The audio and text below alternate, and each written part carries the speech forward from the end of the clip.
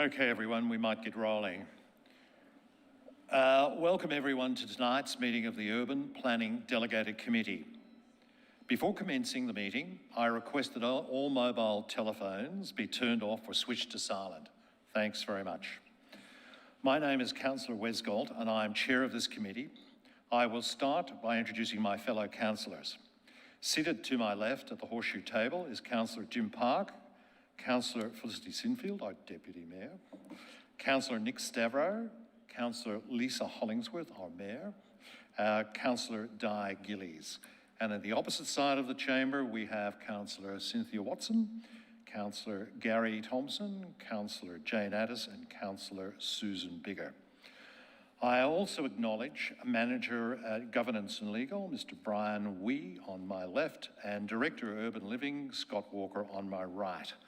Many other officers are present tonight and they'll be introduced as they present or before they present. Some general information.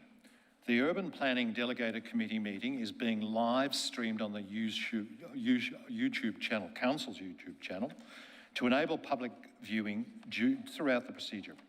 The meeting is also being recorded and will be made available again on Council's YouTube as soon as practicable after the meeting. The primary purpose of the Urban Planning Delegated Committee is to deal with issues under the Planning and Environment Act and the Building Act. This committee has delegated authority to make decisions on behalf of Council.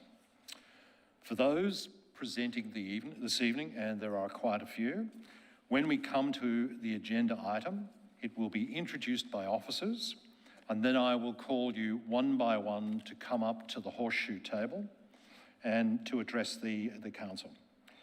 If you are making a submission, please present your viewpoints clearly and concisely on why you support or oppose the planning application. Please do not repeat what earlier speakers have said and keep the submission focused on relevant issues and points not previously raised. If you are opposed to the planning application, please tell the committee why you disagree and suggest alternative approaches that would satisfy your concerns. Please focus on your concerns rather than matters of history or detail raised in the officer's report. You need to note that there is a strict 3-minute limit for all speakers, including councillors, and whilst as chair I can vary this time, I seldom do. At the 2.5-minute mark, we will ring a bell, which indicates you have 30 seconds left to complete your submission. For those in the gallery this evening, I would like to take this opportunity to remind you to extend due courtesy and respect to each other and to the committee as a whole. This includes remaining quiet while others are addressing the meeting and not disrupting the decision-making process of the committee. You may only address council with the consent of the chair and must take direction from the chairperson whenever called to do so. Where members of the community disrupt or fail to comply with the direction of the chairperson may cause them to be removed from the meeting. Let's hope we don't have to do that. And just to finish, I would like to encourage all submitters, officers and councillors to speak directly into the microphone so that we can all clearly hear what's being said. We will now move on to apologies. Mr. Wee, are there any apologies this evening? Through you, Chair, Councillor Franco has an apology this evening. Thank you. We move on now to confirmation of the minutes of the meeting of the Urban Planning Delegated Committee meeting held on the 15th of July of this year.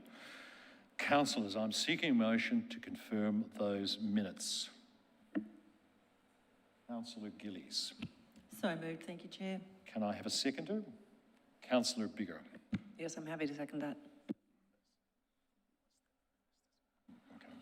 Okay. I will now seek all of those in favour. It's unanimous. Thanks very much. Sorry? I read my mind. I declare this motion carried. Declarations of conflict of interest. Councillors, council officers, are there conflicts of interest? I understand, Councillor Thompson, you will have a conflict of interest further on in the meeting. Yes, Chair, just a matter of good governance, given my associations with the architect associated with item 3.2, I'll declare a general conflict. Thank you very much. We will now move to the body of the meeting. Item 3.1, presentation of officers' reports. 3.1 is Balwyn North Heritage Study Peer Review Stage 3. Consideration of the panel report, Amendment C398 BORO.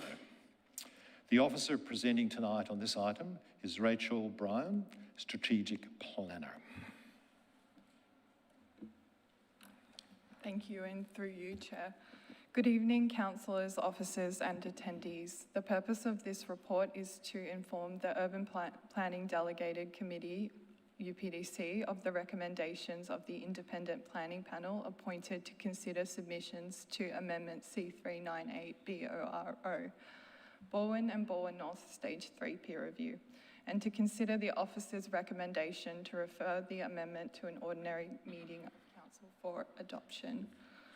A planning panel hearing was held on the 6th, 7th and 8th of May in 2024 to consider all submissions to the amendment. 4 opposing submitters addressed the panel. The panel report was received on the 11th of June 2024 and is provided at attachment 1 to the report. The panel report was publicly released on 25th of June 2024. The panel recommended the amendment be adopted, subject to the changes outlined in further detail in attachment 2 of the report and summarised within the body of the UPDC report. The panel recommended the heritage overlay be applied to 17 of the 18 properties proposed for inclusion. The panel did not recommend the heritage overlay be applied to 1 Caravan Street, Balwyn. Some additional changes have been made to the Balwyn and Balwyn North Heritage Peer Review Stage 3 methodology report based on the advice of Council's heritage consultant, GML Heritage. The changes are minor and inconsequential and have been provided at attachment 3. Since the publishing of the report, officers received further submissions from the owner of 25 Burrows Road, Balwyn and 22 Riverview Road, Balwyn North. This was circulated to the councillors prior to the UPDC meeting. Both submissions were referred to Council's heritage consultants for review. No changes are recommended to the amendment as a result of the submissions. Officers recommend the UPDC resolve to receive and accept the panel's recommendations for Amendment C398 BORO and refer the amendment to an ordinary meeting of council to be adopted and submitted to the Minister for Planning for final approval. Thank you, Mr. Chair. Thank you very much. We now move to public submissions. We have 2 people who have indicated they wish to make a submission tonight on this item, 1 against and 1 for. Once I've announced your name, please come forward and sit at the head of the horseshoe table. And if the submitter is not present when I call their name, we'll move directly on to the next submitter. I remind submitters again, there's a strict 3-minute limit on your presentation, and I would ask you to commence your presentation with your name and the suburb in which you live. We move first to Mr. Gregory Ball, if you join us at the table. Thank you.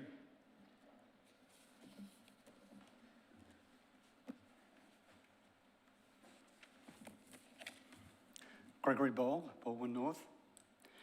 I request the UPDC refer the amendment to an ordinary meeting of councillors to be abandoned for a second time. The amendment was abandoned in 2015 when 94 people were in opposition. I attended in person the planning panel meeting each day during May 6 to 8. Also, I have physically visited all 18 places, viewing them from the footpath. Of Borondora's 167,900 residents, I expect I'm the only one who has or ever will visit all 18 places. I have comments on governance and due process, impact, criteria, and alternatives. First, governance and due process. Local Government Act 2020, Section 62B, requires the Council to institute decision-making processes to ensure that any person who whose rights will be directly affected by a decision of the Council is entitled to communicate their views and have their interests considered. In the GML Heritage Statement of Evidence dated April 2023, Section 3.4 states, the amendment underwent preliminary consultation with affected property owners between 4 November and 5 December 2022. Under cross-examination, the city's heritage consultant, Mr. Hunter Smith, admitted he had not interacted with any property owners. Further, property owners were refused access to Mr. Hunter Smith. This last weekend, I spoke with 2 owners who said that they were unaware of a proposed heritage overlay for their properties and did not know about the meeting tonight. Second, impact. While the heritage process may work for some neighbourhoods in Boroondara, its flaws become apparent in Balwyn North. If the structure is or almost is the highest and best use of the land, such as in some areas of Kew, then the impact of heritage overlay might be negligible. I live in Balwyn North. The rate notice of the property in which I live shows that the state of Victoria values the structure at 0. This means the property is land value only, and I expect the same is true for many other properties in Balwyn North. These houses were built cheaply when materials and labour were scarce. A heritage overlay causes a large diminution in value. We have a striking example of this diminution in Balwyn North. A lady bought the property at 1214 Tannock Street on the 26th of May 2018 for $3.85 million after being assured by the city she could remove the house and rebuild. Subsequently, after 2 applications to the Planning Minister to obtain a heritage overlay and a trip through VCAT, the city prevented her from removing the house. After renovating, she sold the property in 29th of April 2023 for $2.6 million, a loss of $485,000. Mr. Ball, can you please move to wrap up soon? Thank you very much.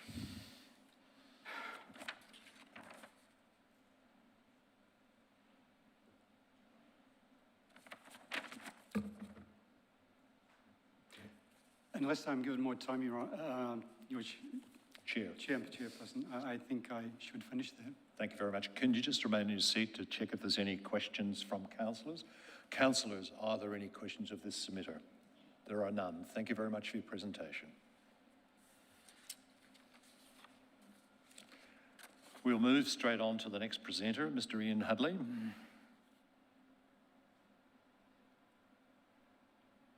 Mr. Hudley, are you still with us? He's coming in. Great, thank you. This gentleman just told Liam he doesn't want to speak after all. He doesn't want to speak, okay.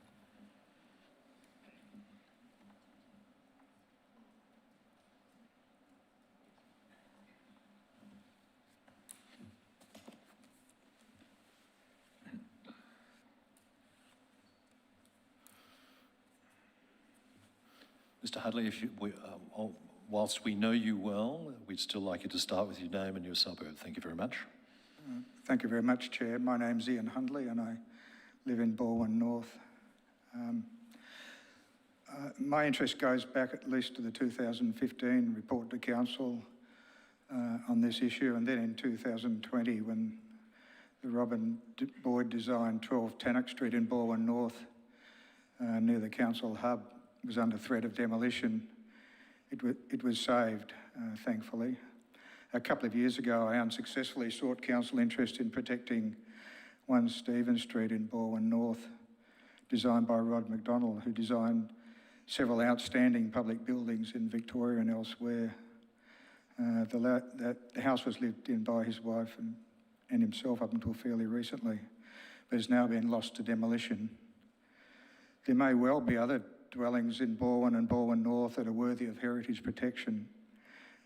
Nevertheless, I support the protection of those contained in the report. We have a council identified neighbourhood character precinct statement of residential properties with low or no front fences, treed and vegetated gardens. The properties proposed for protection all fit beautifully with this requirement. In this regard, high front fences that disrupt the rhythm of the street, the removal, loss of large trees, which we've seen, and the lack of soft landscaping vegetation were identified in the neighbourhood character study for the area as threats to the built environment. In this regard, I believe we do have failings in the regulatory space. The ready endorsement of report and consent applications by the council for oversized front fences, for instance, aren't helping. Also, the VBA's haphazard application of the requirements of the building code in relation to minimum permeable space, etc., is also a problem. These are issues for another time, and soon, I hope. I will leave it there and reconfirm my support for the heritage protection of the identified properties in this report. Thank you. Thank you, Mr. Hadley. Are there any questions of this submitted tonight? There are none. Thank you for your presentation.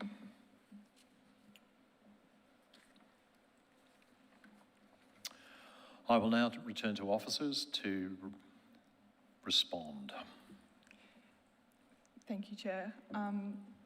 In regards to the point that Gregory Ball made regarding preliminary consultation, that is run by the officers, so anything that's relevant, we will refer to our heritage consultant at that stage.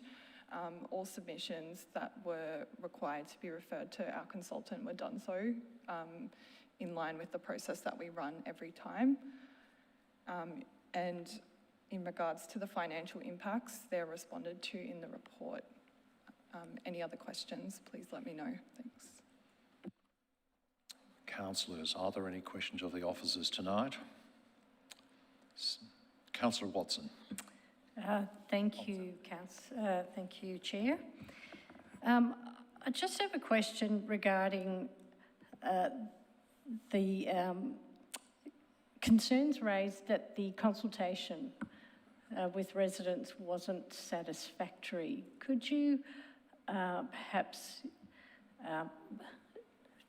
inform us about why the resident came to this conclusion and help me to understand if there were any deficits in the consultation process here? I might take that question. Thank you, and through you, Chair. The consultation process that we've run for this amendment is no different to any of the consultation process that we've run for the last 8 or 9 years throughout the municipal-wide heritage gap study. That includes a preliminary consultation process where those properties that are recommended with a draft heritage citation for protection are notified, as well as adjoining property owners and any other interested parties. That's usually community groups that we're aware of and historical societies that have an interest in heritage matters. They get an opportunity to respond to the recommendations that are set out in the draft citations and the citations themselves as well. That will then go to a urban planning delegated committee to report on the outcomes of that. And as part of that meeting, the committee has a decision to make as to whether to commence the formal amendment process or not. That was supported on this occasion.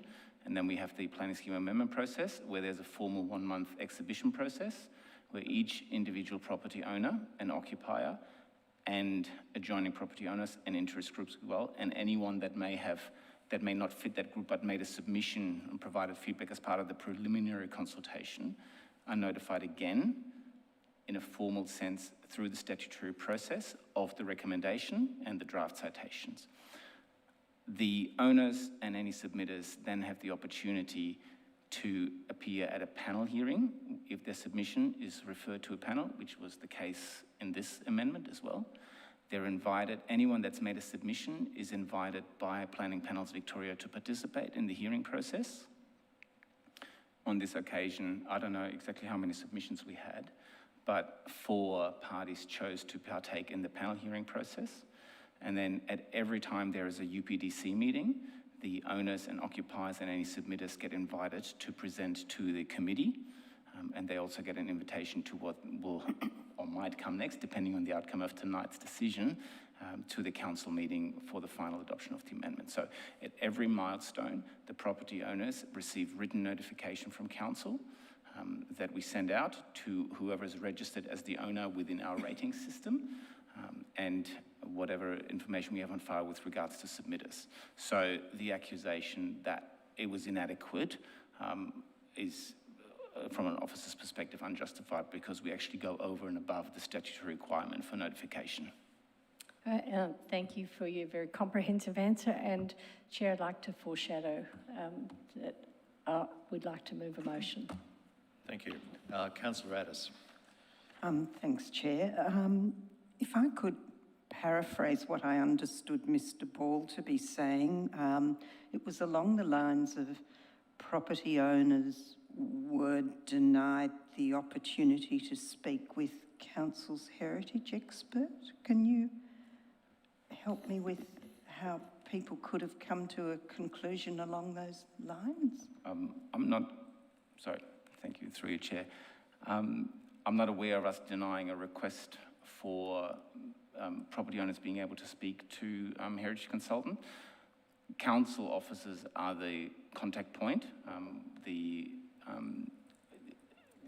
because we're the conduit between the consultant and the community. So any requests that come through us, and where there's requests for site visits or so forth, then we generally facilitate that. And there are instances where the heritage consultant says, I need to go out on site and I need to have a look, and then we try and facilitate that. We're not always successful. Sometimes property owners don't want to let us on their property, but I am not aware of a situation where we refused to meet with them.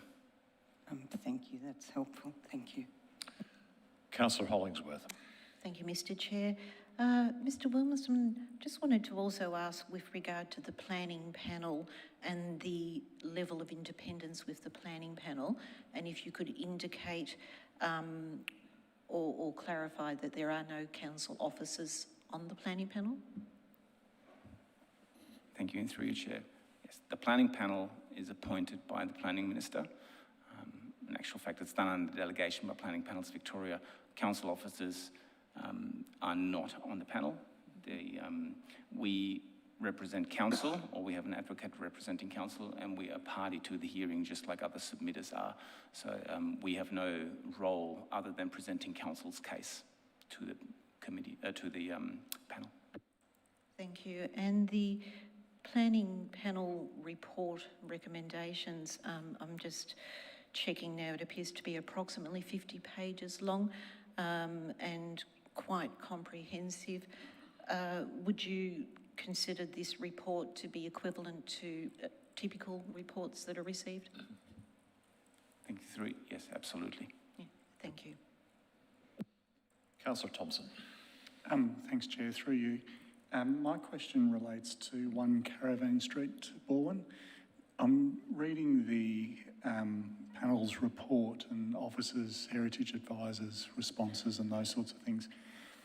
It appears to me that there are a number of elements that have been added to this building over a period of time that could be removed and reinstated back to the original.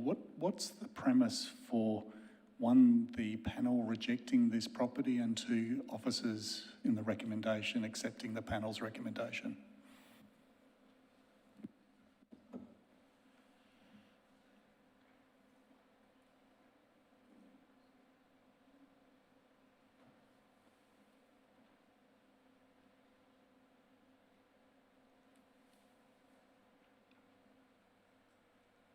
And to that end, even if you were to make changes, that it wouldn't stack up from a comparable sense, in a relative sense, to justify inclusion in the heritage overlay.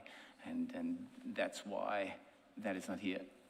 This argument of reversible is very complicated because it requires the motivation of the property owner to actually go and do those changes as well, and there's no way to enforce those alterations to be made, where they've already impacted the integrity to the point that the place does not justify inclusion in the heritage overlay any longer.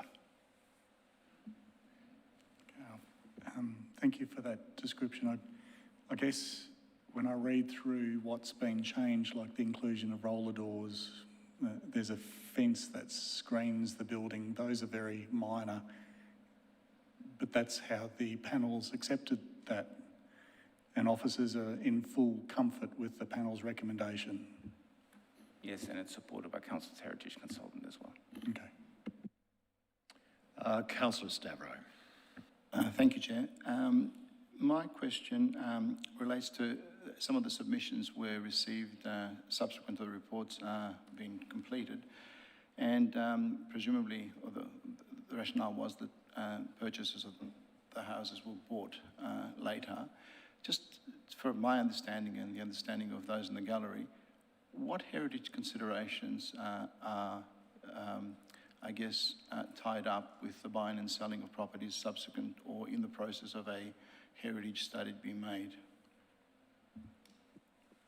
Thank you, and through you.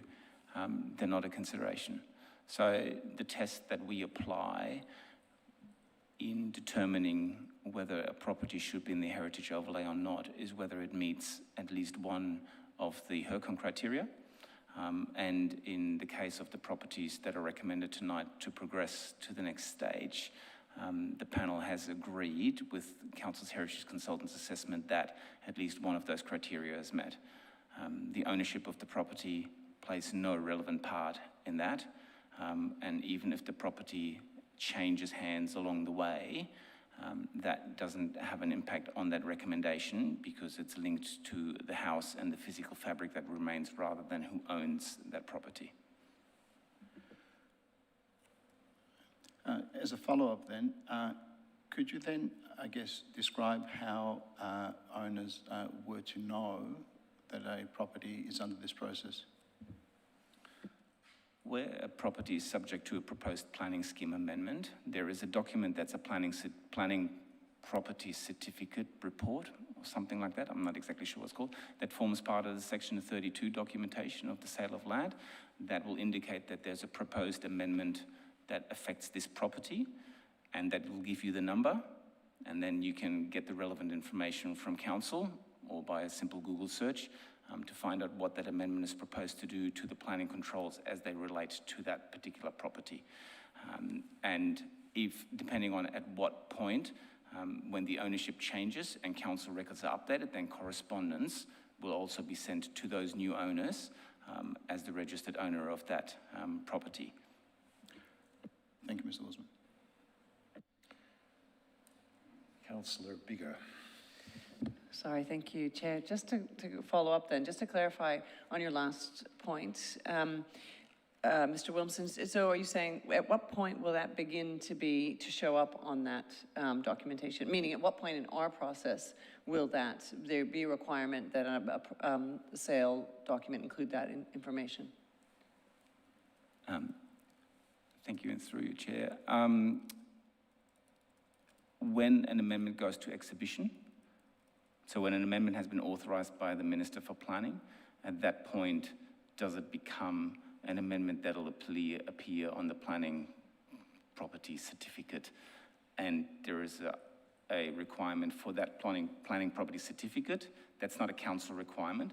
That's a requirement for the Sale of Land Act, I believe, that is information that's attached to the Section 32, so at the exhibition stage. Sorry, so if I might. So then prior to that, would there be, because that's actually relatively far advanced along in the process, prior to that, would there be a way that a potential purchaser would know that their house was under consideration for heritage overlay? Thank you. Yes, so we have an interactive heritage map on Council's website. So properties that are proposed for inclusion, even before it gets to the amendment stage, they're identified as places of potential heritage significance. And also if a property owner who wants to sell their property, they may choose, and they're informed of that already because they would have received notification from council. They can also decide as to whether they want to relay that information to the potential purchasers. And we often get calls from residents that say, I'm looking at buying this property. I've heard that there's a potential for heritage significance. What does that mean? And where are you at in the process with that? But that's up to the property owner to determine as to whether they want to share that information or not. And of course, council officers are always here to answer questions regarding planning controls affecting a particular site. Thank you, it's very helpful. Councillor Hollingsworth. Thank you. Just a very quick follow-up from Councillor Bigger's question. Mr. Williamson, with regard to being recognised as a candidate for heritage, overlay heritage significance. If you could just clarify, that would also include properties that would be perceived to be recognised as potential contributory homes as well as significant homes. Is that correct? In this particular amendment, we're only talking about individually significant sites, so there's no precincts, and hence the issue between contributory versus significant and non-contributory doesn't come into play. But in general, yes, that would be the case as well. Thank you. We seem to have exhausted all the questions. We will now move to the next section on this item, which is a motion. Councillor Watson, you indicated you'd like to move a motion tonight. Yes, as printed on the screen, Chair.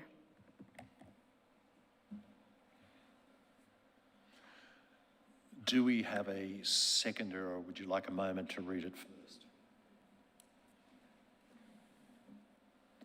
Councillor Addis? Happy to second. Can I ask, is there any opposition to this motion as it appears? There is none. It is unopposed. Councillor Watson, noting that it's not opposed tonight, would you like to speak to your motion? Given the level of debate on this particular motion, I think the motion speaks for itself, and I will pass on I'll pass on the opportunity to speak to the motion and recommend that my fellow councillors support the motion, which I believe is the will that has been expressed so far. Thank you. Unless there's any... We will now start with the officer's report. Daniela Splitgerber will present this item tonight. Thank you. Thank you. Through you, Mr. Chair.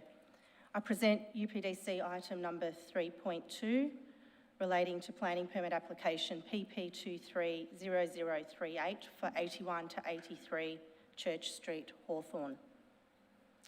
It is proposed to use and develop the land comprising a 4-storey building within the Commercial 1 zone and design and development overlay.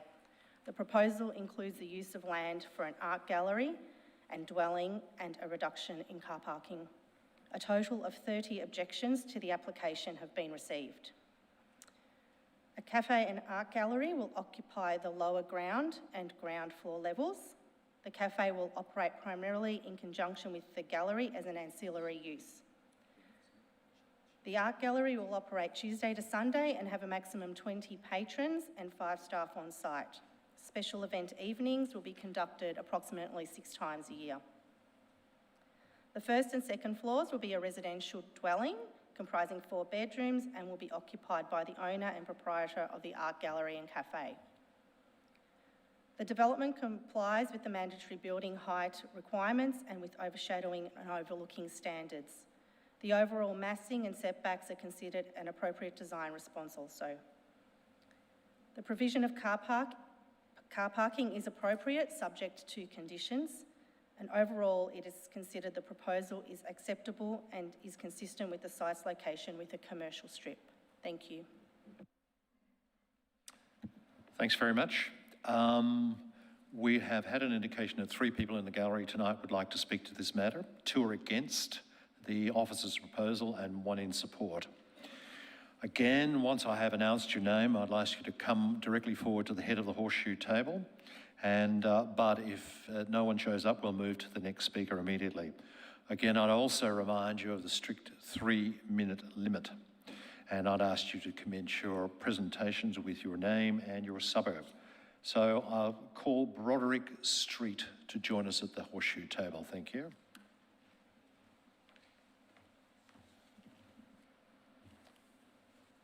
Thank you, Chair. Broderick Street, Hawthorn. I will focus on 81 to 83 Church Street shops built 139 years ago through the story of the remarkable German-born clockmaker Fritz Ziegler. From 1891, he owned the shops for 44 years. For 22 years, the Ziegler family lived behind the shops at 29 Brook Street, then number 3 Brook Crescent. Because of Fritz Ziegler, I believe the building is worthy of inclusion in the State Heritage Register. Because of its special association with the life, or works of a person or group of persons of importance in Victoria's history. How was he important to Victoria? For 40 years, he made well over 80 public clocks, including 1892, Gog and Magog clock in the Royal Arcade, under contract to D. Gaunt and Company. 1899, the Kew Birrendara Cemetery clock, still working with original parts. 1909, the Hobart GPO clock. 1910, he designed and built the 4-dial tower clock at Flinders Street Railway Station, the largest clock in Australia. This was the master clock connected electronically to the entire metropolitan train network. The Melbourne Observatory was also electronically connected to allow accurate astronomical positioning. 1911, he built the Hawthorn Town Hall clock. This was a challenging installation for Fritz, as he had to modify the bell to avoid disturbing residents' sleep. Despite being naturalised as a British citizen in 1887, Fritz was the first person in Australia to be interned by the military authorities under the War Precautions Act 1914. About 7,000 German-born residents living in Australia were interned during World War I. They were classed as enemy aliens. During World War I, attacks on German-owned shops were common overseas and in Victoria. Suspiciously, on the 6th of February 1915, a postal van rammed the Ziegler shops in Church Street, damaging the wall. The 24-year-old driver claims the handbrake slipped when the van was parked. The next year, the van driver voluntarily enlisted with the Australian Imperial Forces and fought the Germans in Belgium. The shops on the corner of Brook and Church Street were part of Fritz Ziegler's community. He bought his groceries there and he left a significant legacy to Australia. In 1999, Sir William Dean, the Governor-General of Australia, apologised to the German community. Given that the planning scheme offers no protection for retaining the Ziegler shops, I will nominate 29 Brook Street and 81 to 83 Church Street, Hawthorn, to be considered by the Victorian Heritage Council. Thank you. Thank you, Mr. Street. There doesn't appear, my apologies, Councillor Gillies has a question for you. Thank you for coming in and presenting to us. Can you just clarify that, do you believe this property would fulfil at least one of the HERCON criteria? Criteria H. And have you proposed it either to Council's community nomination process or elsewheres? Have you proposed it anywhere for protection? My submission went into great lengths about heritage values of this building.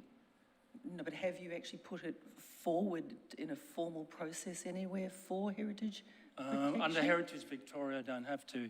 I can nominate, anyone can nominate a building through the Heritage Victoria process.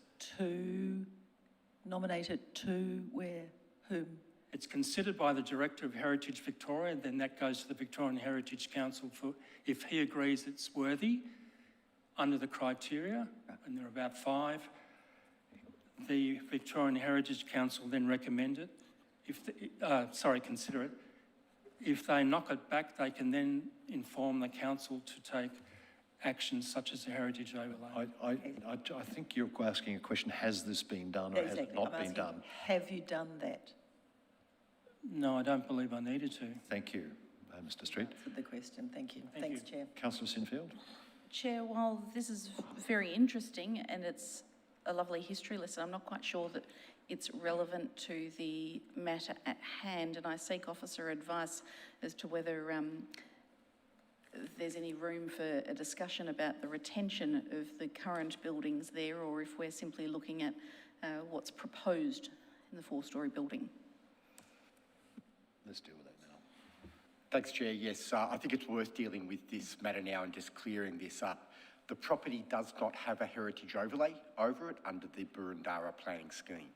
And in fact, one of the local residents nearby has put a formal request in through our community heritage nomination process for consideration, and it is not considered worthy under that process. There was not additional information to ensure or enable a further review of this property from a heritage point of view. So we're of the view there's no heritage significance. Thank you, Mr. Norrie. There doesn't appear, oh, sorry, Councillor Park. Just picking up on the Director's answer to that question, could you just share with us when that nomination was lodged and when it was determined to be not meritorious to proceed?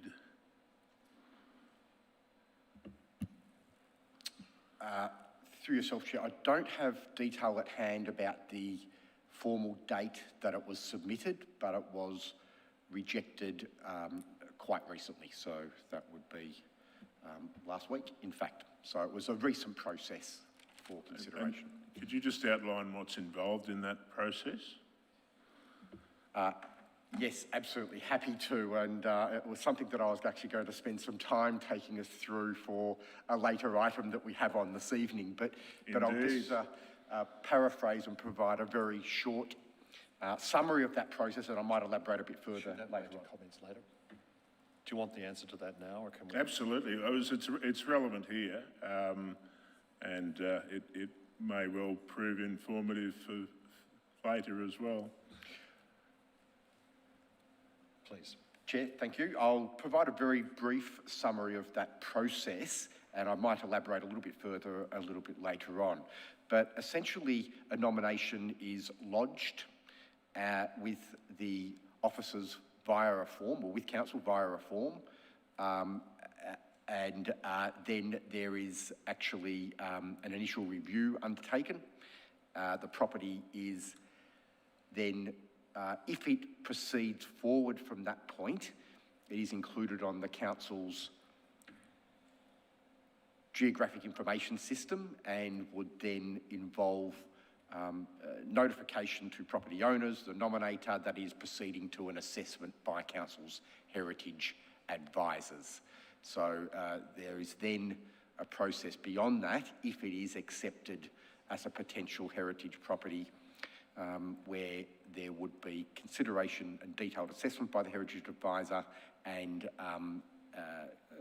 a report back ultimately to this forum presenting information on that assessment, some preliminary consultation on that assessment, and then consideration whether a formal planning scheme amendment would be pursued. In this particular case, if there is no, or in a case where there is no merit to the nomination, then the matter would not proceed forward from that point. So it would not be a matter that would then go onto council's system and would not be further assessed. Look, there's a number of other names appearing on the screen wishing to ask questions. I'd like to stall those till after the presenters have finished, if you wouldn't mind. The presenter. There's no more. I would rather. Thank you very much for your presentation, and I let that interrupt because I thought it might be simple to clear up, but I'd like to go ahead with the other presenters tonight and then move back to officers. Yeah, except that my question, I'm not finished with my questions. Okay. So my question was focused on the first assessment, the one that determines whether or not anything is entered into council's system, trying to get my head around what is actually done, and in this case, what was actually done. So what does that process look like? Because the presenter that we've just heard from gave quite a bit of detail. Now, I'm presuming that he wasn't the person who made the nomination, so the information that was proffered was no doubt different, but I'm curious to understand what was considered and how long that process took to arrive at a conclusion that the nomination had no merit.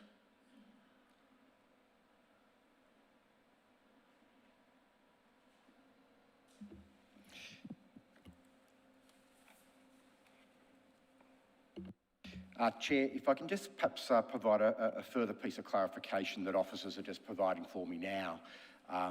There was, in fact, the formal form was not actually completed in this case.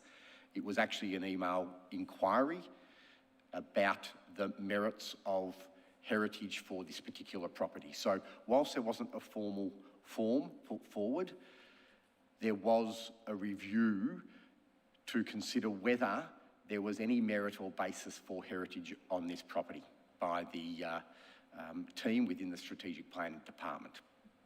So whilst there wasn't a formal form under the Community Heritage nomination process, that initial review was actually undertaken, and I will perhaps read specifically in regard to that. This is too much detail, potentially. Well, I'm happy to end the answer there. I think it's clear that neither the presenter tonight or the previous person putting comments forward have formally submitted. Yeah, but that seems immaterial from what the director's saying. What I'm hearing, and correct me, Director, if I'm wrong, but what I'm hearing is that notwithstanding the failure to comply strictly with the formality of launching or lodging council's form, officers proceeded along the same path that they would had it been submitted in proper format. That's correct. And that seems perfectly logical. So I'm not criticising, I'm simply saying that the point the Chair's making actually doesn't detract from what I'm asking, and that is, once that, I'll call it a nomination, was received, what did officers do to reach the conclusion that it was not meritorious, and how long did that process take? Those are the simple questions.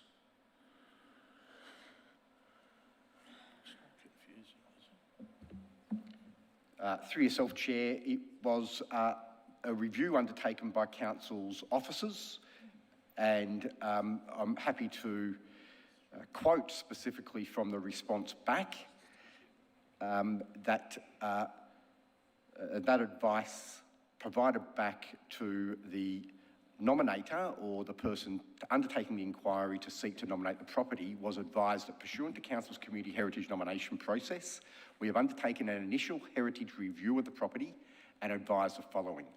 The building's primary frontage to Church Street at not only ground floor but also first floor is much altered. As part of Council's municipal-wide heritage gap study for Hawthorn, Council undertook a comprehensive street-by-street heritage survey of Hawthorn and did not identify the property as heritage significant. Based on the information provided, and that was there was no additional information that would form a different view to that view that had already been formed through the heritage gap study process, based on the lack of additional information that would form a different view, it is considered that property would not meet the threshold for inclusion in the heritage overlay as an individually significant site under the HERCON criteria. And as such, we will not proceed with a further heritage investigation of the property. And that's consistent with how we would approach any rejection of a nomination in this sort of circumstance. And that makes perfect sense. So that answers one of the two questions. The other one was, what was the time period that took?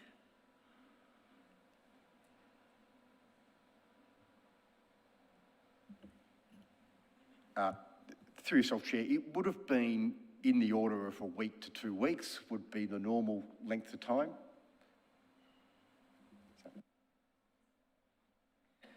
What does that mean? I wish I could read officer side language.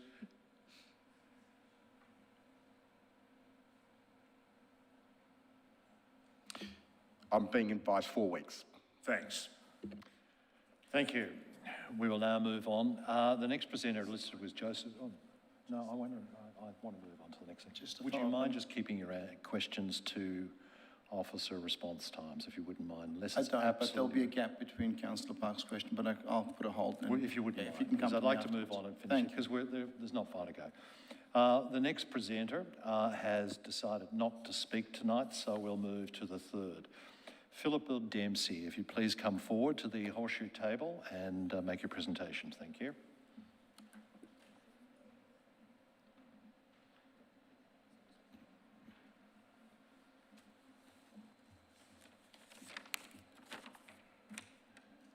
you'd like to start with your name and suburb, that'd be appreciated. Thank you very much.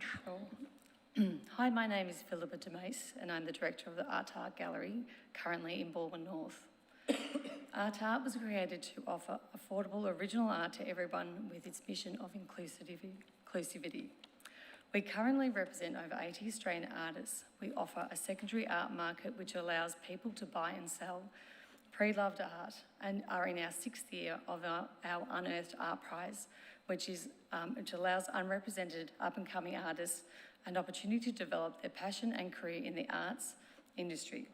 We have a focus on supporting local artists from the immediate area alongside those from around Australia. Former Chief Business Officer at Google X predicts that in 8 years, AI will be 1 million times more intelligent than humans, and people's need to be part of a community will be of great importance. Creative industries such as art, music, literature, and architecture are essential to our cultural fabric. They foster innovation, diversity, and emotional expression, and they have a profound impact on communities, enriching lives and shaping cultural identity. So what would this building bring to this area? In a time when many shops are for lease or for sale, an art gallery in the area can support the local economy and boost morale. It can attract visitors from outside the area, bringing more foot traffic and business to the community. The presence of an art gallery can make a suburb more attractive, potentially leading to increased property values. The gallery can help put the suburb on the map and increase its visibility. Art to Art aims to unite people through regular exhibitions where they can gather and discuss art. These exhibitions provide a space for individuals to connect over shared interests and engage in meaningful conversations. Additionally, art projects and events can foster a sense of belonging and community by bringing people together. On a therapeutic level, both for the creator and for the viewer, art provides many health benefits, reducing stress and promoting mental well-being. The main objections to these buildings have been from the regular visitors who enjoy converging at the existing cafe. Our design includes a cafe to actively continue with this tradition. We envisage our gallery as a community hub, a place where people can gather, be inspired and connect with one another. The architect and town planner on this project have spent an extended period working with council officers to provide a design which produces a high quality architectural outcome on the site, and this is generally reflected in the support of the proposal by the council officers. We're happy with all the conditions, with the exception of 1C. Our service consultant has advised that this is not achievable as the doors must face the front street. In summary, this building is much more than a building. It is a modern, future-forward architecturally designed space providing artistic expression and appreciation, introducing new artistic styles, ideas, cultural expression and preserving local heritage. Thank you. Thank you very much. Councillors, are there any questions of this submitter tonight? There doesn't appear to be. Thank you very much for your presentation.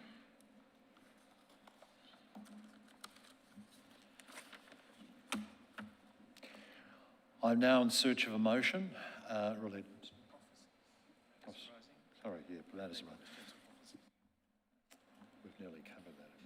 Thanks, Chair.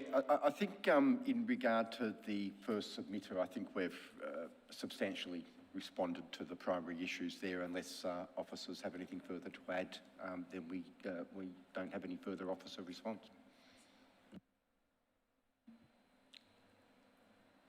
Nothing else?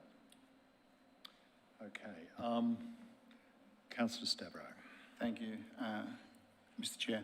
Just following up on Councillor Park's question and through you to the officers. So when the review for heritage was done, did you seek advice from external heritage consultants or was it done internally? Thanks. Through yourself, Chair. No, further advice wasn't sought from Council's heritage consultant in this situation because council officers were able to read through and examine the material submitted by the nominator. And as I say, that wasn't done as part of the formal process, but it was done separately. They were then able to review the heritage gap work and assessments that had previously been done in this area and in regard to this property, and were able to ultimately formed the view through that process that there was not merit in pursuing heritage further. There was not additional information that would warrant a different position to those previously arrived at through the gap work that had been undertaken. May I ask a follow-up question to that? The follow-up to that would be then, if I understand you correctly, that officers would be able to make a very quick assessment as to whether external help would be required to assess a more complex situation. Thanks to yourself, Chair. I wouldn't always say that it's a quick assessment to form that view. It sometimes will be, considering or understanding the knowledge of a particular location, site, or gap work. Where that isn't always obvious, there does need to be potentially a review and reading up of previous material by officers. So I wouldn't say that it's always immediate. Sometimes it is able to be immediately concluded that a property has merit in being pursued further, that there has been additional information. Sometimes it's easy to conclude that there isn't any, although in that circumstance you generally want to be a little bit more thorough if it's going to be rejected on the basis that there's not additional information. So that's where it can take a little bit longer to do that sort of work. Thank you. Thank you. Councillor Bigger.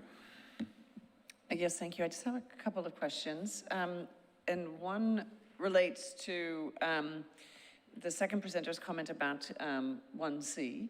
And I know that that was raised by the urban designer also as another option if it couldn't be, if the service units couldn't be changed. Is that right? So has that been raised? He said that the doors should be oriented to the side, at least not to the street, and they've given an indication. Is that, could we reframe C to reflect that? Do you understand what I'm talking about? It's on, I believe the presenter was discussing 1C, and I think that the urban designer had made comments on that. Through you, Mr. Chair. Yes, that can be reworded to have the service cupboards facing the front edge of Church Street. Or deleted. We can delete it as well, as the cupboards will be situated there according to the authorities' regulations. Do you mean by that final comment, if you might, that it's somewhat irrelevant? Because if it wasn't irrelevant, I think we'd rather rewrite it and have it the way the urban designer has suggested, assuming that that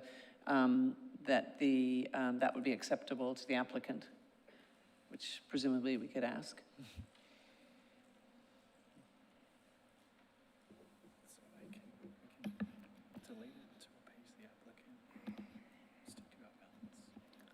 So with condition 1C, we can either delete the condition entirely, or we can satisfy the recommendation from the applicant to have it moved or reworded. Okay, and I was going to say I'm happy to put forward a recommendation in a moment, and so I would prefer the latter of those two if we could. If that's reasonable. That's reasonable. I just had another question. No, I think that's been answered. That's all, and I'm ready if there are no more questions. One more question. Councillor Addis, or she may have two. No, I think it's one. Thank you. I have read the argument, what's been said by officers about the car parking requirement and why it's considered that this is broadly okay. And then I looked at the plans and noticed that the car parks were essentially tandem, and I just wanted to be reassured that that's still, in officers' opinion, makes it okay, because in a sense tandem car parks are less accessible.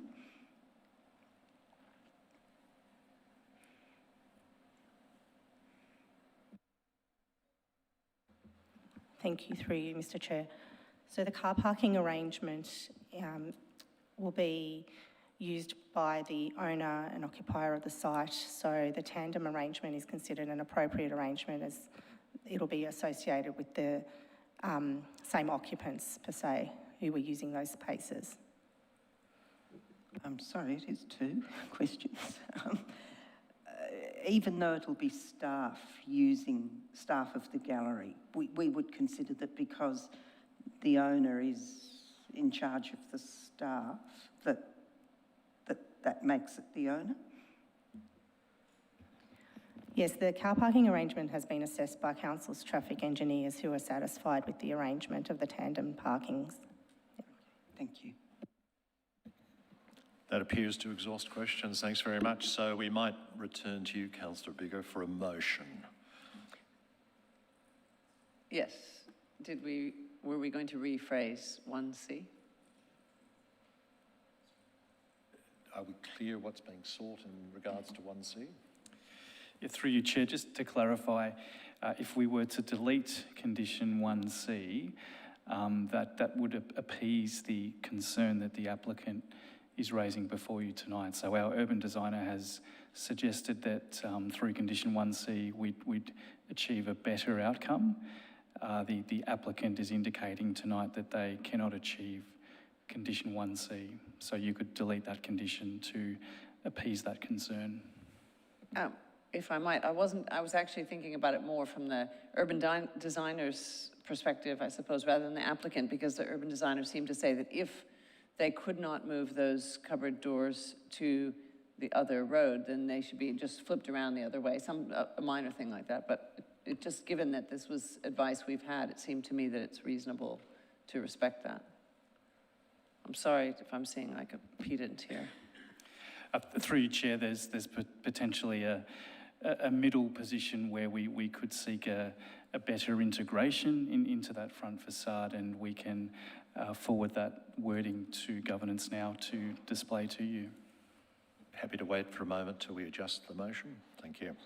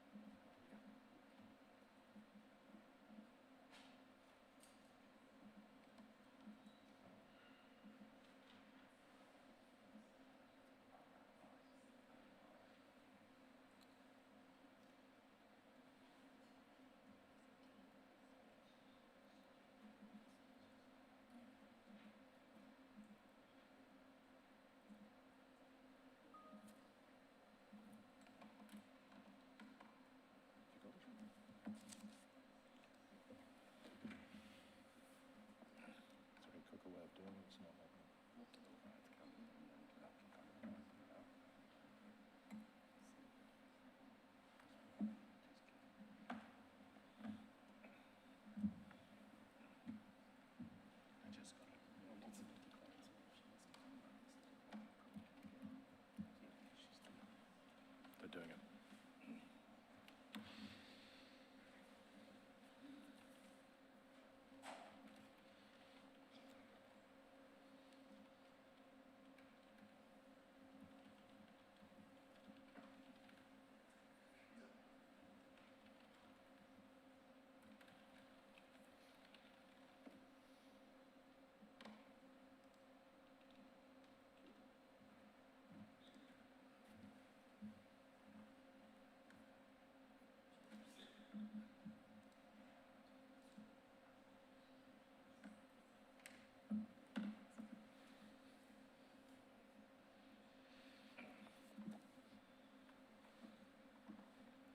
We now have a revised motion on the screen. Would you like to have a look at that and say whether, Councillor Bigger, whether you're happy to accept that?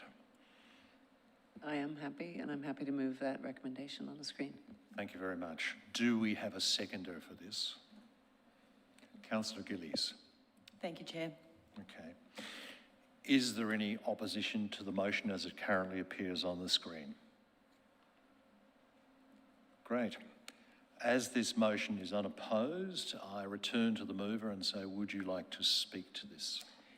Really only to say that this property is not in my ward, it's in Glenferrie ward, but as Councillor Galt is the chair, I'm happy to move this and thank the officers for working, sounds like for a long time with the applicant to get an outcome that we believe will be very appropriate and to this site.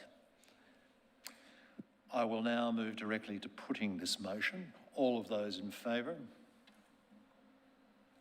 It is unanimous. Thank you very much. I declare the motion carried.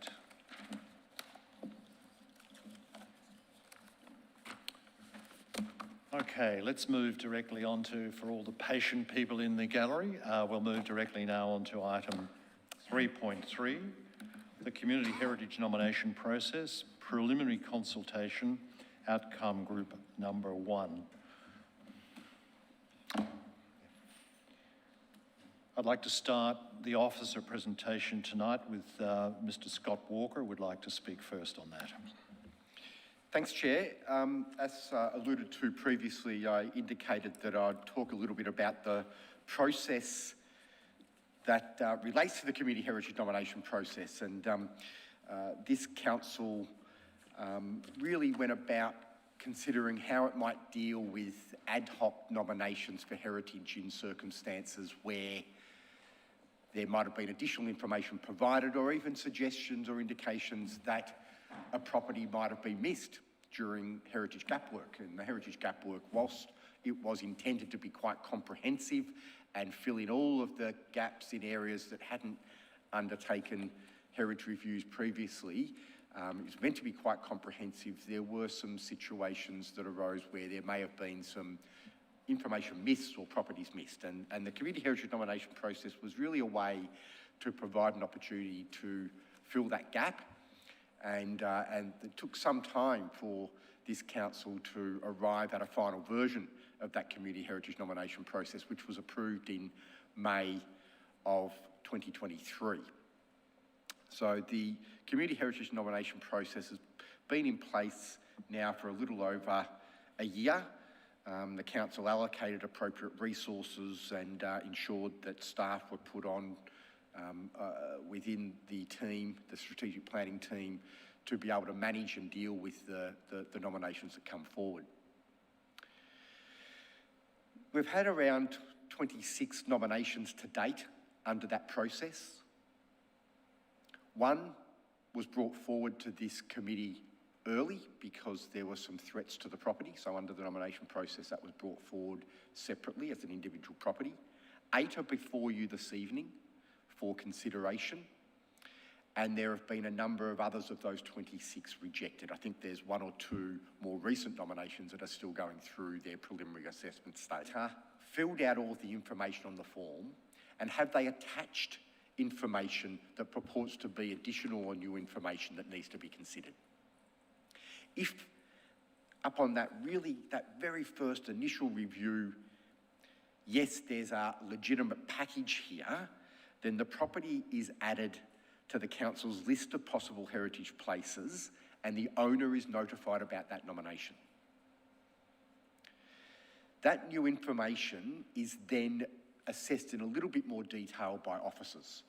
They pull that information apart, they look at previous gap study work and previous heritage studies and form a view as to whether there is merit in the additional information to move to a more detailed heritage assessment. So there's a preliminary review. Sometimes that might involve some initial preliminary heritage support and advice as well. At that point, a view is formed. Does this have enough merit of additional information to move to a more detailed heritage assessment? And if the answer is yes, then it moves to that stage. If not, the property is withdrawn from the heritage overlay on council's website, and the nominator is notified and the property owner is notified that this matter is not proceeding forward. That has happened for a number of properties.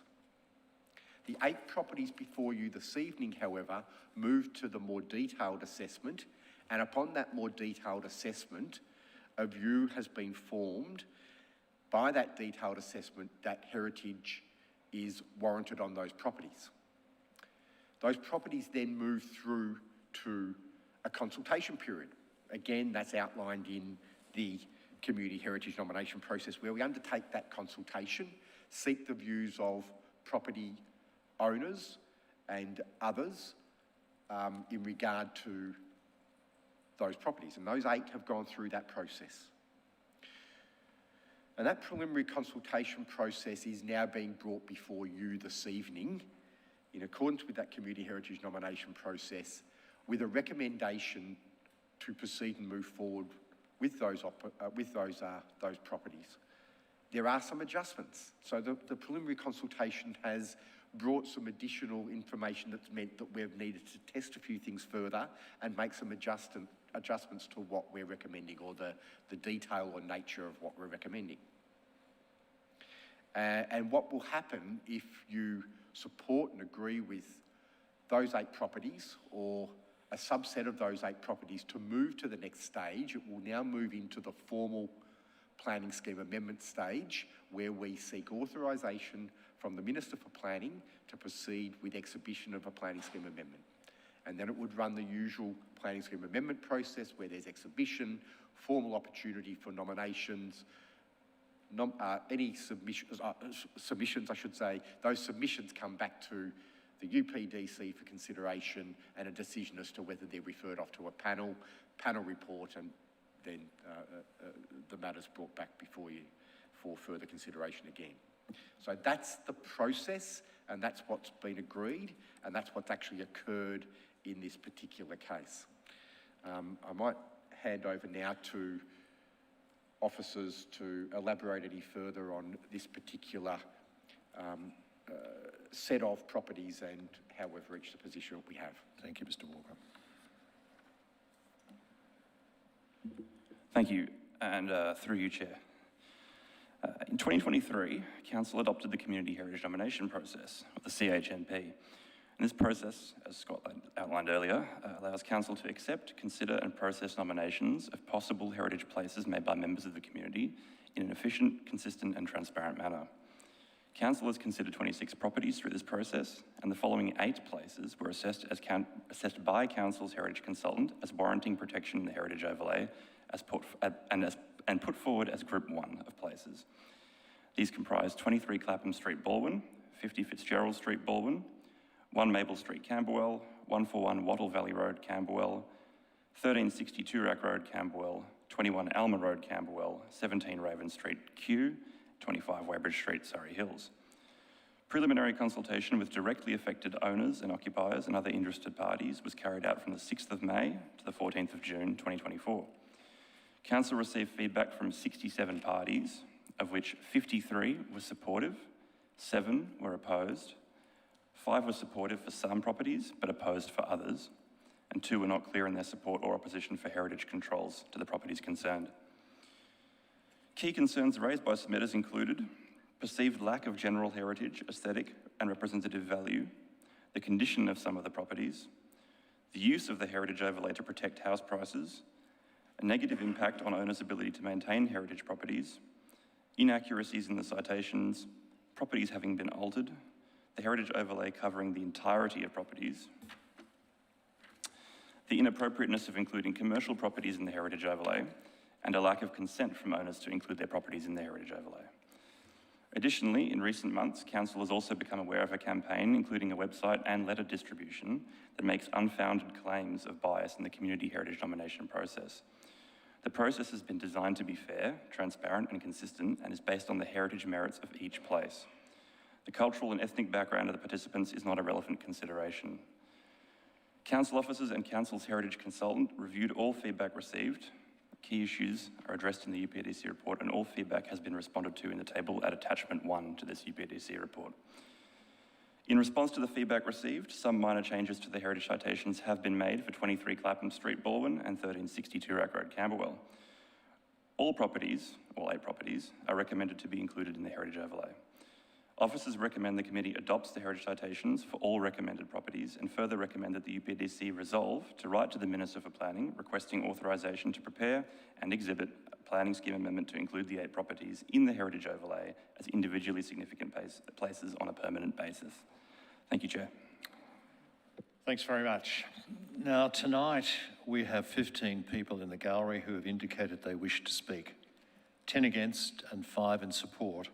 I also have a written submission received this afternoon, and I will decide if that's not covered whether to read it or not, but if it is covered, I will not.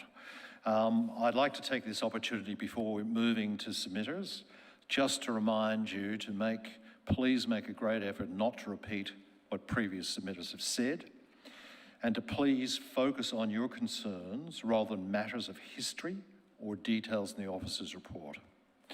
So that said, I'll move to the first submitter tonight, Elias P. If you could come forward.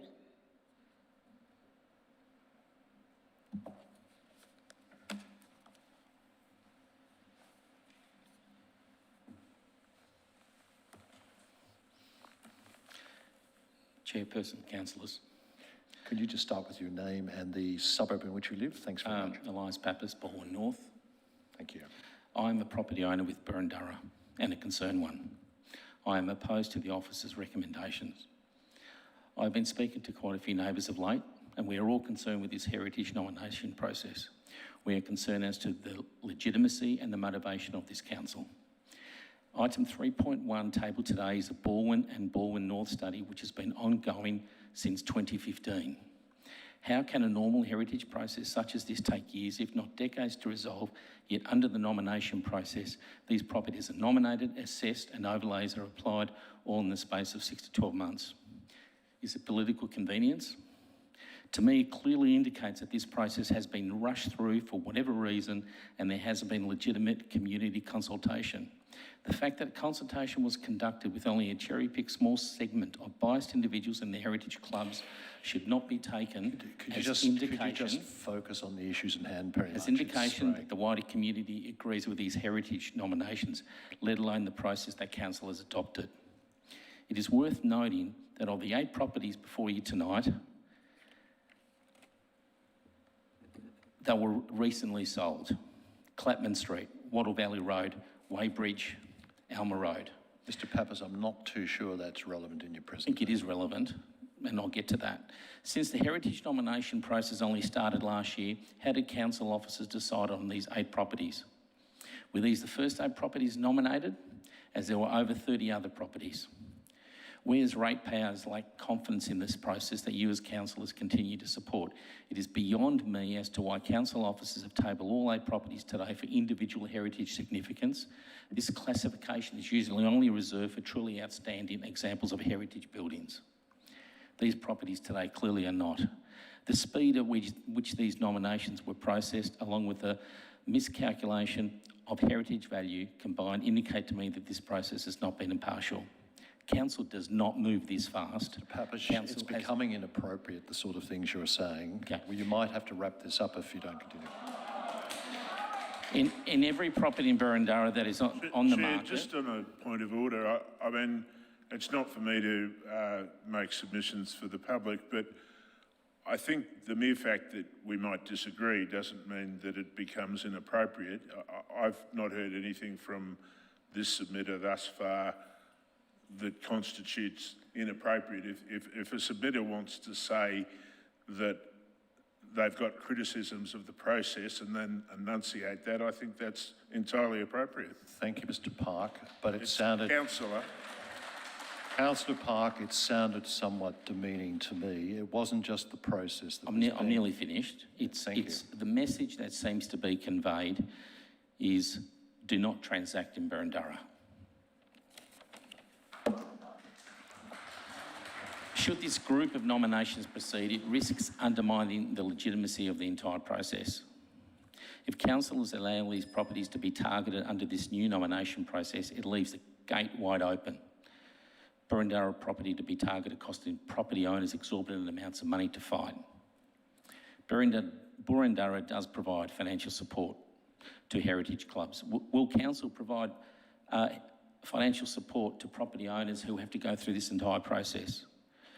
Should you as a council be focused on other matters, as the ability to carry out your share of the housing crisis? Do you want residents to be awake at night? Can you wrap up your presentation at this point in time? That's it. Thank you. Thank you. Councillors, could I remind the gallery to please remain quiet so we can go through the process?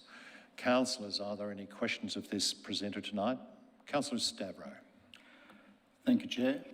Mr. Pappas, yes. You mentioned that you're questioning the motivations of this council. Can you elaborate on that? What I don't understand is there's been these heritage studies going on for years and years, and then it's opened up to the community, which I think is slightly flawed in that you have community members who don't quite understand the importance of heritage, who don't quite understand that you diminish the actual concept of heritage protection. Properties are being sold. These nominations are occurring after the auction.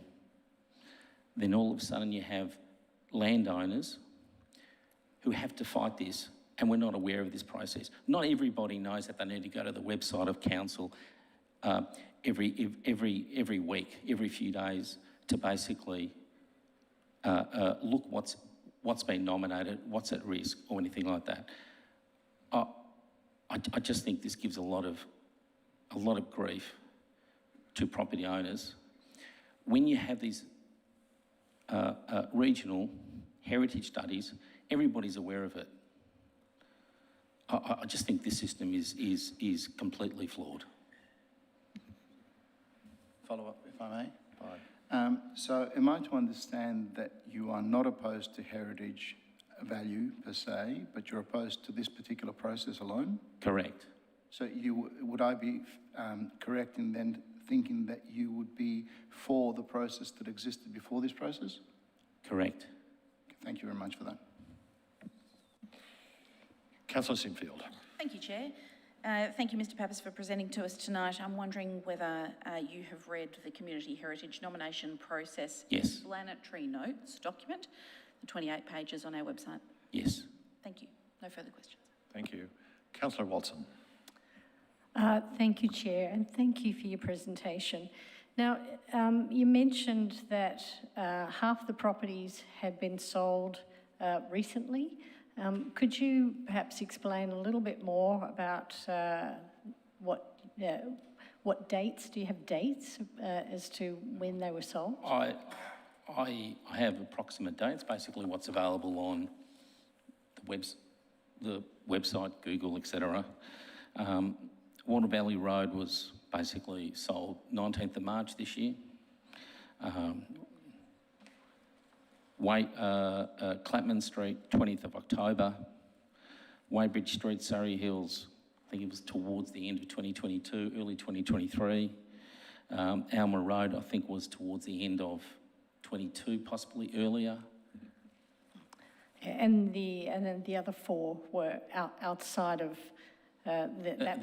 They seem to be a little bit further advanced in that cycle. Okay, so in your view, half of the properties selling in what seems to be an 18-month period and being nominated, that would seem to, in your mind, to indicate that there is something different about this process. 50% is statistically significant?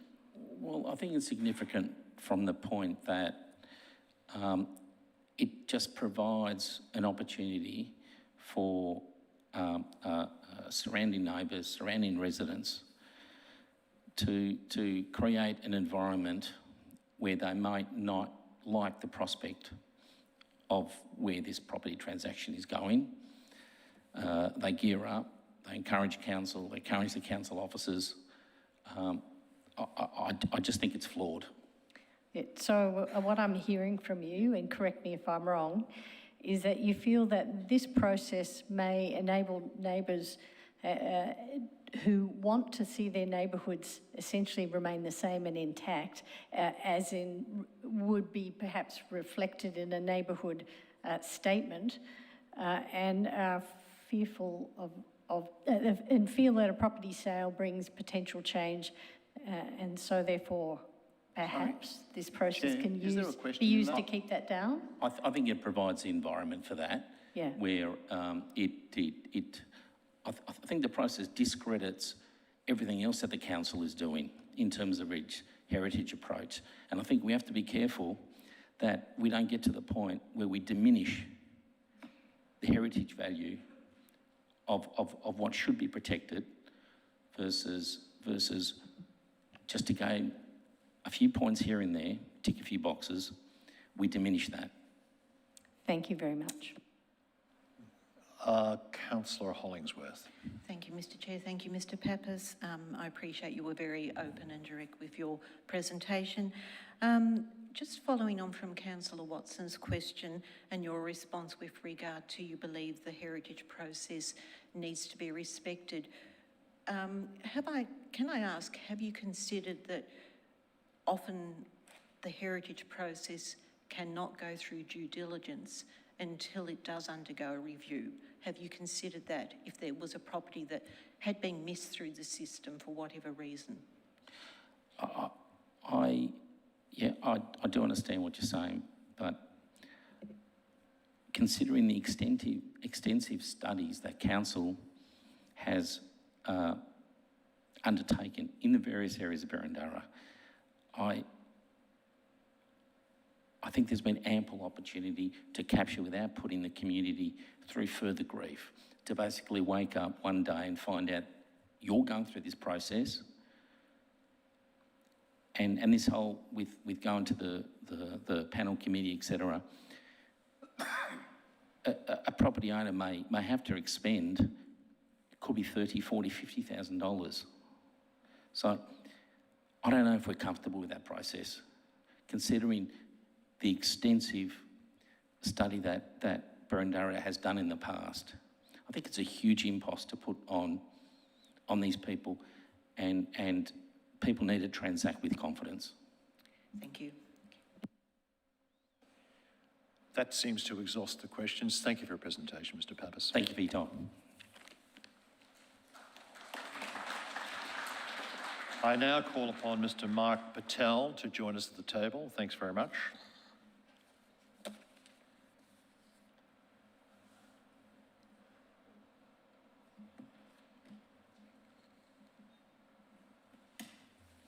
Mr. Patel, if you just start with your name and the suburb in which you live. Thank you. Mark Patel, Bowen. Thank you.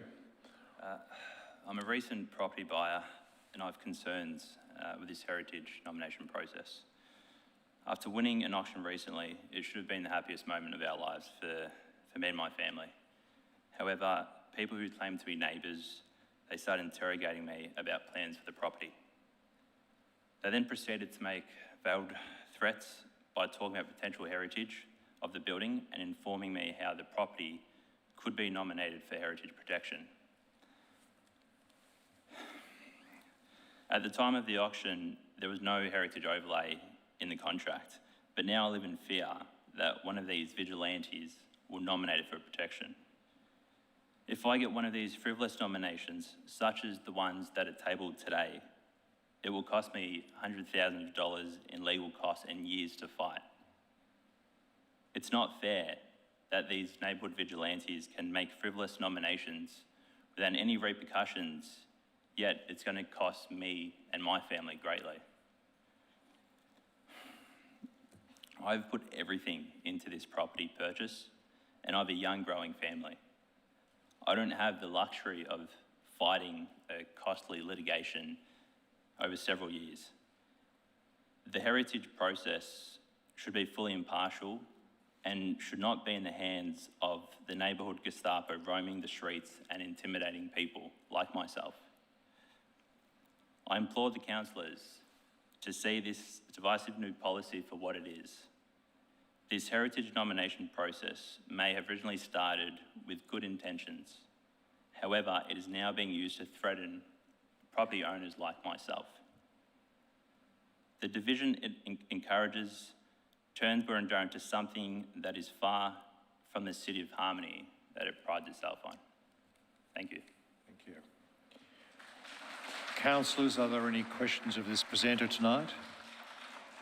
There are none. Thank you very much, Mr. Patel, for your presentation. You can return to your seat. Excuse me, Chair, could I just ask a question? Sure. I'm just a little bit concerned with the language used, calling residents, neighbours, people in community, Gestapo and vigilantes. So if I, through you, could ask that the presenters be mindful they're talking about their neighbours, potential friends and members of the community, to try and be a little bit more sensitive with language. Thank you. Thank you, Councillor Hollingsworth. I absolutely agree with you. Mr. Chan Su, can you please join us at the head of the table?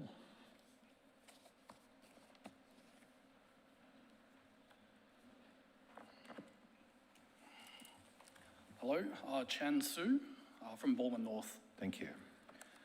So today, councillors, you're looking to adopt the first wave of heritage protections under this new nomination process. Out of the properties listed, 2 were self-nominated. The others appear to be targeted nominations. Out of the remaining targeted nominations, 83% are of a minority racial background. 83%. And the majority of them... Excuse me, can we please address this as a point of order? Thank you. This is a normal procedure in council meetings that you address the issues at hand. You're straying a fair bit away from it. Thank you. So my issue at hand is racial discrimination that's potentially happening over here. In terms of this 83%, I believe it's a significant statistical anomaly. So I'll continue with this. So the majority of the people who seem to be targeted are of Asian descent. And this is a grossly disproportional overrepresentation, given that Asians only take out around 18%. Excuse me, Mr. Su. That was all explained at the outset for a director for urban planning. Yep. And there is no considerations along those lines. No. So you're really straying but this well is, away. Asians that take up only 18% of the population of Burundara, yet in terms of the number of properties tabled today, they're 83%. To me, this is a gross overrepresentation. Thank you, Mr. Su. I think that was answered at the outset. Okay, so I've made that point clear. So now I'm saying that previously, the heritage process was a lot more independent.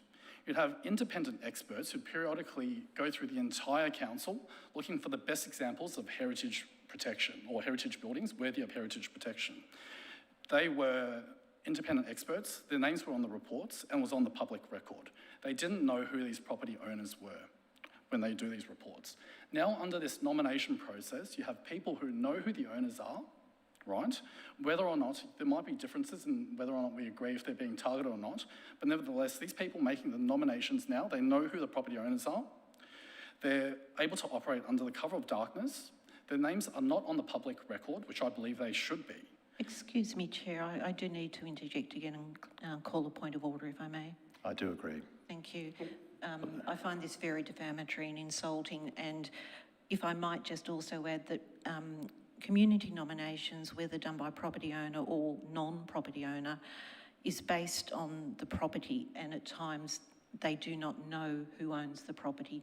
Well, if you're a neighbour and you can see that an Asian person's purchased it at an auction, clearly you know an Asian's moving next door. But a lot of community nominations are done prior to purchase. So I just think you're being very critical and unfair, and I'm very uncomfortable. Thank you, Councillor Hollingsworth. I agree with that. I think again, that was explained at the outset. This is becoming defamatory and not the sort of thing that should be in the council chamber. So under this have you any nomination comments process- on the various properties submitted tonight? Do you have any comments on those? I do continue to have comments. Then under the new Chair, nomination could I just process- speak to the point of order, because I'm concerned that no point of order was actually enunciated. I think that perhaps we might be venturing into the territory where governance advice ought to be sought. The problem here is that we may absolutely disagree and reject what's being put forward and we get our opportunity to do that, and officers get their opportunity to respond. But that doesn't necessarily mean that we ought not hear.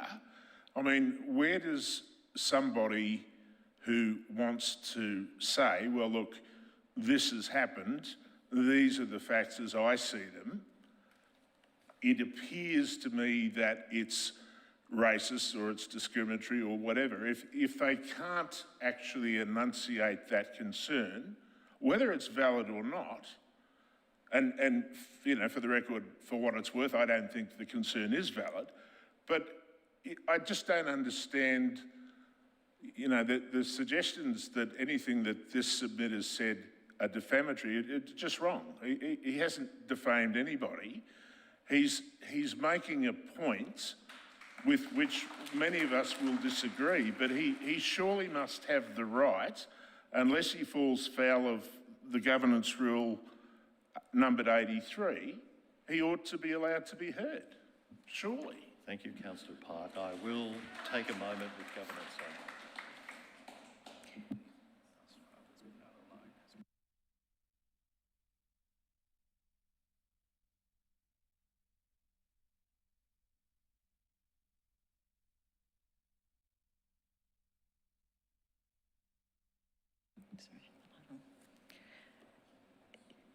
Excuse me, Chair, if I could just respond.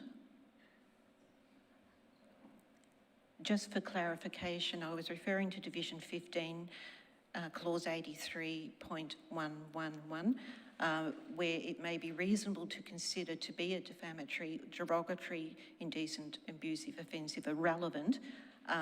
There's quite a long definition, but it is up to the discretion of the Chair to accept whether a councillor calls a point of order. So I'm happy to leave it up to your discretion. Thank you.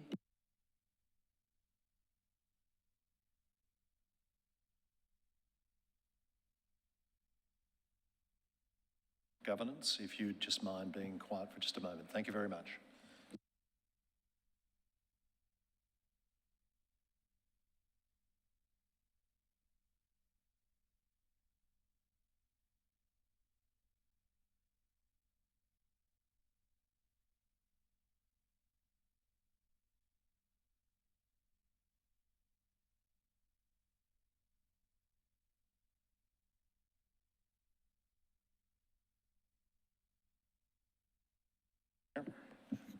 Get it on again.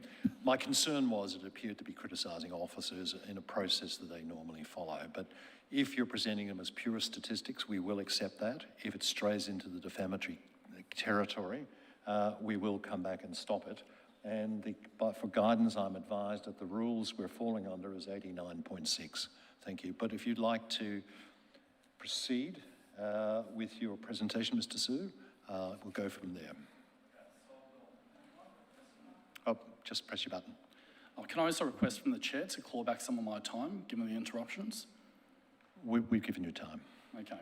So my point was, under the previous method of heritage listings, it was a much more independent process done by independent experts. Under this new one, any random individual from the community appears to be able to make these nominations without any recourse. They're basically able to do this without having their name on the public record. If they're doing it for legitimate reasons, like legitimate heritage reasons, it should be fine to publicly name them. But if they're doing it for an ulterior motive, I think the public deserves to know what the ulterior motives are. Therefore, their name should be on public record. We know that racists can operate in the community, okay? We might want to think that, you know, they don't exist, but unfortunately they do. So I think that's just the reality of the world we live in. So under the guise of historical preservation, we've basically got the statistic of 83% minority property owners being tabled today, which is a statistic abnormality, okay? So we're no longer in the 60s and 70s with a white Australia policy. Today, Boroondara should be embracing a vibrant multicultural society. So if councillors allow all 8 of these properties to be individually listed for individual heritage significance, you're not only turning a blind eye, it makes you complicit in this policy that I believe is truly unfair.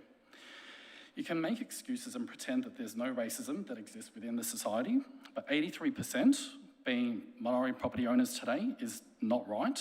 It's not just. And it should not be tolerated. Now start to wrap up, that would be terrific. Okay. So I hope all councillors today vote to reject the proposals for the 6 properties that are not self-nominated. The 2 that were self-nominated, go all ahead and approve them. Subsequently, I'd also want council to conduct a full review and overhaul of this policy that I believe is unjust and targeting minority individuals. Thank you, Mr. Sue. Thank you. Now, questions of councillors. Councillor Stavro. Thank you, Chair. Thank you for your presentation, Mr. Zhu. Can I ask you a question from the outset? Do you believe that any property has any heritage value whatsoever? Any of these properties? Any property? Well, some properties do. Some properties. So say, for instance, the gentleman that was talking about the clock shop. I mean, it took, 4 weeks for that analysis to occur? So I think it would have been a very detailed analysis that went into the history of it, who owned it, who designed it. And then if it was a remarkable property with a remarkable architect, say an ex-premier lived there, then it should be heritage listed. Thank you.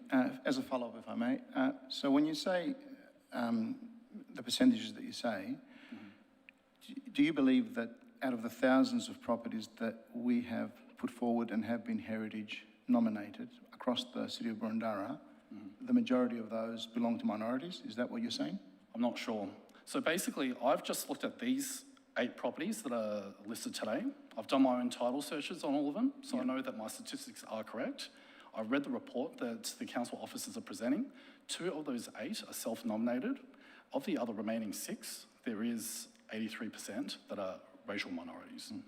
Sure, and a follow-up on that then. When you say this is not an independent process, I'm assuming you have understood the process thoroughly.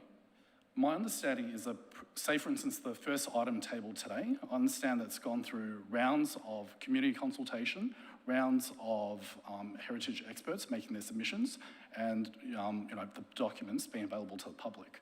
So somebody mentioned it took 10, it was from 2015, so it's been ongoing for over 10 years, well, close to 10 years now. This nomination process, it was introduced, late last year, and it seems like these 8 are being rushed forward. Yes, but do you understand that in this particular report, the independent experts have been engaged to review these properties, exactly like the ones you mentioned? Well, I have my doubts on that now. Purely the doubts are that there does seem to be a statistical abnormality in terms of the number of racial minorities being targeted here today. So there are 8 properties. How can you talk about statistics on 8 properties? Well, Chair, point of order. This is becoming a debate rather than the councillor asking questions. I think it's a fair question to ask. It is, but could you just wrap it up and be a bit more concise with it? Thank you, Councillor Stavro. Thank you, Chair. That finished? Thank you very much. Councillor Bigger. Yes, thank you for your presentation tonight. I guess it's just for clarification, following up your question a moment ago, or the question a moment ago with Councillor Stavro, is are you aware that this is only the very beginning of a very long process? Yes. Meaning that the steps that you referred to, which had occurred under the heritage nomination process in the past, are still ahead of us? So I understand that this is a very long and costly legal battle ahead for these property owners. My concern is similar to what the last person said, saying that if their property was to be targeted, it's a very, very costly exercise that many of us can't afford.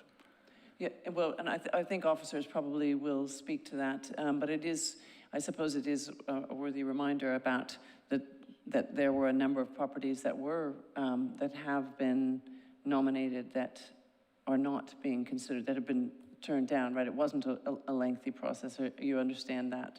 Meaning that I think there have been 26 so far, and we're looking at 8 tonight. So my understanding is this is the first 8 that are tabled under this new policy.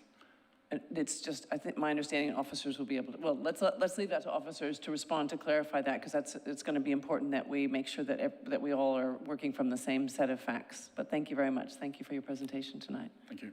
There appears to be no further questions, Mr. Sue. Thank you for your presentation.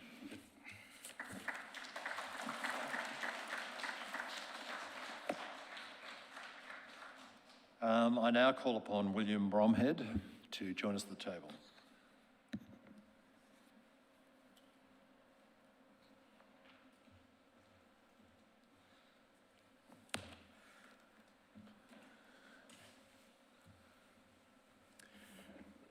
Good evening, councillors, and thank you very much for the opportunity to talk tonight. My name's William Bromhead. I'm a director of the firm Ratio Consultants. We're town planners, traffic engineers. Could you just give a suburb? It's process. Thank you. Oh, sorry, what was that? If you just give a suburb, that'd be good. Oh, yeah, my business is based in Cremorne. Thank you. Proceed. So I'm here acting on behalf of the owners of number 23 Clapham Street, and we have significant concerns about the process currently underway. The community nominated heritage process is ad hoc and lacks transparency. Council is relying on people with limited heritage experience to determine which properties are investigated. This is a piecemeal approach to heritage and nominations in my view. Council is only considering 8 properties tonight. How were they selected? How many properties will be considered next year? Seems to me to be a waste of time for council and indeed ratepayers to consider it in such an ad hoc way. The correct approach would be to commission heritage experts to conduct a precinct-based heritage study which involves a thorough analysis of many properties all at once.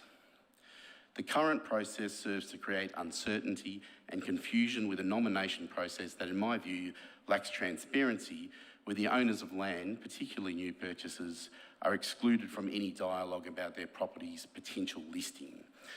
You will have all received various correspondence from me in terms of emails with a timeline of the nomination process for my particular client. That property was nominated on the 28th of September 2023 at 2:09 p.m. by a member of the public. My instructions is that no additional information was provided as to why that property would be included now as a heritage property as opposed to 5 years ago, as opposed to 15 years ago, and indeed as opposed to in 1991 with the previous heritage study. 68 minutes later, that property was included on Council's Weave program and immediately included on the interactive heritage map. The same day, council officers communicated with the nominator and the vendor that the nomination had been received and accepted and that a preliminary heritage assessment had been carried out. We question how the preliminary assessment was carried out so quickly, particularly when the quote for a preliminary heritage assessment was only requested 5 days after that date. My clients were only made aware of the nomination on the 6th of May 2024, some 7 months after the process had begun. Clearly something is amiss with a process where my clients were kept in the dark for some period of time. I think the absurdity of the process is best illustrated by the fact that the next door property at 21 Clapham Street is not nominated at all, despite being a more intact Californian bungalow than my client's property. So we say there was a fundamental change to the bundle of rights of the property purchaser that led to a material change in the rights between the time the property purchased and indeed settlement. I would say, finally, that I'm not a heritage expert, I'm a town planner. We've had Bryce Rayworth look at this property. He says 23 Clapham is not of individual heritage significance. He also says that Clapham Street is not worthy of a precinct-wide heritage overlay and therefore the property cannot be contributory. Thank you, Mr. Bromhead. Can you wrap up now? I will. Sorry, thank you. So I therefore ask that either the amendment in its current form is abandoned or at the very least my client's property at number 23 Clapham is excluded from the process. Thank you, Mr. Bromhead. We do have questions. Councillor Watson. Thank you for your presentation, Mr. Bromhead. You've raised a number of questions about process, which I will ask further questions of the officers. But of particular interest to me is that essentially what I hear you saying, that the process of property sale doesn't seem to be captured in our process. So there's an exchange of correspondence between council and vendors, and I'm not in any way criticising officers. This is about a process perhaps that may be flawed, but if you could talk to our process in respect of a new property buyer and that contract period, and give us your opinion on that, that would be great. Yeah, look, I'm not not suggesting there's anything untoward that has occurred. It's just that it seems to me that a process with community-nominated heritage properties means that the nominator is kept informed, the current owner is kept informed, but a future potential purchaser is completely unaware. So I think that in terms of process moving forward, absolutely, that there should be a system in place to try to ensure that a future purchaser is at least made aware. Now, the best way to do that is to have a transparent heritage process, not one that is secretive. And one that is transparent is to have a heritage advisor who is skilled in that area to say we are openly looking at a whole precinct, to look at each and every property within that precinct and then make a judgment about whether there is a valid argument in favour of a full precinct-wide approach, or indeed whether there are properties that are individually significant. Thank you very much. Thank you, Mr. Bromhead. There doesn't appear to be any further questions. You can return to the gallery. Thank you. I call upon James Liu to join us at the table. Thank you.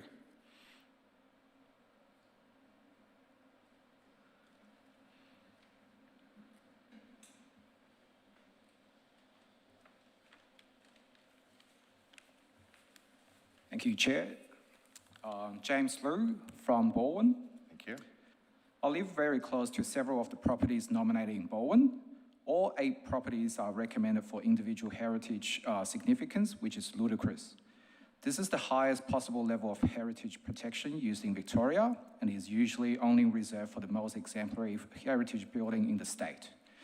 Using 23 Clapham Street as the first example on the list, it does not meet the standard of a regular historical building, let alone one of individual historical significance. The council report for 23 Clapham is flawed. It talks in circles and fails to highlight how the building is individually significant. The report mentions the property incorporates, let me highlight, interwar, Edwardian, traditional Japanese, and Californian bungalows. If this was a dog show, this building would be a mongrel mix of everything and certainly wouldn't be highlighted as the best example of anything. In the local area and even on the same street, there are far better examples of interwar, Edwardian, traditional Japanese, and Californian bungalow buildings. My concern is that if 23 Clapham qualifies, then most of the buildings in our council could similarly be included. It sets a dangerous precedent for individual heritage classification, for setting an incredibly low bar for individually significant grading. As a resident looking at these reports, I cannot understand how this property got nominated in the first place. Whoever is nominating must have ulterior motive for their nomination. It is beyond me why council officers are ignoring the red flags and are supporting individuals' heritage significance in this case. The only conclusion I can draw is that the council officers are not impartial in this process. They're either being coerced by the nominator or somehow strangely aligned with the nominator with more sinister motives. This heritage nomination process is already causing chaos in the community and giving ill-intentioned individuals opportunities to exploit the process. People will be hesitant to buy or move into the area if there's the uncertainty that this process brings. I hope you will seriously consider this nomination process that appears to be hijacked by troublemakers in our community. Thank you. Thank you, Mr. Liu. Councillor Gillies, you have a question. Thank you, Chair. Thank you for coming in, and we understand that these things can be fraught with a lot of complexity and emotion and stress. So we appreciate you coming in to talk to us. You suggested that these examples might be setting a low bar for individually significant grading. Are you familiar with the HERCON criteria? Yes, I've researched a little bit. I wouldn't say I'm an expert, but I understand the criteria, yes. Okay, so you understand that there's quite a high bar for individually significant grading then? But unfortunately, from the list I can see, it doesn't reflect that. because the buildings, they're very, you can see many very similar properties on even the same street. So I'm not sure how they reflect those criteria, because to me, they look very ordinary. Okay, I guess I have to accept the fact that you're not a heritage expert then, and we might leave it with officers to cover off on that. Thank you. Councillor Watson. Thank you, Chair. The question I have also builds on the presentation that was just received from Mr. Bromhead. And what he talked about was there was more comfort with a precinct approach than the individual heritage nomination. So my question to you is, do you believe that this process is flawed because this one property, 23 Clapham, was nominated, but because there's not a precinct approach, you know, all the others aren't nominated. So it's a flawed process. Is that what you're getting at? No, like I used 23 Clapham as the example because it was just first off the list. I think a precinct approach, which the council has adopted numerous times in the past, should be the correct approach rather than individual nominations. So yeah, I support a precinct-wide study by experts and with wider community consultations rather than individually nominated. Yeah, so follow-up question, if I may. The question that comes into your mind, because of the individual heritage nomination, it throws the whole process. I'm sorry, but a point of order. I just feel that we need to be asking direct questions, not feeding a question to the presenter. I think we need to be very direct with our questions and allow them to respond. And I fear that we've gone beyond that in this questioning. Councillor Watson, I tend to agree with that. You tend to be leading with a statement and then... I'm being very careful in the questions that I asked because it is a complex area to make sure that my questions are not misunderstood. Hence, they're a little bit wordy. I'll try and cut it short. Have you further questions to ask? Yes, I haven't asked my question yet. So you're drawing distinction between an individual heritage nomination and the precinct nomination and feeling that, and you have feelings about whether one process yields a satisfactory result for the community versus the other. Is that correct? Sorry, I'm not sure if I understand the question clearly. I'm basing the question off the information that you gave, where you said, this one, 23 Clapham Street, I can see a lot of other properties in the street that look better than that one, then why that one? But is the answer, which we have to consider, is a precinct approach may pick everything up, but the individual property nomination doesn't, which is what I am asking you. Is that what you're sort of trying to get at with your presentation? Yeah, if we repeat everything that each speaker says tonight by every question, we're going to be here forever. I do agree. Do you have a quick answer to that, and we can move forward? So quick answer will be I support a precinct-wide study rather than individually nominated approach. Thank you, Mr. Liu. That finish your questions, Councillor Watson? Thanks very much. There are no more further questions. Thank you for your presentation tonight. Thank you. I now call upon Angel Lee to join us at the table.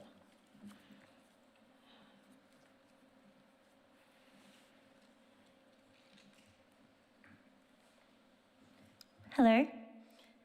Good evening, everyone here.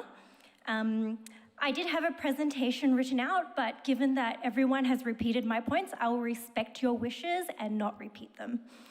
But I would still like to say that everyone behind me feels vulnerable. Could you start with your name? I know we know it, but and your suburb. Thank you. Sorry, my name's Angel from Bowen. Thank you. Thank you.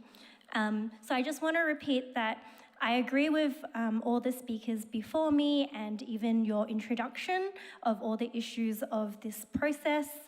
So my issue is with the process at the moment, with the community nomination. I guess I want to ask you guys, do you find this a burden on your council resources, given that any property can be nominated? We'll take that as a comment. Thank you very much. Yeah, sure. And also, I just want to make sure that, you know, the process is not biased and everyone is fairly treated. Thank you. Thank you, Ms. Nee. We note your points. Thank you. Before you go, does anyone wish to? Councillor Watson. Thank you, Chair. Thank you for your very short presentation, Angel. You said everyone here tonight feels vulnerable. What does that mean? Vulnerable as in anyone can nominate their property and it can be costly. Thank you very much. Thank you. There are no further questions. You can return to the gallery. Thank you.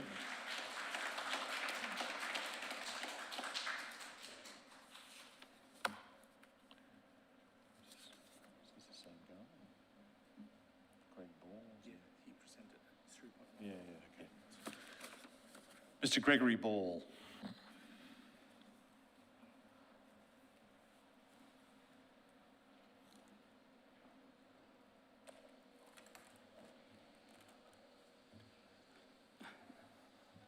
Gregory Ball, Baldwin North.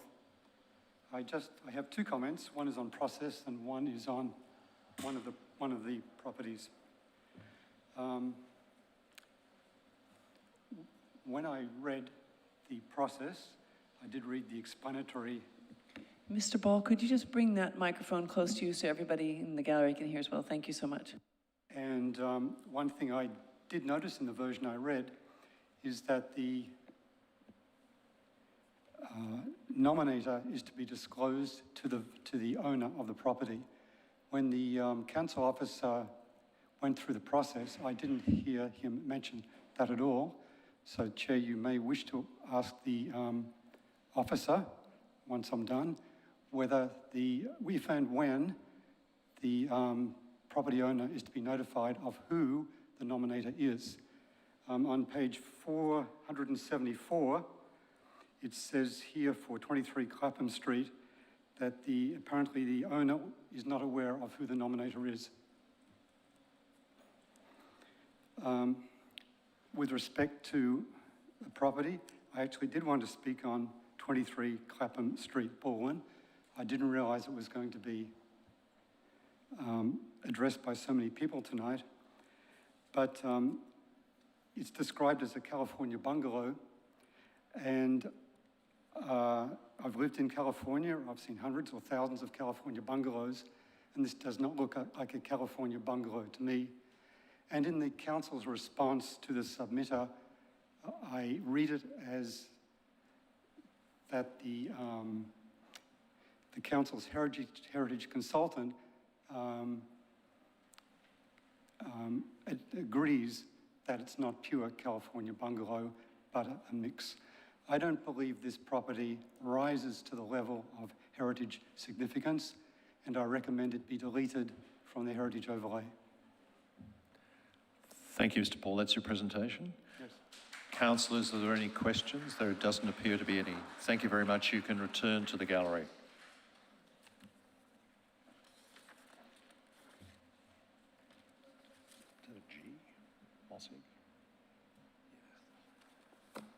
John Mossig.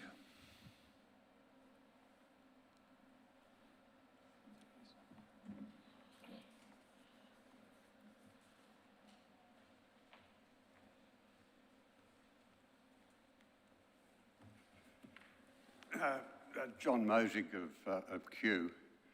I think everyone's covered it pretty well. One of my problems is the expense of following up these willy-nilly applications, the cost of the ratepayers, the cost of the council, and the anxiety to the ratepayer involved.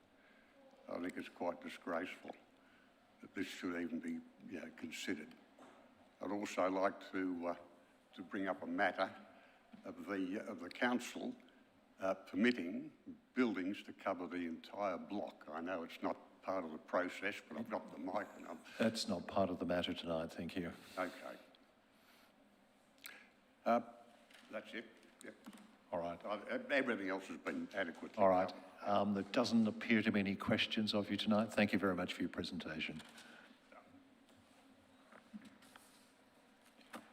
Mr. Brian Quinn.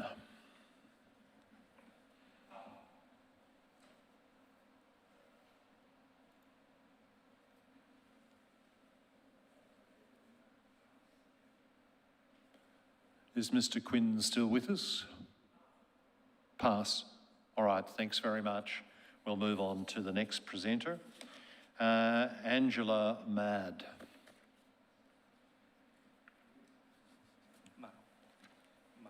Mao. Angela Mao.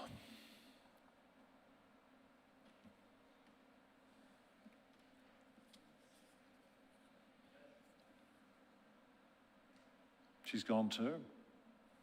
I might move on to the next presenter. Mark Patel. Who's the staff? Yep, we've done everyone. Thank you very much indeed. On the negatives, we'll move to the positives. I call upon Jane Oldham, if you're still with us, to join us.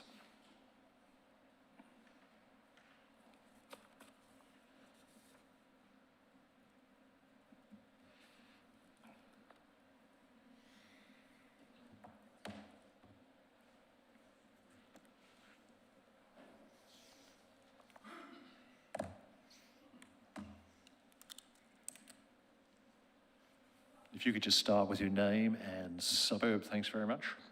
Jane Oldham from Camberwell. Thank you. Good evening, councillors and officers.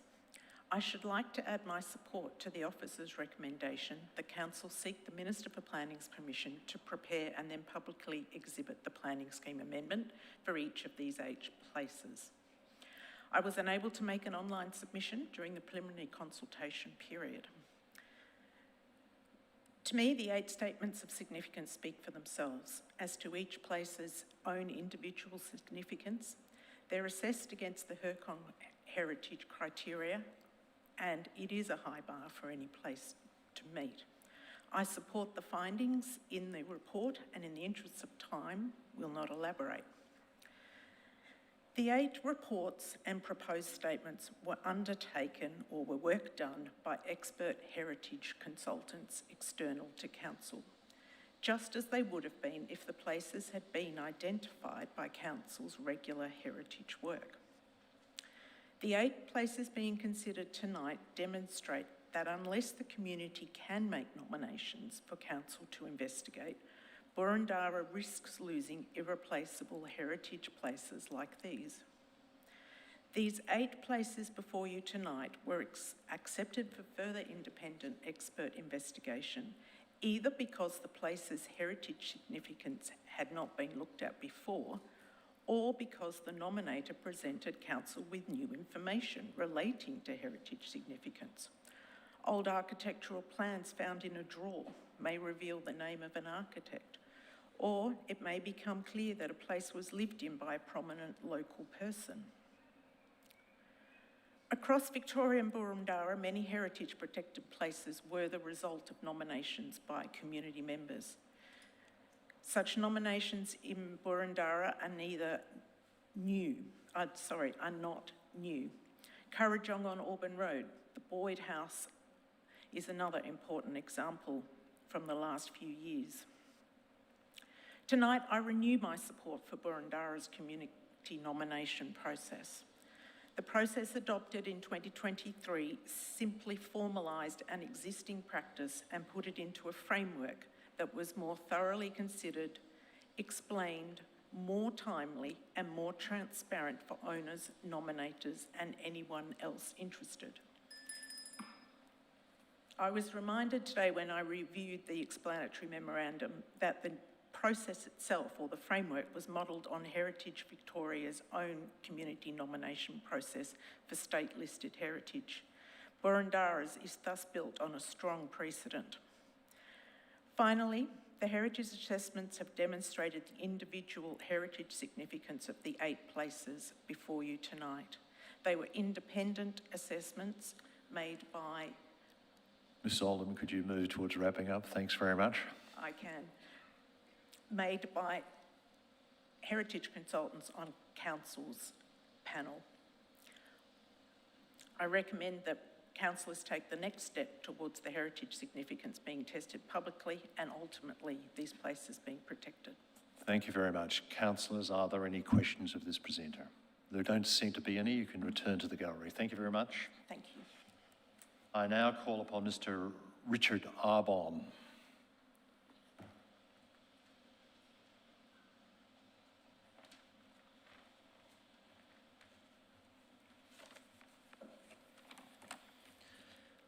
Good evening.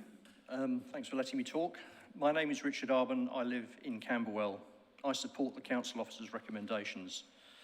One of the best things about living in our local suburbs is that we still have remarkable and aesthetically wonderful historical architecture we can all enjoy and appreciate as we walk and live in our local streets, even if we don't actually live in a heritage house ourselves. These streets and places, often designed by great architects of the 19th and 20th century, define some parts of our oldest suburbs and are a big part of what this city is known for. But we who live in Burundara also know that many of these heritage-filled streets are gradually disappearing as properties not previously protected for a variety of reasons are bulldozed to make way for large luxury homes or luxury apartment blocks.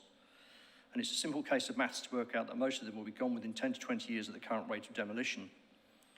If we want to deal with facts, at the moment around 85% of Burundara's 70,000 or so homes are not actually heritage protected, and we all know that the city must increase its work to densify housing and provide many more homes because the state government has told us so. Inevitably, this will mean the percentage of homes covered by heritage overlay is going to decrease more significantly.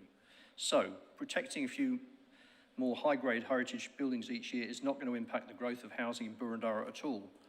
Having a community heritage nomination programme is important and will ensure the best of what is still unprotected at least has a chance of being considered.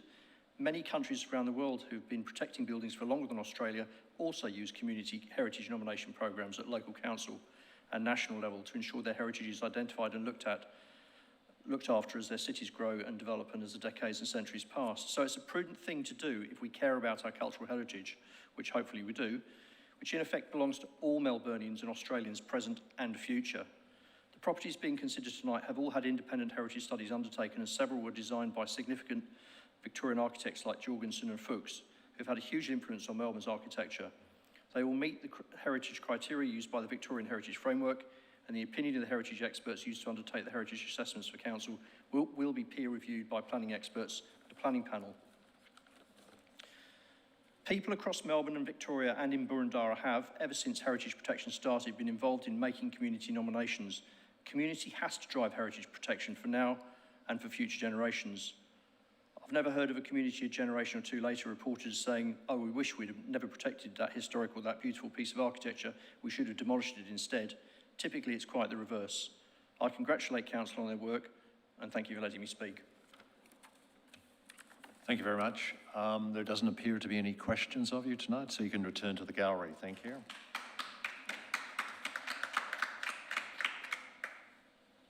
I call upon Yvonne Bauer to join us at the table.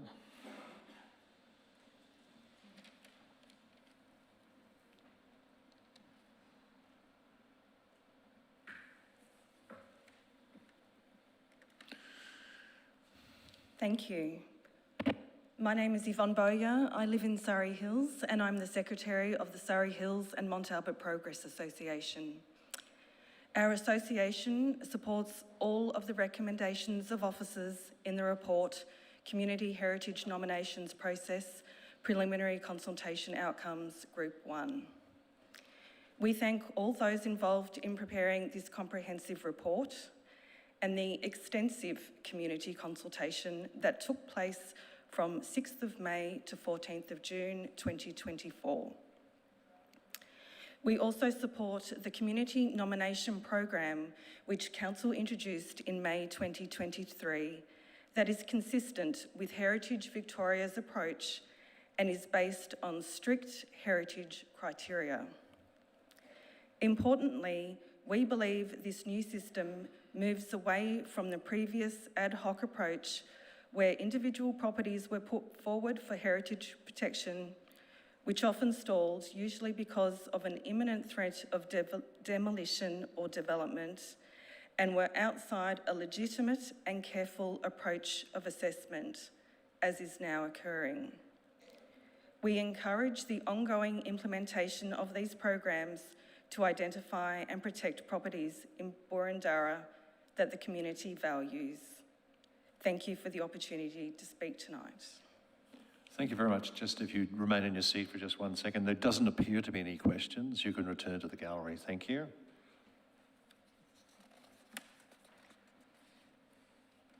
I call upon Nerida Muirden to join us.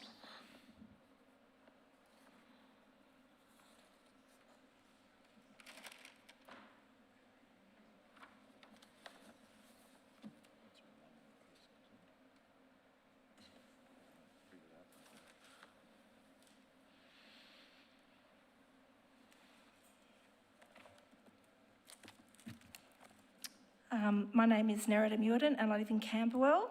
Hello councillors and officers, thanks for the opportunity to speak tonight. It is welcome that council have a community nomination process, and I thank councillors and officers for getting the process up and running and for the work they have done in organising the consultation and heritage assessments. I support the officer's recommendation to start the process of protecting these 8 properties as individually significant. The study explains that the properties are clearly heritage with their own distinct era of architecture and importance that contribute to the local neighbourhood character. My understanding is the heritage criteria has been scrupulously applied to council's independent experts, and that the Planning and Enviro Act requires council to continuously identify and protect heritage places in Boroondara. This process will continue, but is at a lower level now the gap studies have been completed. It's crucial to continue to review our city for heritage grade places that for some reason have not been protected because they were missed, or the heritage significance of a place has increased with new information. Council is now only trying to protect the best of the best properties, and these are individually significant, since contributory grade places cannot be protected, and those who live in the older historic suburbs see these properties being demolished regularly. It's important that as a city we protect our well-designed heritage neighbourhoods. They are becoming increasingly rarer across Boroondara, and many in the community now and in the future will be glad that council had the foresight to protect these great examples of urban design and architecture. Protecting our heritage is what we see countries all over the world doing, preserving and recording the best of what has been designed in the past and continuing to use it today. It is great to see council and the community working together to try and protect these heritage places, and important that the community nomination process continues next year. I thank council's ongoing interest in heritage identification and protection. Thank you for listening. Thanks very much, Ms. Muirden. There doesn't appear to be any questions. You can return to the gallery. Thanks very much. And for our last speaker tonight, Susan Jane Mercy Barnett.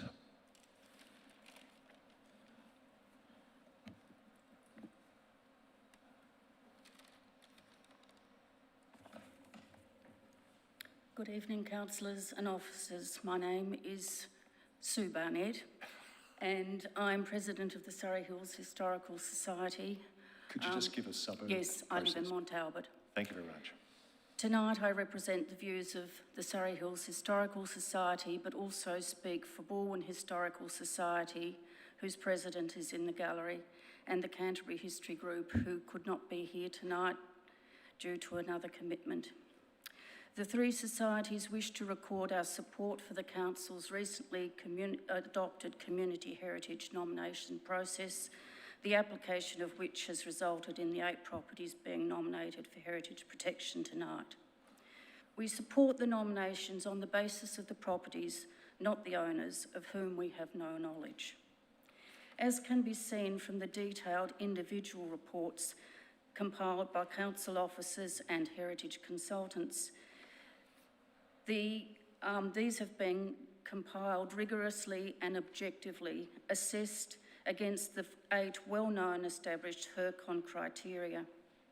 These are not arbitrary criteria.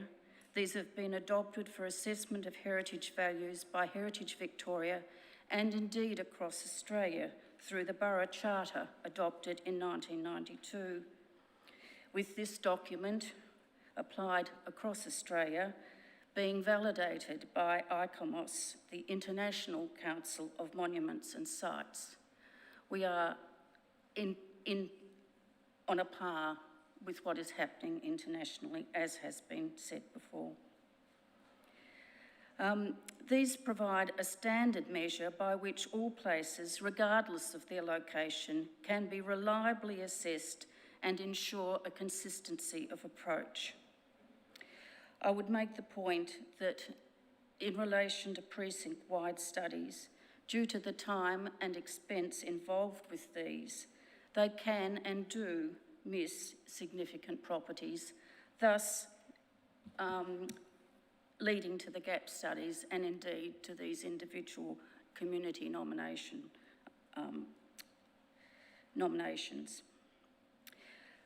We congratulate Council and its officers for adopting this approach and bringing greater certainty to the community regarding Boroondara's heritage and its protection, not just for now, but for the future. Thank you for your attention and allowing me to speak tonight. Thank you very much for your presentation. There doesn't appear to be any questions of you tonight, so you can rejoin the gallery. Thank you.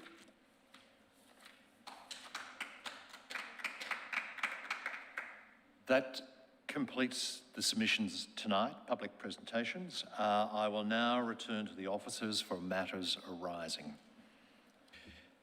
Thanks, Chair. I might just commence by just talking a little bit about the Community Heritage nomination process again, and then I might hand over to officers within the Strategic Planning Heritage team to talk about some of the specific properties as, and add to anything that I've missed. I think it's worth us just understanding the Community Heritage nomination process relative to the comprehensive heritage reviews and heritage gap work that has been undertaken. Those pieces of work involving significant reviews of areas involve thousands of properties and takes a considerable amount of time, resource and effort.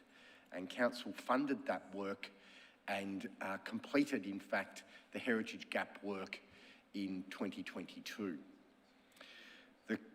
The process for implementing some of that gap work is still proceeding and is being finalised, and that's going through its formal amendment processes and the like. So that will continue on and to close out that work. And it does take considerable time to deal with those reviews, that deal with those thousands of properties.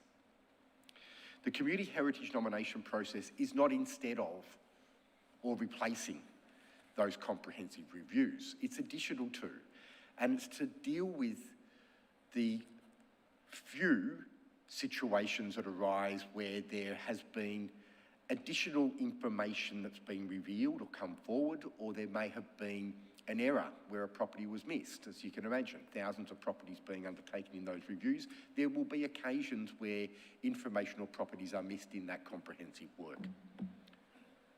The Community Heritage nomination process since May last year has received 17 nominations. There were 9 already in the system before the formal process had come in that we dealt with in the same way under that Community Heritage nomination process. So that's 26 properties that we're talking about over a period of 18 months or so. Certainly not an inundation of hundreds of properties or people lining up to attack properties and put these forward. Of those 26, 14 have been rejected. One was brought forward to this committee and has been forwarded to the Minister for Planning to seek authorisation for a planning scheme amendment, and that was brought forward because it was a property where we'd received a demolition application. So we need to proceed as a property under immediate threat. 8 are before you this evening. 2 more are yet to go through preliminary consultation, and 1 is being assessed. So there are clearly rigours around the community heritage nomination process. It is designed to give certainty.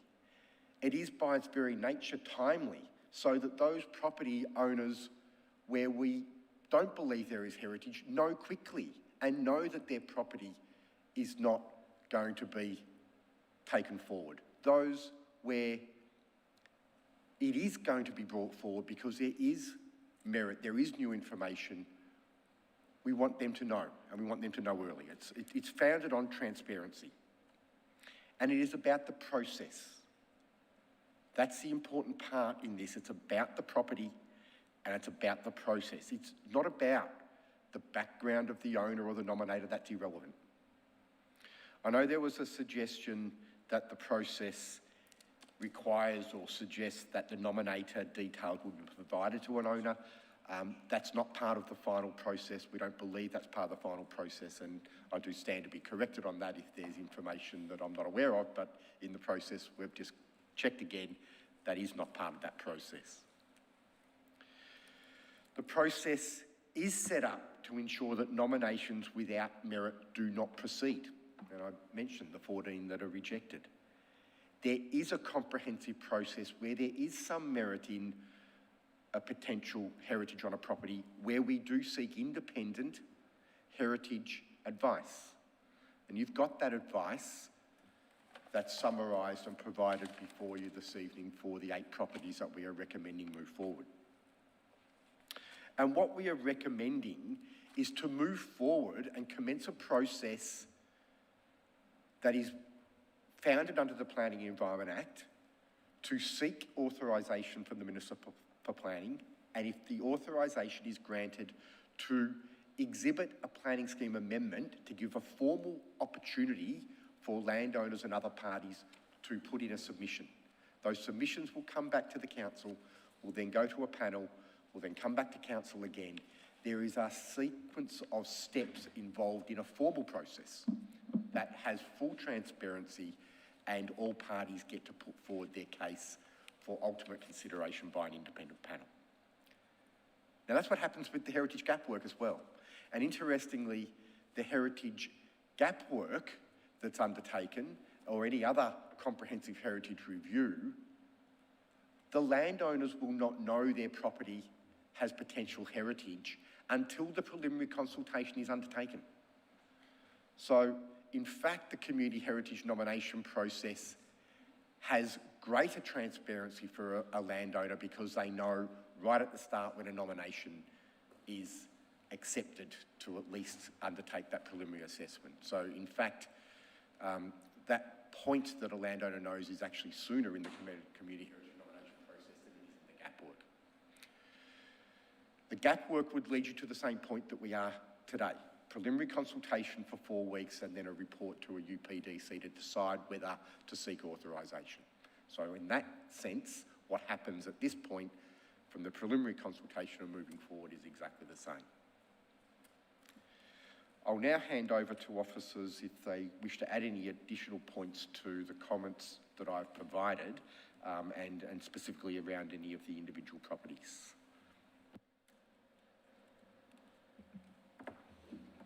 Through you, Chair. Just to follow on from, I guess, 23 Clapham Street and some of the submissions and thoughts, feedback, etc. on 23 Clapham. For clarification, there is a distinction between an initial assessment and a preliminary assessment. An initial assessment was undertaken by officers internally, and that was based on several reviews but can be done quite quickly. For example, for 23 Clapham, the place was not mentioned in the Balwyn and Balwyn North Heritage Study of 2015.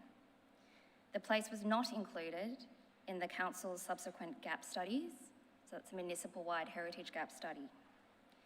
It was acutely apparent from our own site visit and from viewing street view and real estate photos for the property that there were no obvious alterations or significant alterations which can undermine integrity going forward.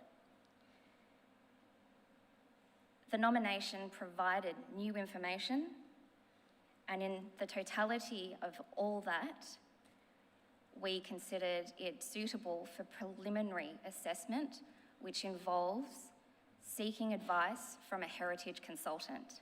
That's an external heritage panel.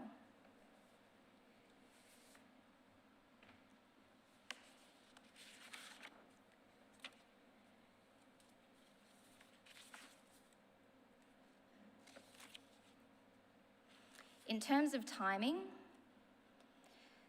which was another concern raised by the consultant representing the owner, letters were drafted and sent on the 28th of September. The property, sorry, just going back to my notes. Okay, just wait, notes. Just lost my notes. We undertook the assessment, as I said, almost immediately, as we were able to do so based on what I previously addressed. And then we understand on the 20th of October, the property settled. We understand, though, that the advice that was provided on the 28th of September to the property owner at the time may not be the current owner, but the previous owner was advised of the nomination of the property and its potential heritage significance. Whether they choose to share that information subsequently in a sale, contract of sale, is not within council's remit. This is a matter between the seller and purchaser and outside of council's control.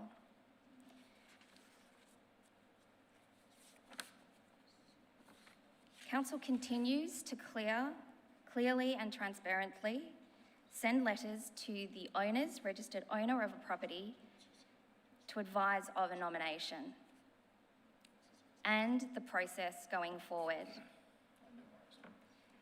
Questions relating to ethnicity or bias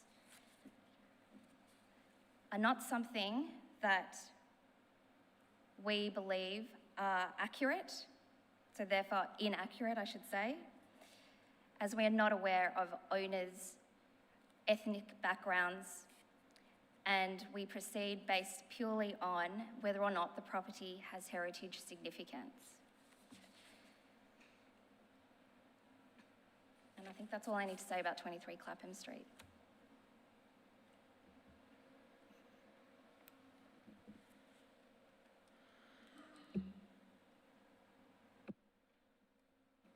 Any further comments?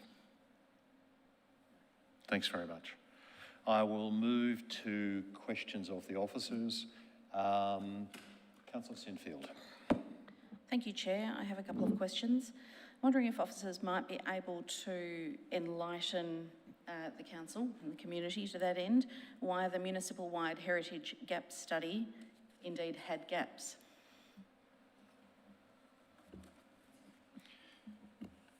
Thanks, Chair. A couple of scenarios that might apply.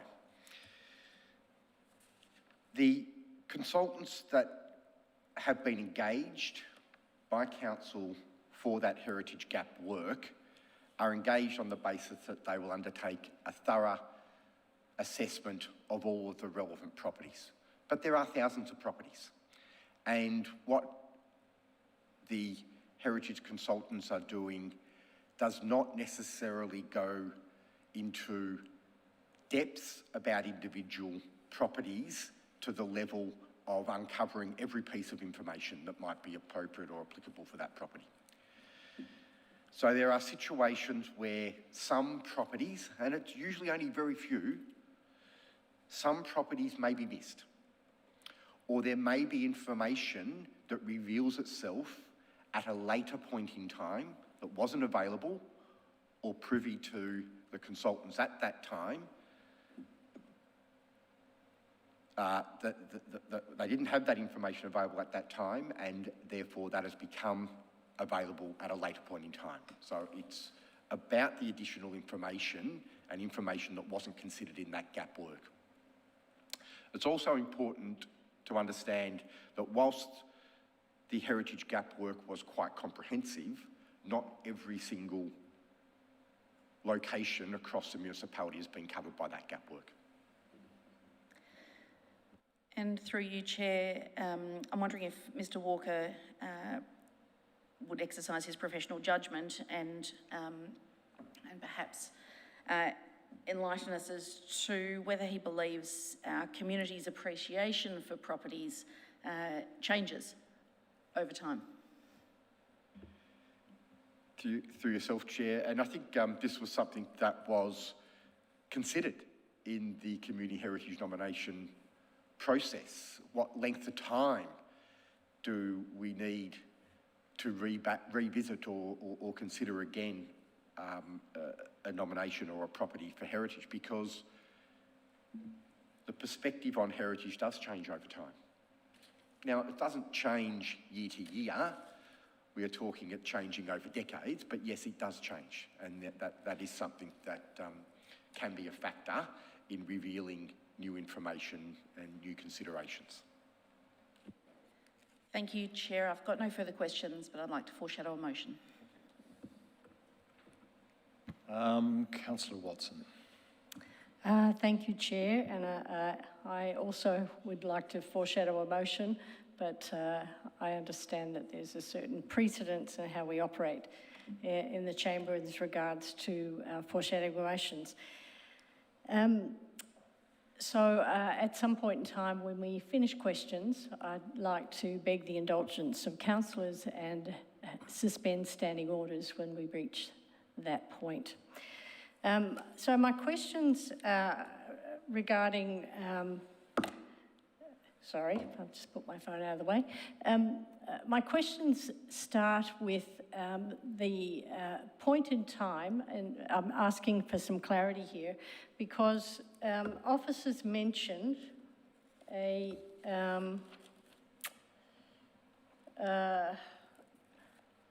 under the Planning Act, the point in time when a heritage nomination would need to be flagged on a Section 32. And I wrote that note down and now I can't find it. Could officers please explain at what part of the process does a heritage nomination have to be put on a Section 32? Through yourself, Chair, there's a couple of answers to that, and perhaps I'll go to the discussion that was outlined earlier in regard to a planning scheme amendment. And a planning scheme amendment, once authorised by the Minister for Planning, becomes a formal planning scheme amendment that will then be shown on a property zoning inquiry for an individual property.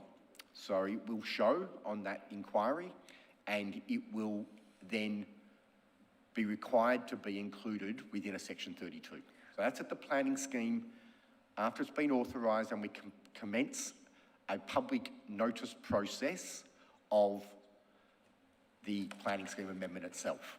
Okay, so that's a very long way down the process. So well, it's not a long way down the process in a formal process, but yes, it can often be quite a way down the process in terms of the consultation or consideration of heritage for a property. There is a second scenario where it's potentially arguable that information should be included on a Section 32, but it is not something that is always formally required or not explicitly required under the Sale of Land Act. And that relates to, in fact, our community heritage nomination process. Where a property is under the initial phases of consultation or nomination under that community heritage nomination process, it will be identified as a property under investigation on Council's property information system, and the landowner will be notified about that nomination and the assessment that's underway.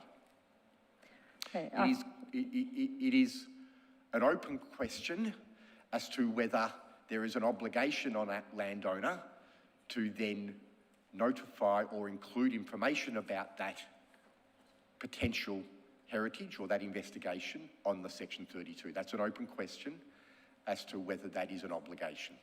Yes, I did find my notes. That's the planning scheme amendment phase where it absolutely will be. Yeah, so my question was about the planning property certificate report. So that, on the Section 32, that's quite a long way down. But yes, you're describing the obligation by the vendor at the beginning of the process. So my next block of inquiry relate to that contract period. So what you're saying, if you could correct me if I'm wrong, if somebody buys a property, and my concerns particularly on the property 23 Clapham Street, because here you have the situation where a property was sold and then before settlement there was a material change to perhaps the circumstances of this property for which the new owner was not aware, and as you say, a vendor is not obliged to reveal. And my concerns about our process, I will talk about that at a later time. Councillor Watson, are you getting to a question? Yes. My question about the contract period, does our process capture potential changes to the property circumstance, which I think a nomination process is? Does our process capture and make transparent to a potential purchaser who, then 23 Clapham is the example, so that they can be brought on board with the process and for our process to be transparent? Is there anything that is in our process that would resolve the problem in that contract period? Thanks, Chair.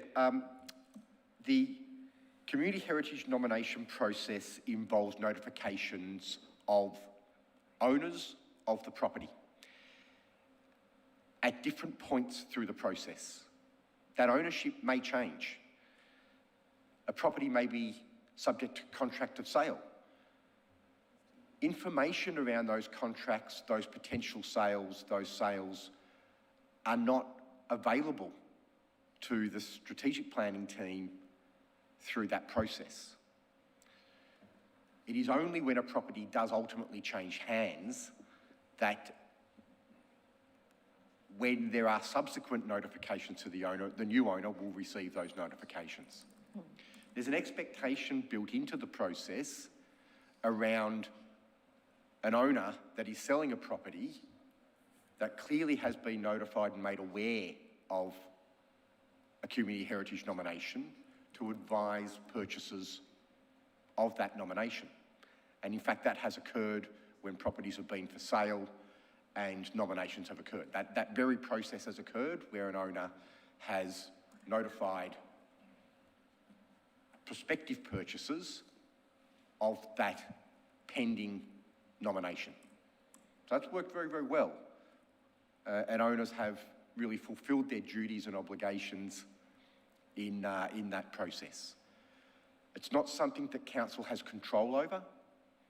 Council cannot make an owner notify prospective purchasers, but there's certainly an embed expectation, and it is an arguable point under the Sale of Land Act whether an owner should and must notify prospective purchasers. Could you explain the difference between an initial heritage assessment and a preliminary heritage assessment? Yes, the initial assessment is, well, there are in fact two parts of the initial assessment. There's the first review is to make sure that all the documentation is there, that we've actually ticked the right boxes, we've got the form filled out, the right names are there, that there is actually additional information provided. Then that preliminary assessment will move through a phase where it is reviewing that information. Officers are reviewing that information. They might be testing that information against previous heritage gap studies that have been undertaken or previous heritage reviews, other information that we might know about the property to test out whether this is genuinely new information or additional information. Now, once that has occurred, it is then that a decision will be made as to whether there is enough merit in this application to warrant a more detailed heritage assessment by a heritage consultant. So they're essentially the three steps in that assessment process. Okay, so when Church Street Hawthorn, you said that process took 4 weeks. Why did it take just over an hour for 23 Clapham Street to get through the initial and the preliminary heritage assessment? Yep, through yourself, Chair. So firstly, in regard to the Church Street property, it was a different situation. There wasn't actually a formal heritage nomination, so it wasn't received in the usual way and the same way. It was an inquiry based on a planning permit application. And the assessment that officers then took in that situation related to reviewing relevant information and documentation. So it took a little bit more time to work through that information and documentation in undertaking that preliminary assessment. So I would stress that, as I say, that was a slightly different situation to the one that was under a formal nomination in the Community Heritage Nomination Form. And I would, officers are now advising me that in fact it was actually a step that was undertaken as a result of information that was contained in and requests contained in a planning permit application. So it was actually considered and reviewed under the planning application process first before it moved over to the team that then undertook that more detailed work. So that would explain why it was dealt with in a slightly different way and the time frame for that. The time frame to undertake that initial review and preliminary review in other nominations submitted by a form can vary up to a couple of weeks, but it is usually a fairly quick process. I see. That concludes my questions. Thank you very much. Councillor Park.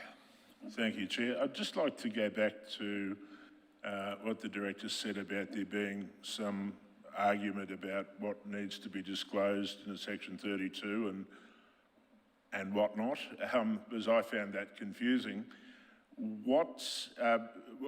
On what basis would it be suggested that a community nomination ought to be disclosed in a Section 32? Through yourself, Chair, I would need to go back to some of the information that we provided in the Community Heritage Nomination Process report, and perhaps we can do that while we are talking. I can assist by, I think, asking officers to bring up Section 32D,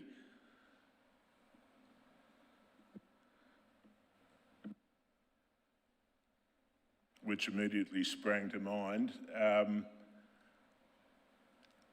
And I wonder if you would seek to categorise a mere community nomination as fitting within that description. Because if you can't, I just can't see how there's any ambiguity whatsoever.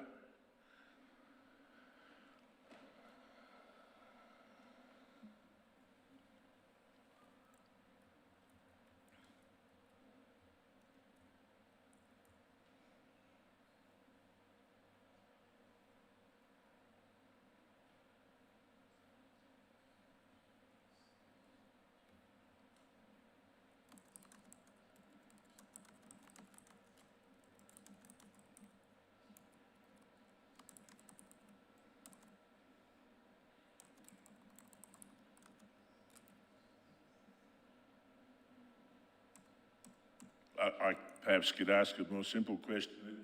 It would be a very long bow, wouldn't it, to try and suggest that a community nomination fits within section 32D? Through yourself, Chair, and perhaps we can go back to the advice provided to Council back when the community heritage nomination process was adopted.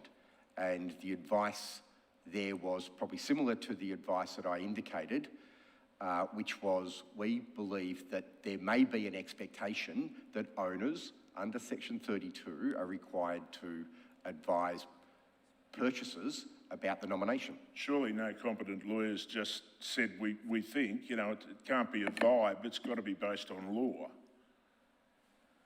Anyway, I'll let you contemplate that, but certainly, I've only been doing it for 30 years. I can't see how it could possibly fit within 32D. Can I turn now to the, firstly, the officer who dealt with the nomination initially when it came in for Clapham Street. Is that officer present tonight? Yes. Excellent. So we get first-hand information. My question then is, in the short space of 68 minutes, assuming that the officer was sitting at the computer the moment it came in, what steps were taken, precisely what was done in respect of the nomination for Clapham Street in that 68-minute period?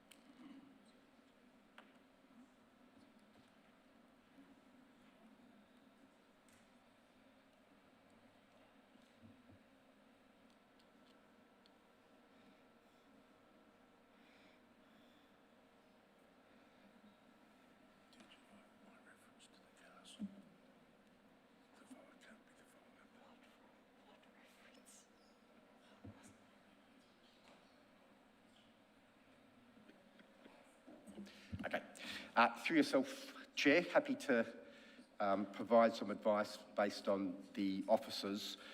Officers have indicated that they're not aware of this 68-minute time frame that's being referred to. Sorry, could you say that again?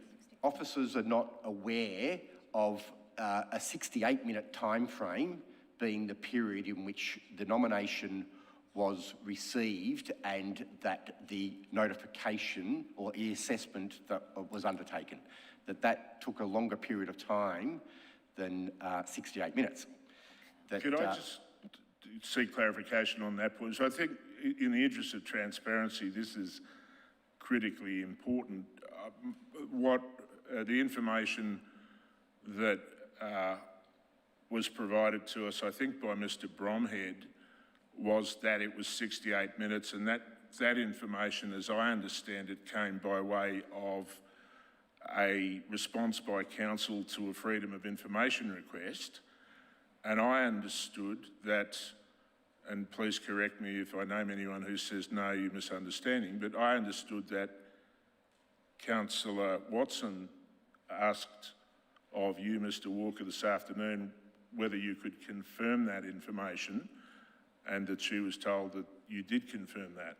So I'm confused how officers could not know, but again, if I'm mistaken, please somebody speak up.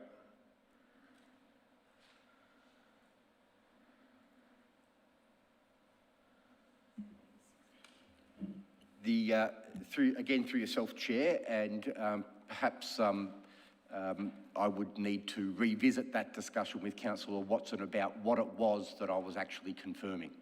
And certainly my understanding is that the nomination was received, that an initial review said that there is sufficient information here that it forms part of the package, and that there was a number of properties that had also been undertaken an assessment in the preceding weeks, and that there was a referral to our GIS area to include that property on our GIS system. It was a couple of hours, I'm not wanting to interrupt you, but for me, and the way I vote tonight on this matter is critically dependent upon hearing about whether that 68-minute time frame is accurate or whether it's not. Because if this was decided in 68 minutes, I won't be supporting Clapham Street being included, but I need accurate information.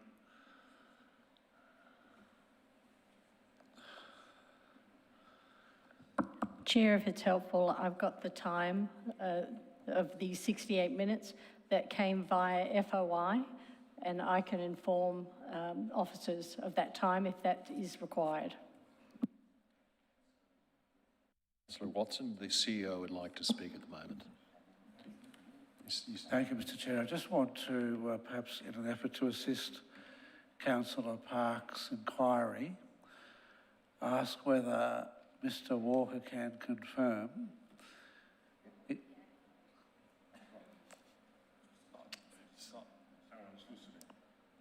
Mr. Walker, I want to have your attention for a moment. Are you able to confirm what decision was actually made after 68 minutes? Was this a decision to accept that the application had all the sufficient materials to enable it to progress beyond that point? Or was it a decision in relation to the merit of the application itself in terms of the prospect of achieving heritage coverage? It's the former, and as I was trying to indicate, that nomination that's lodged is to ensure it's got sufficient package that forms part of completed application forms, and that there is actually a new or additional information being provided. And that's the assessment that's been undertaken at that initial assessment. And under the community heritage nomination process, then the property is added to council's list of possible heritage places, and the owner is notified. So that's what happens at that initial assessment. There is further work that was done by the officers in regard to new information, that new information, to ensure that they were of the view that it should be referred to a heritage consultant for a more detailed assessment. Councillor Park, does that satisfy your question? No, absolutely it does not. It's not the question. I'm having an answer which doesn't correspond with the question. The question is really very simple. I want to know whether the initial step was taken within 68 minutes as per the FOI response. That's the question. Yes, it was. It was. So we're definite on that? So then can I please understand and hear what steps were taken in that 68-minute period? What was done?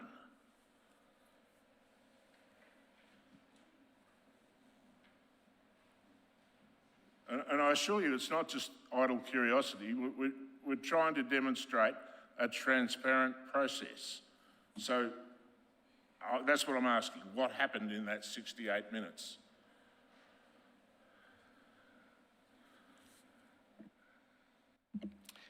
Through yourself, Chair, I'm advised by officers that in that period, the place was the Balwyn and Balwyn North Heritage Gap Study was reviewed to ensure that the place hadn't been dealt with there, and it was certainly not dealt with in that study. The place was not included in any subsequent gap studies, and no study more recently had reviewed that property.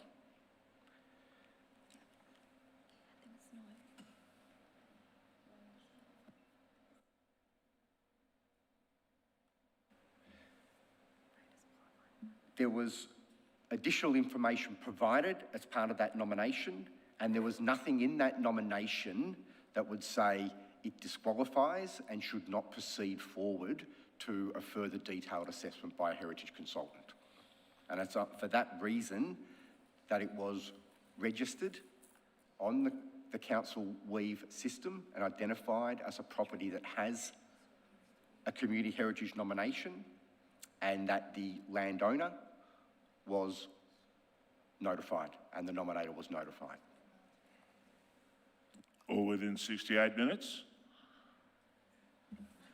That's the advice, yes. And is that a comprehensive list of the steps that the officer took in respect of this nomination? In other words, just so we're all on the same page, the officer did nothing else that hasn't been particularised in your answer in the first 68 minutes?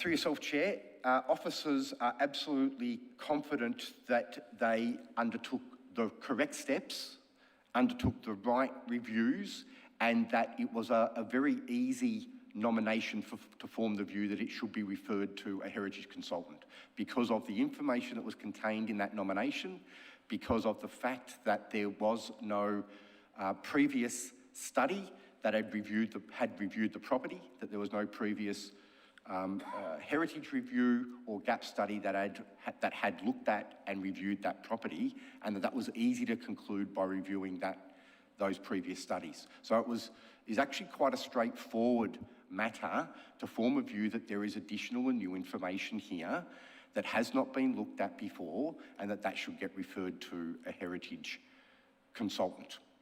Thank you, but perhaps we could go back to the question. The question is, what steps? Not that they're satisfied they did all the correct steps. What were the steps that they undertook?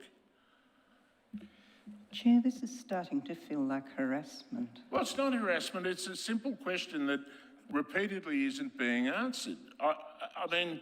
For yourself, Chair, I'm happy to answer it. I felt that I did already answer that question based on the advice of the officers. What the officers did was reviewed the application form, checked that there was genuinely additional new information or information included as part of that application. They reviewed previous heritage work in that Balwyn and Balwyn North area. They checked whether this property had been reviewed as part of that process. They checked whether there was a gap study that had reviewed that property, and it had not. They formed the view that the additional information was credible and genuine additional information, and on that basis, in accordance with the community heritage nomination process, they formed the view that there is sufficient information to refer this to a heritage consultant for additional assessment and review. That is the steps that was followed in that time. It is a sufficient time frame for that work to be undertaken when there clearly is limited information about previous assessments that haven't been done on this property. And that is why it was a straightforward process. That's what the officers are indicating to me. Yep, all right. Well, thanks for the speech, but did the officers seek to identify the person who made the nomination? Councillor Park, that was not the question you asked before, and I've heard your question answered three times. Well, no, you're wrong, Chair. I said, tell me what the steps were. What were the steps? You've had it answered 3 times now, clearly. Well, no, because one of the steps has clearly not been to establish the identity of the nominator. perhaps, we can interject for a sec. Perhaps you may answer to Councillor Park whether you did this in an electronic basis, the search, or whether you had to print out the document. I presume you did it electronically with keyword search? When you looked through whether this particular property had been reviewed before, I'm assuming that the search was electronically done, so it would have been done in seconds, right? Obviously, the councillor isn't understanding. My point relates to the identity of the nominator. Look, Councillor Parker, I'd like to move on now. I think you've asked your question. It's been answered. You keep extending the question. The question is, what steps were undertaken? They've answered. That's been answered. What the officers have neglected to identify as a step, which is clearly required under our process, is to establish the identification of the nominator. Proof of identity is specifically listed here on Council's publicly available documents. So did they or didn't they? Because when I asked for a comprehensive explanation of the steps taken in 68 minutes, that wasn't mentioned. Councillor Parker. To yourself, Chair, perhaps if I just answer that by going back to my commentary, and I didn't go through each of the pieces of information on the application form. What I did indicate was that as part of that preliminary assessment, there is a review of the application and the form to make sure all the boxes have been ticked, to make sure that everything is correct in the application form and that there is genuine additional information. That's the comment that I made. Now, when I was referring to that, what I mean by that is that everything that is required to be submitted in the application form is submitted, and that includes the identity of the submitter.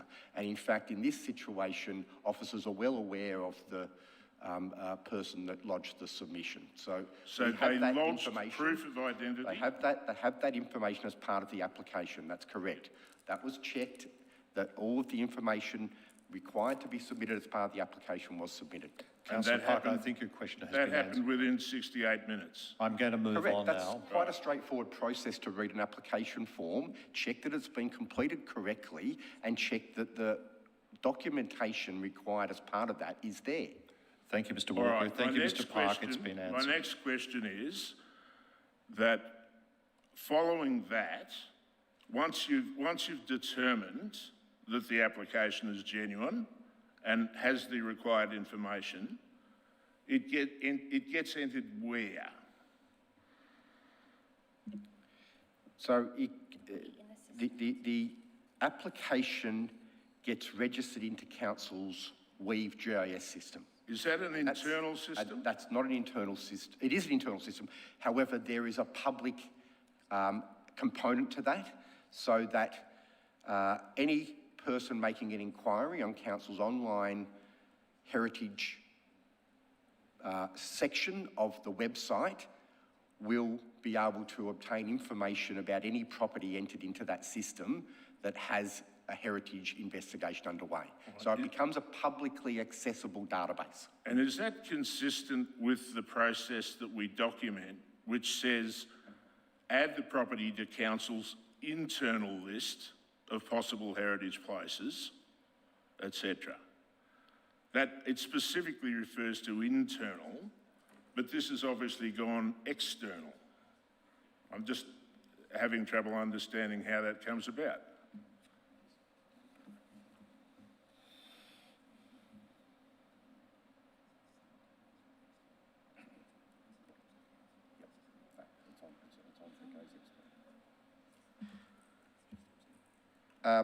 Through yourself, Chair, and I perhaps need to refer and go back to where that is being referenced, but clearly the process that has been adopted by Council is to be transparent right from the start, and that includes that property being on Council's external heritage database as well. I can tell you it's the Community Heritage Nomination Process Explanatory Notes. And perhaps, you know, if need be, it can be brought up. It's on page 7 of that document, and I'm reading directly from it. Sorry, page 11. Or 10, actually. I'm looking at the electronic version. So page 10, right at the very top.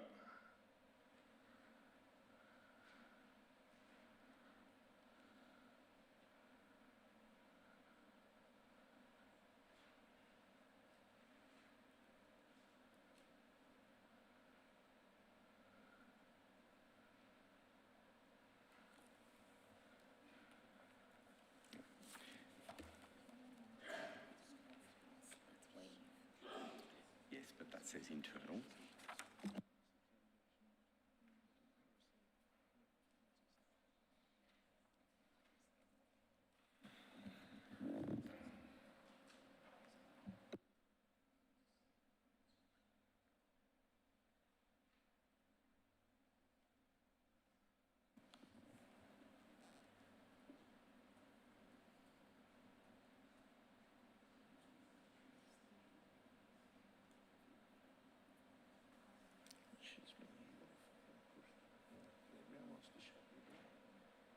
Because of inconvenient questions.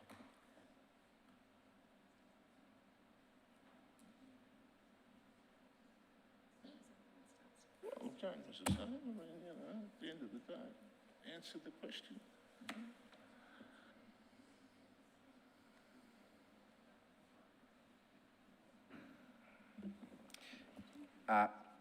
Just through yourself, Chair, just to clarify what actually has happened and what has occurred has happened quite fast, but that can happen as where there is detailed knowledge and understanding and information in regard to an individual property.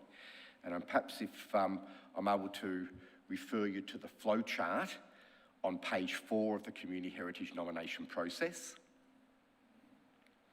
where the community nomination is lodged, including documented verification, and the flowchart states that the property is added to the internal layer immediately, and we advise the property owner. Then we form a view, is there new information about the place's significance? If it is a yes, we advise the property owner and nominator, and we publish a list of nominations accepted through Council's interactive heritage map. That step moving to, is there new information about the place's significance, occurred in that period of review of the documentation. And that view was formed that there is new information about the place's significance. And therefore, the property owner was advised, the nominator was advised, and a heritage assessment was subsequently engaged. And it's at that point that the nomination was accepted through Council's interactive heritage map, which is an external map, external system. So then that means that all these other nominations were not entered on weave. Chair, is this really a statement. relevant? This is going a bit. And is Look, it not this is time to going move too on? far. I will not accept any because further we're talking, questioning. we've heard about process. I've got advice The from question governance on this relates- matter. Councillor Park, can you just let me finish my statement? I've sought advice from governance, and I'm going to fall back on Rule 83.1.1.3, where this appears to be aimed at an officer. How? I'm asking about He has given you process. the answers, and you drill deeper, ever deeper. He's given you very good answers. So we're going to move on. Thank you very much Tell for me, your questions. tell me then, when, Councillor Park, when was we're that finishing question this. answered? My question is, It has been all answered. of the other applications, It has been were answered. they entered on weave It has immediately been or answered. not? You Well, keep what was the extending. answer? You Enough. keep extending. Okay? Enough. The chair We're has moving made, on. We're chair has moving on made to a the next decision. questioner. What was the answer? I have made the decision. We're Tell me moving what on. was the answer? I didn't hear it. Councillor Gillies, you're next to question. Unbelievable. Thank you, Chair. I had actually turned my light off because my question was previously answered, but by itself it came back on. However, now that I've got an opportunity, perhaps you would indulge me and just to clarify, and make sure I've got this right, that initial assessment was perhaps along the lines of a bureaucratic one rather than a depth of any investigation into the assessment. Would that be right? My understanding of the process that we've described? Through yourself, Chair. It's actually, in this case, there's two things have happened at the one time. The first is, has the form been completed? Has all of the relevant information been included on that form as part of the heritage nomination process? And is there documentation information provided? Officers have immediately moved to, because they knew this was quite a succinct, sharp nomination in relation to a property with a good submission that outlined the reasons why they felt it met the criteria for heritage. Officers moved straight into a review of that information to test that against existing studies or other information out there, and move to that assessment of that information to say there's enough here to warrant a more detailed heritage assessment.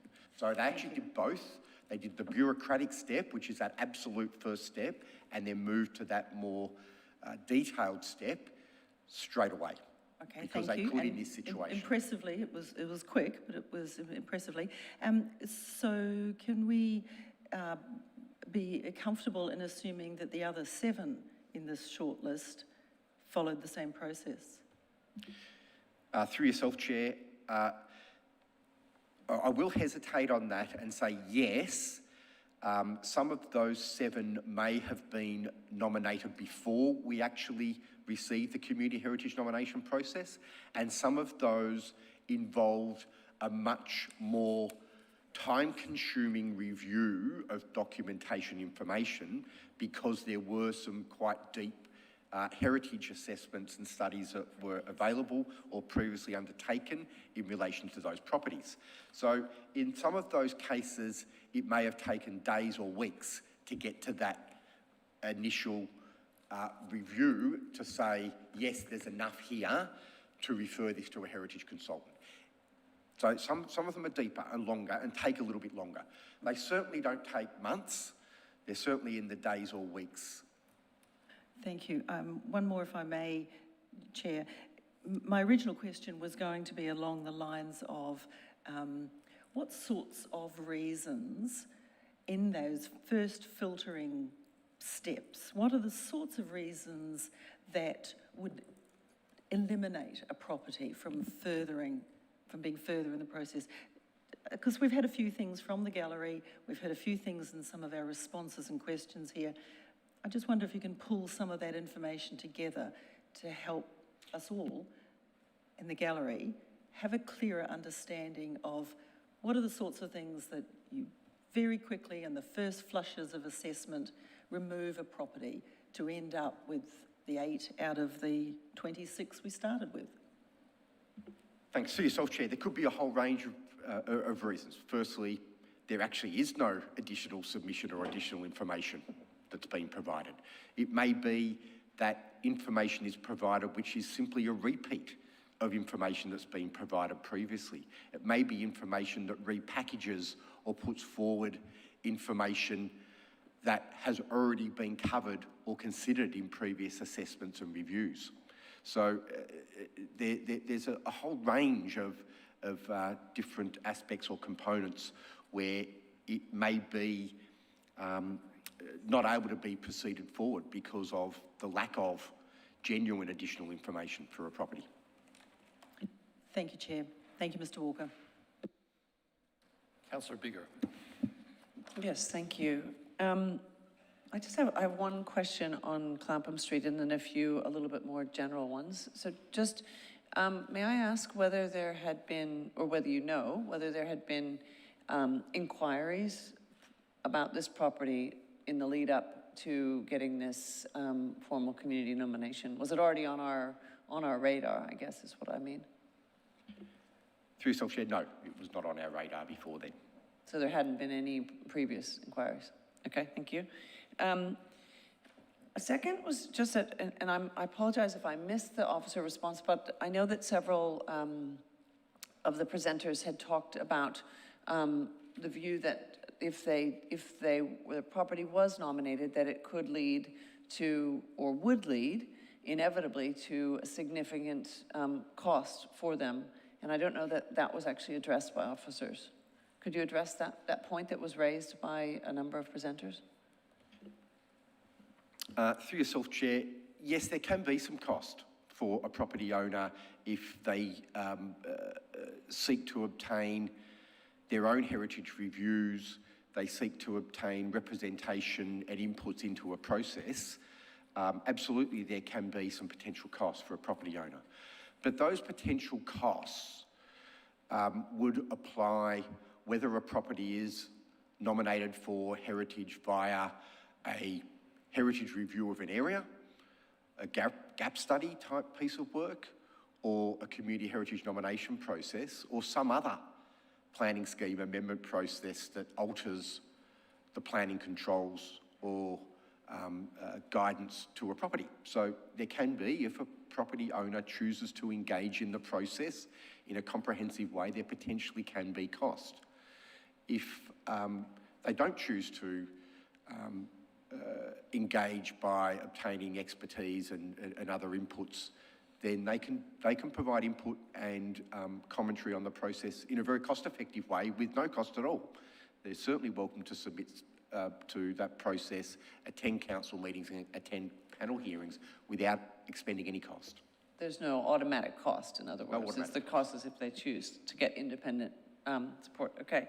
And I mean, I guess that just, I had another question about that also there was raised about past nominations. Now, I'm sure that in the time that I've been on council that there have been other properties nominated prior to this community nomination process that came to us, I mean, as several, I think, presenters mentioned, somewhat randomly from the community. So this is not completely new. Is that correct? Or can you just clarify what my recollection of that versus what's happening today? Thanks, Chair. Yes, not having a community heritage nomination process does not mean that people will not put forward suggestions of properties that should have heritage on them. So yes, there were many, many nominations that council received and were put forward to council and council officers before this community heritage nomination process existed. And I think it's fair to say that the approach to those nominations was a little bit varied, that there wasn't an absolute consistent approach to how they were dealt with. But they were dealt with, they were reviewed, they were responded to by officers, and sometimes they were progressed by council. There were decisions made to undertake peer reviews, often of heritage studies that have been undertaken in the past, and there certainly were previous nominations that were processed forward or progressed forward in previous times. So this community heritage nomination process really brought together a comprehensive and considered way of dealing with those nominations that council was already receiving. Thank you. I just have one final question, if I may. And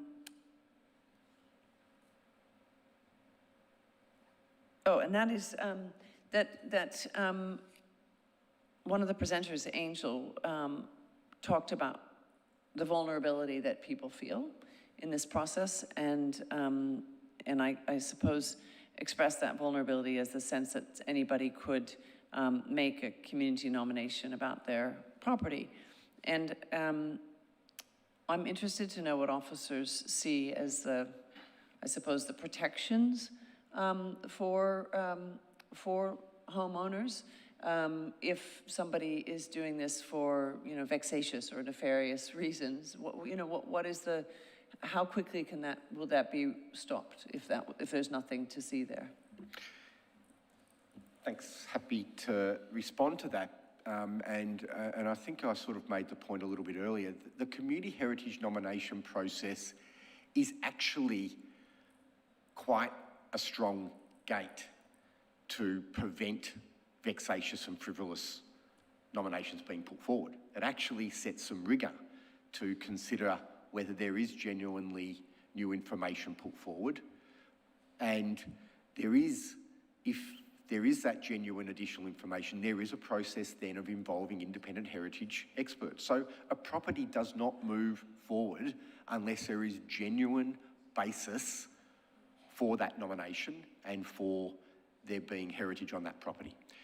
And I think, as I outlined earlier, this is not a process that has been inundated with significant numbers of nominations, so it's not being taken advantage of or being abused by members of the community at this point, in our view, and there are certainly a large number of properties that are rejected under this process. Thank you very much. Thank you. Councillor Stavro. Thank you, Chair. I think some of the questions by Councillor Bigger have potentially answered my ones, but I have a different slant and just sort of ask them to get my mind calibrated. Just to go a little bit back to the process, can you just clarify that whether whatever 68 minutes or other minutes were taken for a property to be forwarded to a heritage consultant, does that in any way or shape affect the heritage consultant's assessment of the property? Again, through yourself, Chair, just perhaps to clarify that the application in regard to 23 Clapham wasn't referred to a heritage consultant after the initial review when it was submitted.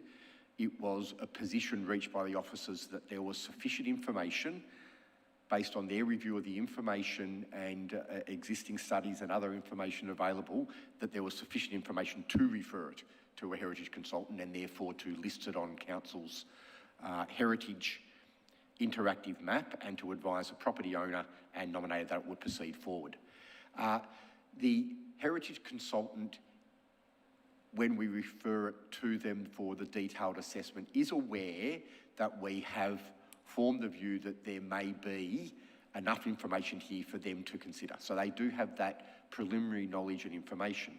However, they are engaged to be professional, they are engaged for their expertise, and they are engaged to interrogate that information, to do their own investigations, and to independently form a view as to whether there is merit in the property being formally put forward for a planning scheme amendment process for a heritage overlay. And that's that independent assessment, review and thorough process by the consultant is expected of them. Well, thank you for that bit more detail than I expected, but would it be fair to say then that the process by which a property ultimately leads to a review and the review itself are two independent things? That's correct. Thank you. Now, let's go back to some of the community gap studies that were done before, or the gap studies that were done before. In your, I guess, assessment and knowledge of the history, are the properties that go into those studies solely there because the consultants put them there, or they can come into a sort of high-level list from a number of directions, including community, prior nomination, or people that have got local knowledge that could have contributed those properties to those studies?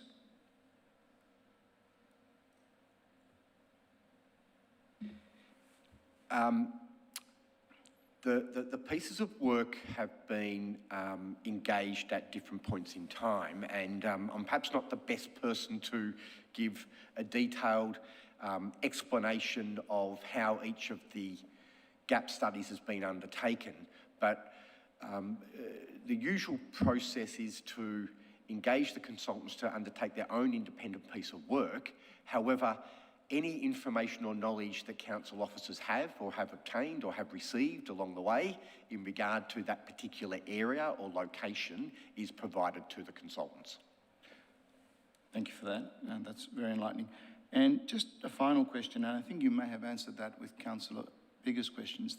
Prior to us adopting this particular process, which was done to make a streamlined process of community nomination, would there be the ability to have these properties, the larger list, and then the ones that are ultimately here today, because I think 28 were excluded, would there have been a community option for those properties to have found their way ultimately to the officers for review and ultimately to council as we are here today? And would the process have been as transparent, and would the owners of those properties have known as much about the process as they do now? No. Thank you for that. A bit more detail.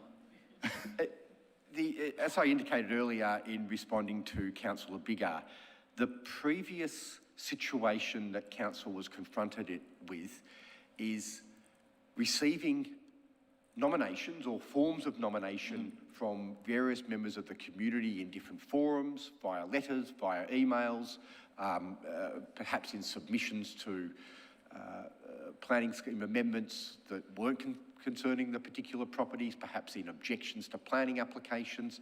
There's a whole range of ways that these quasi-nominations ended up with officers or ended up with council. And there was no consistent or considered way of managing those or dealing with those. And that actually created a dilemma for council. So some nominations ultimately ended up being referred, as I said, through peer reviews of previous work that had been done to assess and determine whether that additional information did have some merit to it. And that was why the community heritage nomination process was born, was to manage that situation and manage those applications and forms. Under the previous processes and previous considerations, no, there was no process to register these nominations on council's interactive heritage map, so there was no public interface or knowledge of those properties. And no, there was no formal notification to property owners that their property had been put forward or nominated or suggested by other parties. So there was very little transparency in the previous way that those were dealt with, unless they ended up in this chamber, unless they ended up in a formal planning scheme amendment process. And just a final question, as a sort of high-level question, if I may, Chair. How much value does our community in our surveys put to heritage and community character?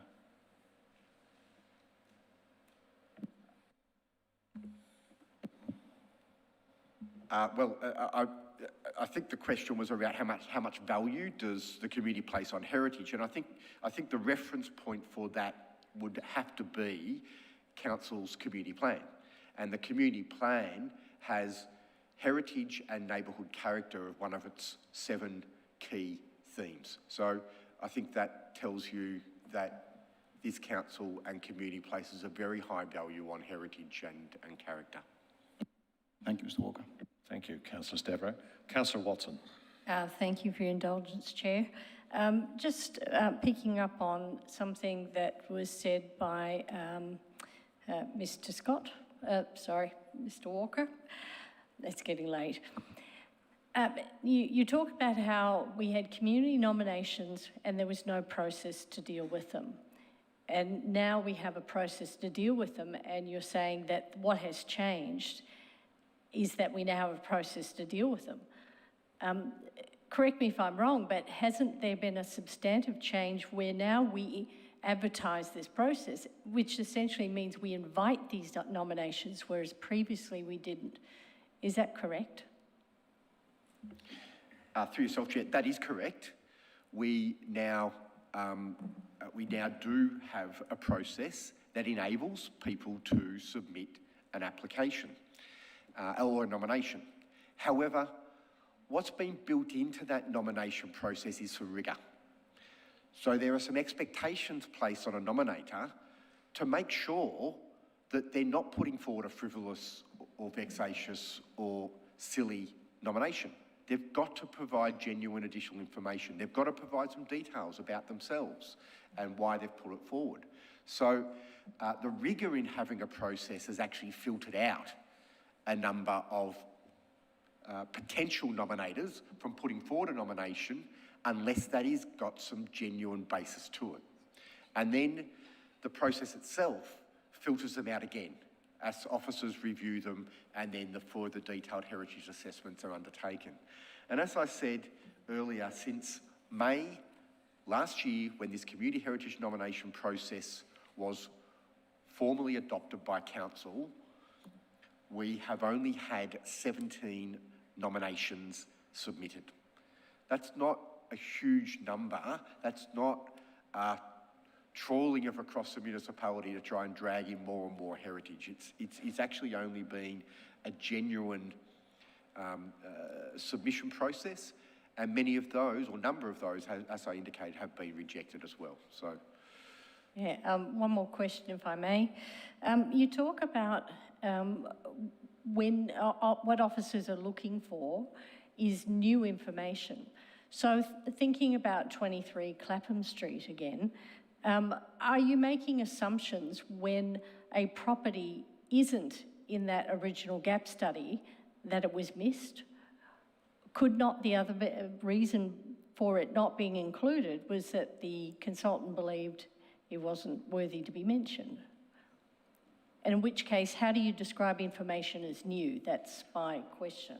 yep, and through yourself, Chair, it will be new information or will have potential genuine merit if there was no gap study for that location, or there was no comprehensive work done, or that property was not looked at. So that can actually meet that threshold for new information or genuine heritage information pretty quickly. It's actually quite a low bar where that gap work hasn't actually looked at a property previously.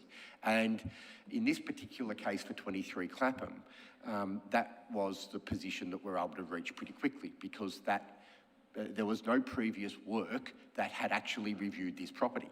And the information submitted as part of the application, based on that assessment, formed the view that there was genuine heritage basis in what had been put forward. And that's why it was then referred to a heritage consultant. Now, it wouldn't have been referred to the heritage consultant lightly, but the bar in terms of additional information was actually much lower here because the property hadn't been looked at previously in any comprehensive way.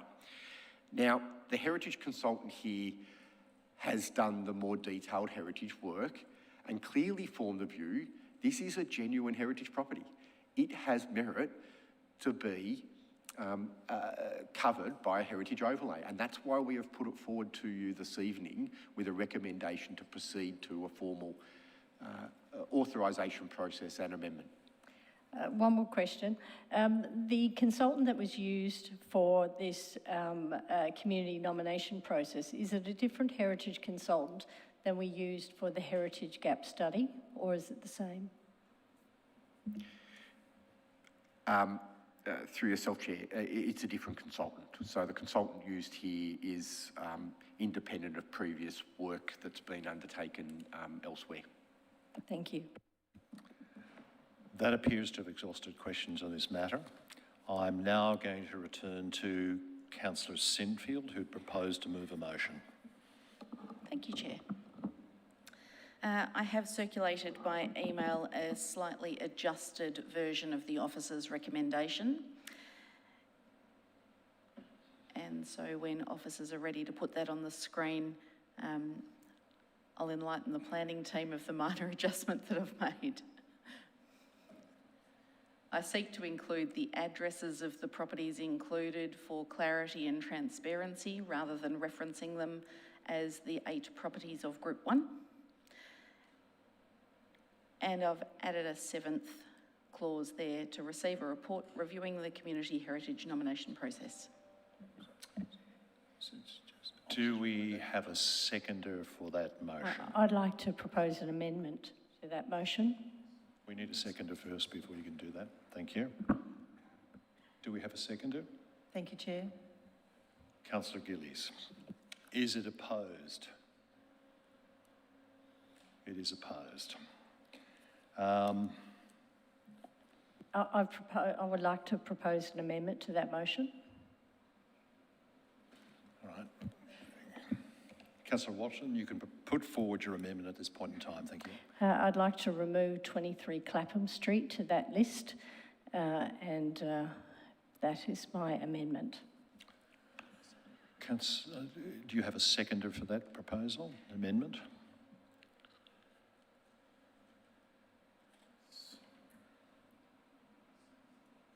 Councillor Park, are you seconding that, Councillor Park?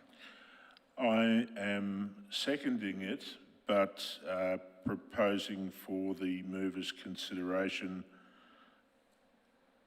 that, can you just scroll up a bit for me? The other way, sorry. Down. That paragraph 7 be replaced with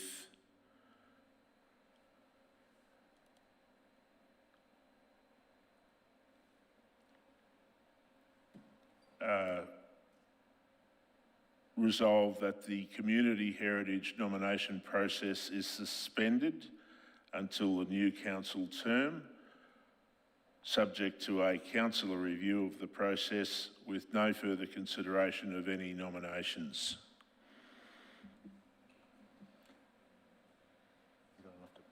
I think that was circulated by another councillor for the precise wording. Councillor Park, you might also pick up there's a reference to 8 properties in item 3 as well. That might need to be reviewed.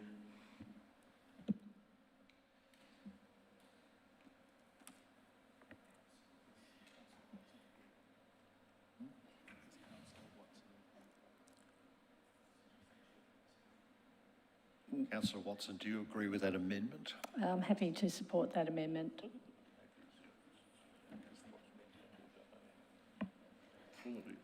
Whilst we're waiting, if I may, a question to Mr. Walker.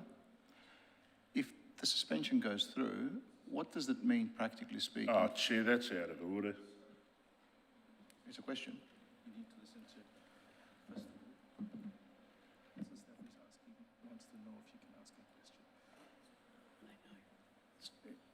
It has been done before.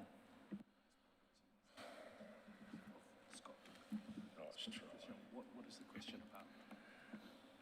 Councillor Stavro, what's your question about? My We're question really is past really that just phase.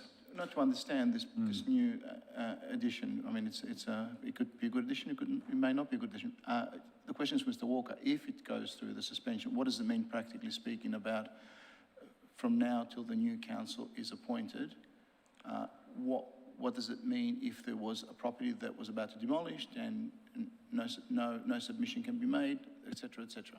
Chair, it's out of order to be asking an officer to speak against a motion that's... Absolutely.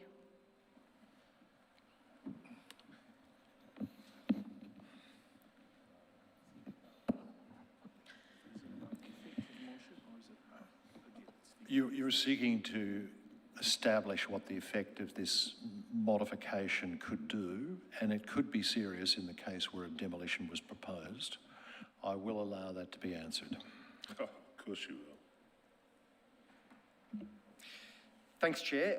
Officers would need to sit down and work through what that actually meant, but in essence it would mean that we would need to switch off temporarily the process on the website for receiving community heritage nominations. We would need to advise anyone that submitted a nomination either that was in the system currently being considered or submits via email or some other form, because they're aware of the process, that the process is suspended by council until the new council.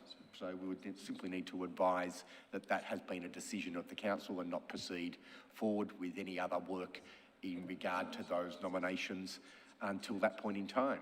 And we revisit with the new council. So that certainly would change the work of officers that have been engaged to deal with this community heritage nomination process.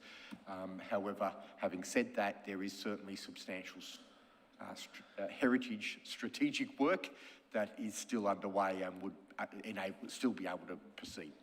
Our CEO would like to add a comment at this point in time. Thank you, Mr. Chair. Just to confirm that if we were faced with such a circumstance, we would not let the suspension of the community heritage nomination process get in the way.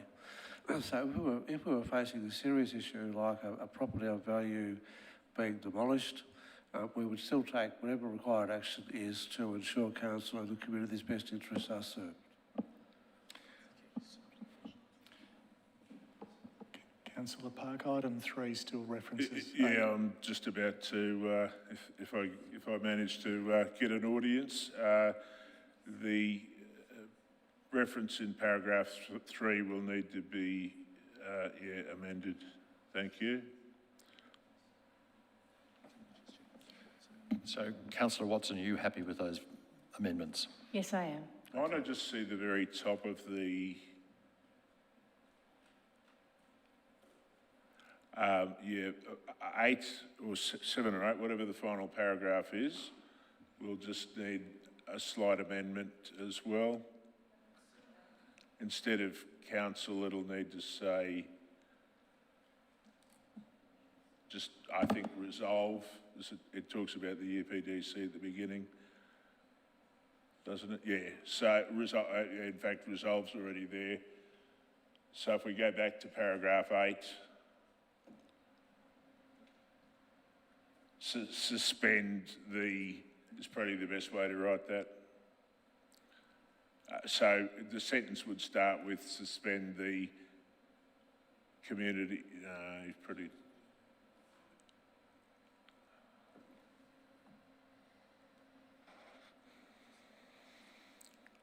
It's probably a moot point because it clearly won't succeed, but nonetheless the record will demonstrate that. Please, do you recognise that? I do. Unfortunately,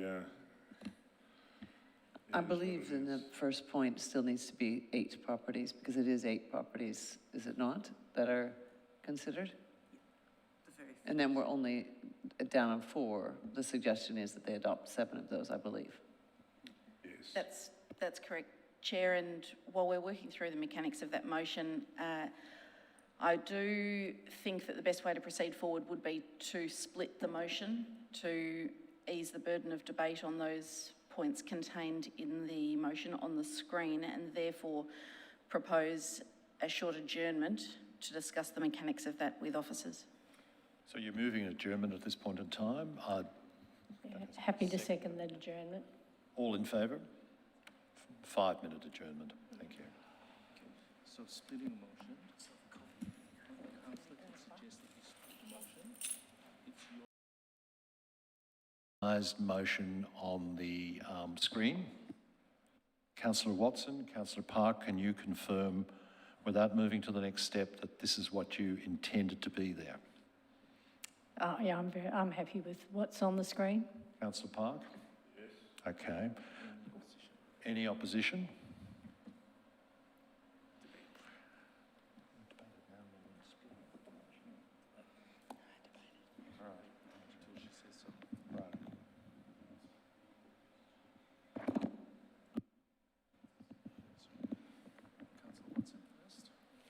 So we have opposition. We'll move to debate. Before we do, can I raise a point of order before we do, please?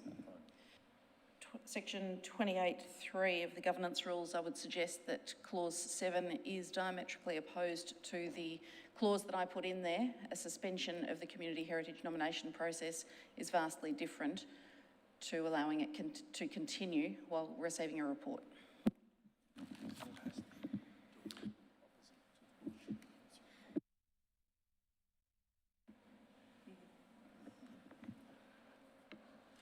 Councillor Sinfield, I don't believe it's directly opposite. The report can still occur, but it's suspended. As you please, Chair. Thank you. Maybe Travis. Councillor Watson, we'll move back to you to speak to the amended motion. Thank you, Chair. I'll speak to the first amendment, which is about 23 Clapham Street. Now, there have been numerous questions asked of officers about the process, but one of my main concerns, and it's why I asked the indulgence of my fellow councillors to remove 23 Clapham Street, is because the nomination occurred during the contract period. Now, we have had this happen before, and we have not addressed it in any substantial way other than to remove a property that comes into that situation. There were 3, I believe. Councillor Thompson can confirm this or not when he speaks. But when we had this situation occur on the Mont Iris estate, We removed those properties from the process, which is why I'm identifying 23 Clapham Street to be removed. In none of the other circumstances did the nomination occur during a contract period and prior to settlement.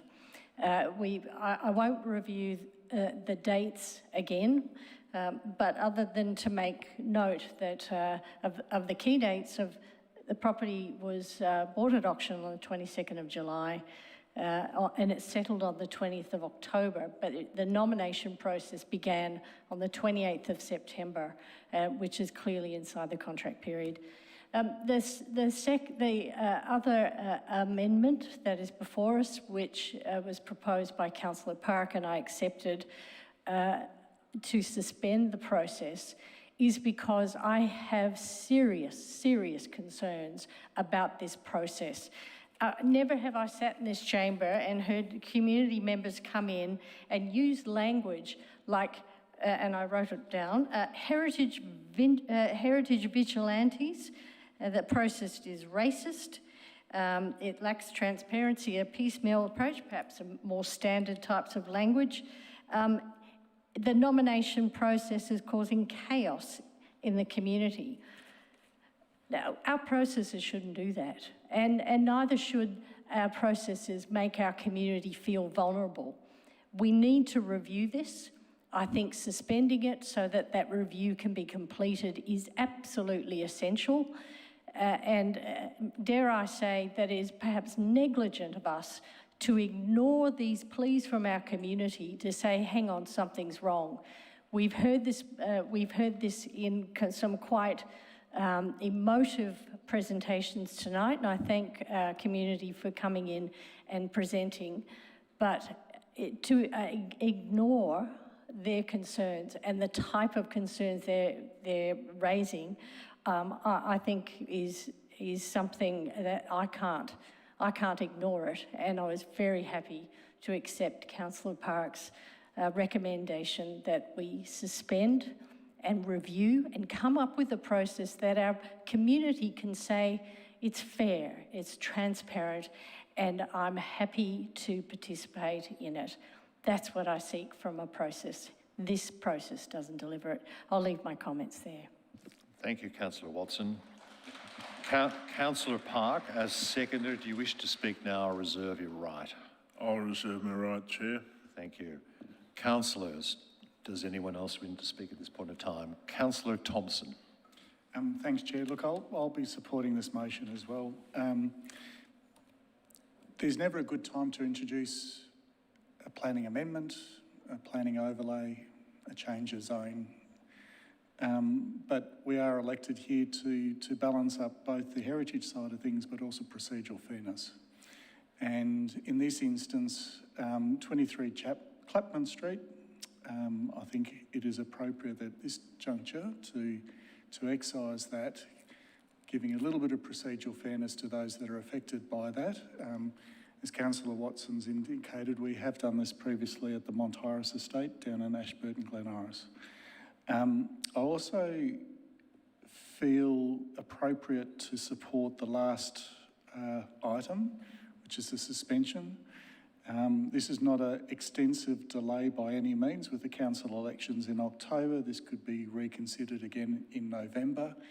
But I think given the protests that we've heard this evening, and I'll recall councillors may remember that we put such a process to the Balwyn community back in 2015, and we got a resounding no from them at that point in time, and we've heard that again tonight, that we need to really look at this process a little bit further to make sure that it is transparent and it is consistent with the approach that we should be taking for heritage protection, and it covers procedural fairness. So I support this. I recognise it'll fail, but I think this is the right path forward.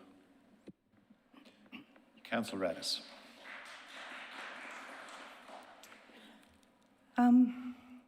I think sadly it's all too true that heritage matters do create a lot of passion, and we so often have people who are fiercely upset. What seems to be different this time is that that people aren't focusing on heritage. For some reason, it's become a racist issue, and yet this is about the heritage of the properties. It's not about the heritage of the owners. It's definitely not about that. And I think it's very distressing that people have heard that message, because I think it's very important that we emphasise that that is not part of the process. This is about protecting properties that can be established as having heritage relevance. And we know very well that many people in our community do value heritage and do consistently ask us to protect it. I've listened to the description of the process, and it seems to me that there is a rigorous process, and all officers have done is follow a process that council endorsed. It is council's process that the officers are following. And look, it's no secret that I had reservations about the process, but it was what council adopted, and as far as I can see, the officers are doing a very good job of following that process. And much has been made about this 68 minutes, but I think that what that shows is that officers quickly gave the owners the information. It's actually a positive that they quickly made it publicly available so that people could have a say in it, unlike in the past when it would often drag on. So,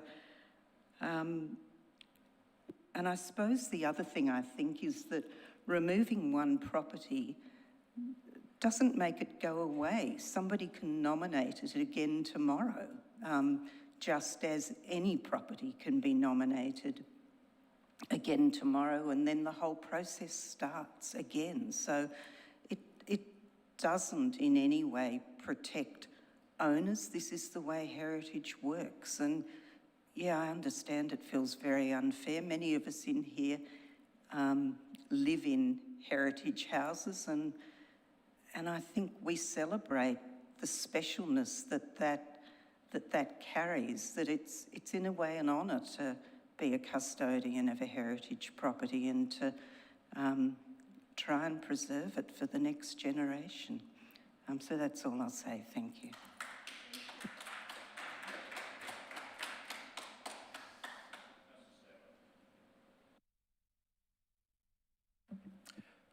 Thank you, Chair. Councillor Stout. Hit the buttons there. Look, Councillor Addis really spoke very eloquent and made a lot of the points that I wish to make, so I'm not going to repeat them.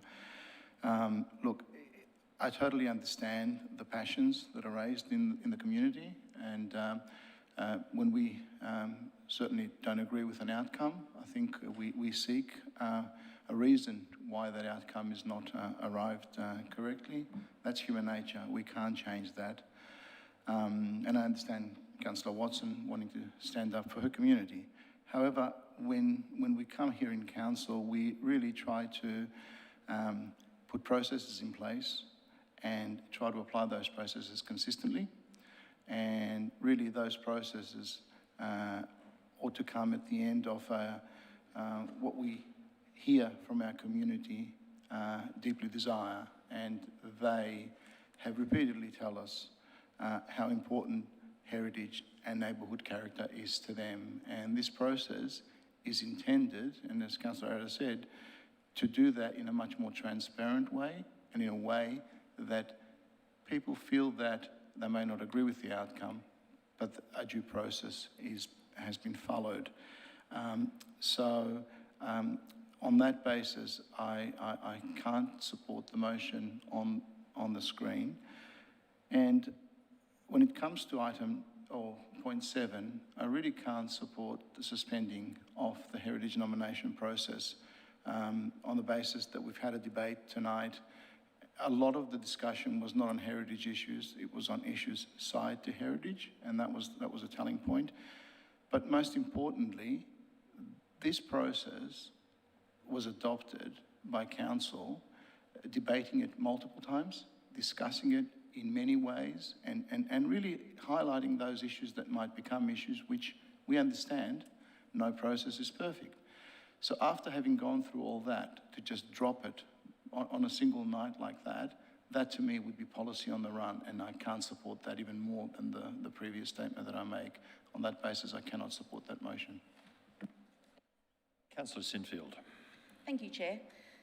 It's really unfortunate that our community is engaging with us tonight on the basis of so much misinformation.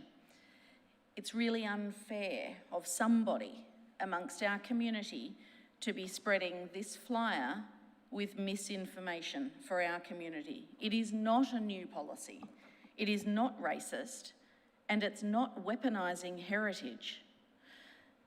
So I hope our community after tonight will go and read the Community Heritage Nomination Process explanatory notes document and read it with confidence that there is a robust and protracted process to assess each property on its merits. Feeding hysteria in the community with misinformation is so unfair. And I hate to say it, it's probably for the benefit of a person who's going to run in the council elections later this year. It's really unfair. It plays with people's feelings, it plays with people's hip pockets, and it's an awful process for our community to be dragged through unnecessarily. I don't see how suspending the process tonight is actually going to help anyone, because those properties that are already in the middle of it will then just have that elongated by another 3+ months.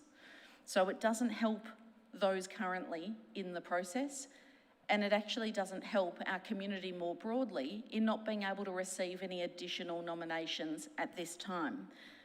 Not that we're likely to receive many over the next few months, because as we heard earlier, only 26 have been received in 18 months. So I think it's unfair for the community to be so wound up about this, but I'm delighted that you've all joined us for this conversation tonight. So I won't be supporting the motion on the screen. Thank you. Councillor Gillies. Thank you, Chair. I'm sorry, a few of us have had light on, light off problems tonight. I won't be supporting this motion either, on the understanding that all 8 properties were given the same initial assessment. I can't accept removing one.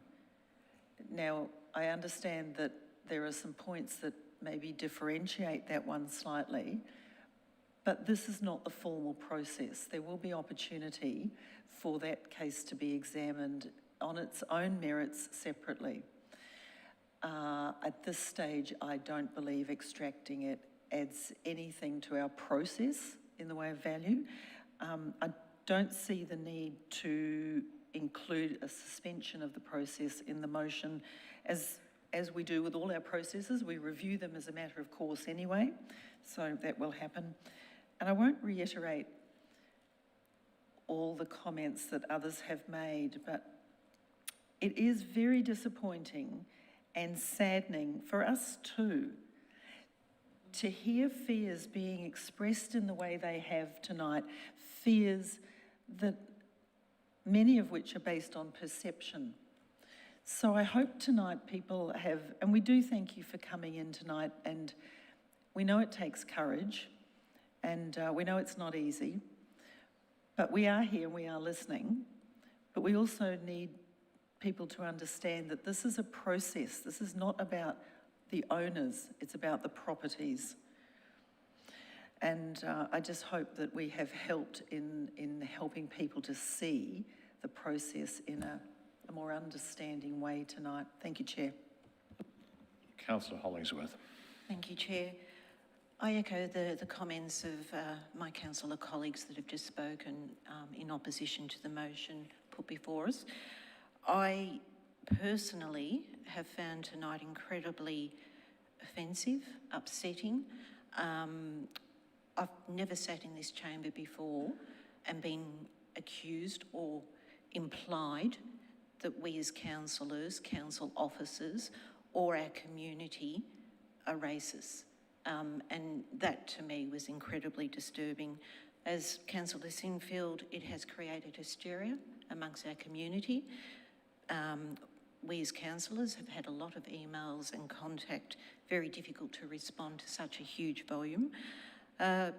We have been accused of putting this motion before tonight for political convenience.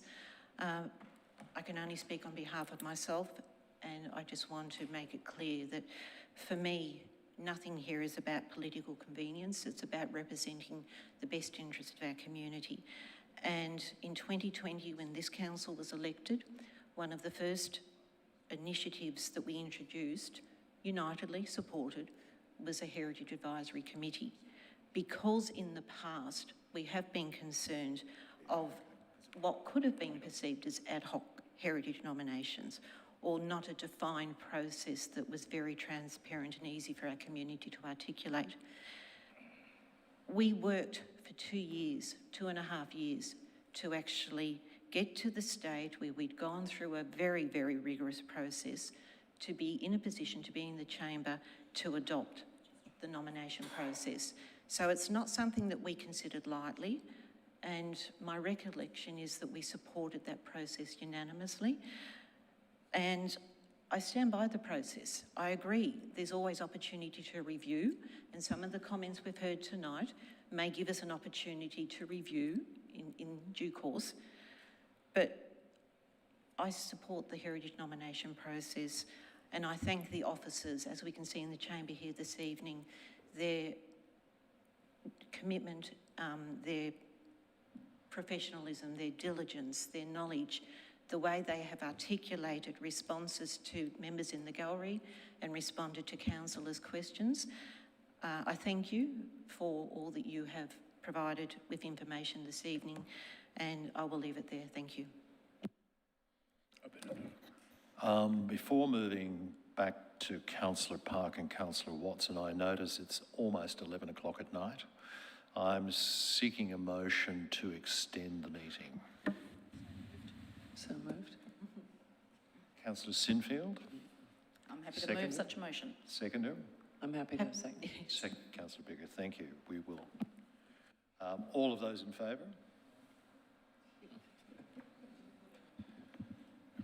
Thank you. Councillor Park, back to you as the seconder. I'm delighted that you unanimously voted to extend time to hear me. I'll start with Councillor Addis mentioned was one of a number of councillors who mentioned the racism suggestion, and I think firstly it's very important that if people feel aggrieved, that they have the opportunity to put respectfully their position, and that's what I heard tonight. And Councillor Gilly says it's based on perception, but perception is reality, quite frankly. I think that the allegations are patently wrong. I've never seen any evidence of racism in the planning sphere in the nearly 12 years I've been here. I mean, certainly some submitters have put forward submissions that have been borderline racist, or maybe a bit worse, but they've never been accorded any weight by any of the councillors with whom I've sat around this table. I think it's true to say that the process was adopted with good intentions, but as the old saying goes, the road to hell is paved with good intentions. This process isn't working, and that's why we need to suspend it and have a review and put it into the hands of the new council. Nothing will be lost by supporting this motion, except the opportunity to actually get it right, to pause and say, let's review this now and give the benefit of some feedback to the new council for them to consider the best way forward. There's clearly holes in this process, and as I say, in the 12 years I've been here, nothing happens in 68 minutes. I'm still gobsmacked about that. It just doesn't make sense to me. We never got to hear the answer to the question that I asked about how the other applications are processed. I suspect they all become public, and that's a matter that I've already raised with the CEO to investigate. But it seems to me that there's numerous problems with our process. We also allow an anonymous nomination process. That's not conducive to transparency. It's not a feature of good governance, and it should be abandoned. If you're going to nominate a property, you need to have the intestinal fortitude to put your name to the nomination. I see no reason to make that secretive, and again, it's unfair. In respect of Clapham Street, the simple fact is that the vendor was under no obligation pursuant to the Sale of Land Act to disclose whatever knowledge they might have had about this application. It is black and white, it's not grey, it's that simple. There was no obligation. Therefore, the purchaser of that property was gravely disadvantaged by the process. It's asserted by the Mayor that this was some unanimous process. It was not. I remember clearly Councillor Watson and I constantly tried to take out hundreds of thousands of dollars from the budget allocation for this process because we didn't support it. That simple. So please don't portray it as some unanimous position. It was not, never was, and remains that way. Mr. Bromhead from Ratio summed it all up. The process is ad hoc, it's got limited transparency, and it's a piecemeal approach with a waste of time and resources for council. Thank you. Councillor Watson, we return to you to wind up debate. Thank you. We've moved Councillor to the Bigger's second. light's on. I'm just... Oh, okay. All right, Councillor Bigger. Sorry, but it was on. Yeah. I won't say much, but I will say that we know that heritage is fundamentally important to this community. It has been expressed to all of us repeatedly over time. But it's very important that our community, and I think what we've seen tonight is it's very, very important that our community has accurate information. And that's to some extent on us to ensure that we do that well. I think we all around this table also want our community to feel that this is a welcoming and a safe community for people from all different backgrounds, that it is a diverse, multicultural community, and that we value that very, very highly. And if we need to have further conversations about this process to increase the confidence of those communities, then that's something we need to take away from here, take away from tonight. I don't think we have evidence that this process is flawed. And that's why I don't believe that this amendment is going to help that.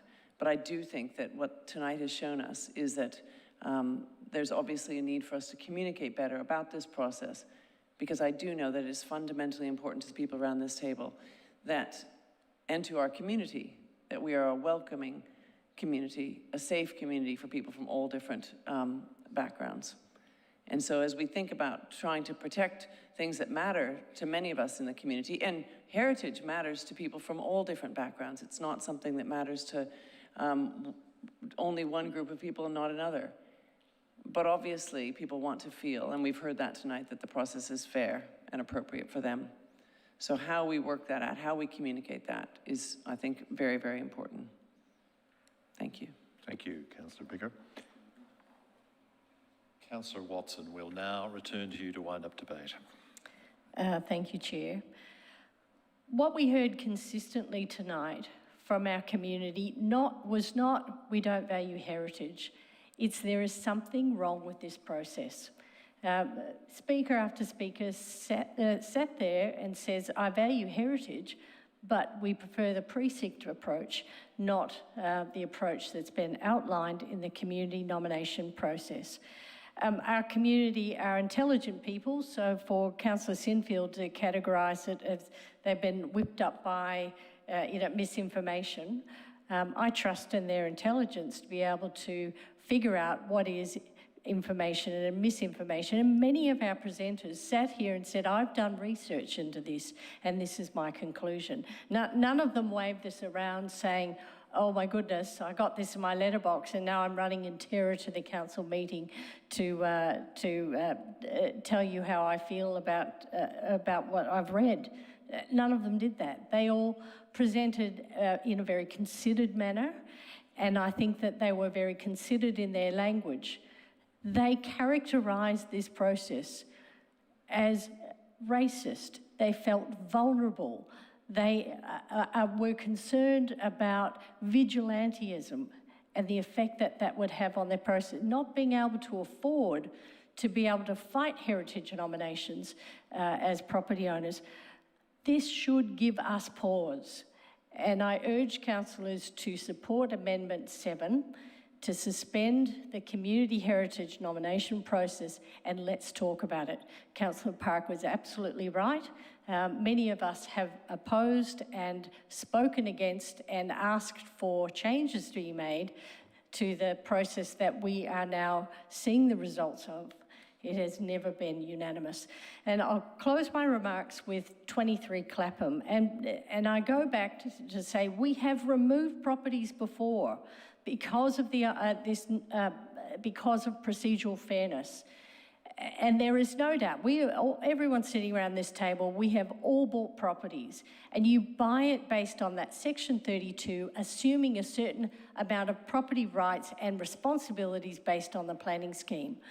But when a substantial change comes during the contract period and there is no obligation for disclosure, and bearing in mind that we have introduced this process, it's us that have introduced this uncertainty to the market, it's beholden on us to review it so that our community feels safe and welcomed and not vulnerable and not targeted, as Councillor Bigger has mentioned, and that above all, we honour procedural fairness. And in the case of 23 Clapham Street, it is not fair.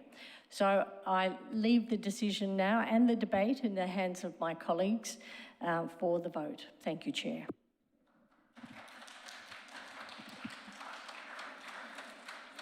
Councillors, we're now going to put the motion. Those in favour of the motion currently on the screen? Those against? Chair, I'd like to call the division. Those in favour? Councillor Park, Councillor Watson, Councillor Thompson. Those against? Councillor Galt, Councillor Sinfield, Councillor Stavro, Councillor Hollingsworth, Councillor Gillies, Councillor Addis and Councillor Bigger. Thank you. The motion is carried. Failed. Thank you, Chair. We now return to Councillor Sinfield's motion. Thank you, Chair. I'm happy to, in a moment, affirm the previous motion as my motion.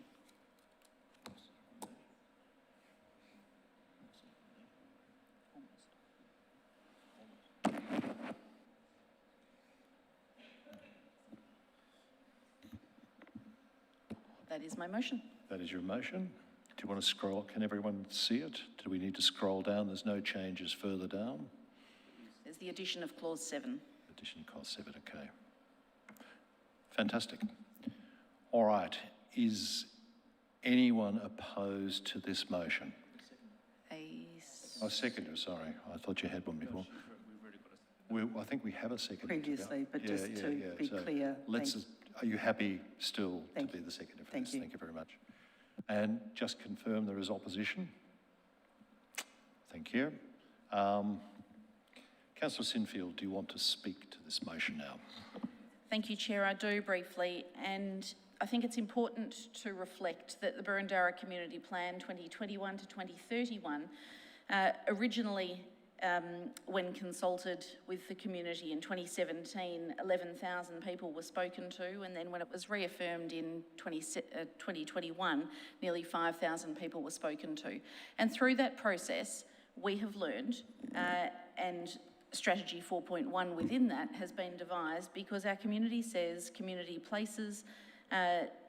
our community places importance on the fact that Burundara's heritage places are protected through ongoing implementation of heritage protection controls in the Burundara planning scheme. Now, this community consultation was not insignificant.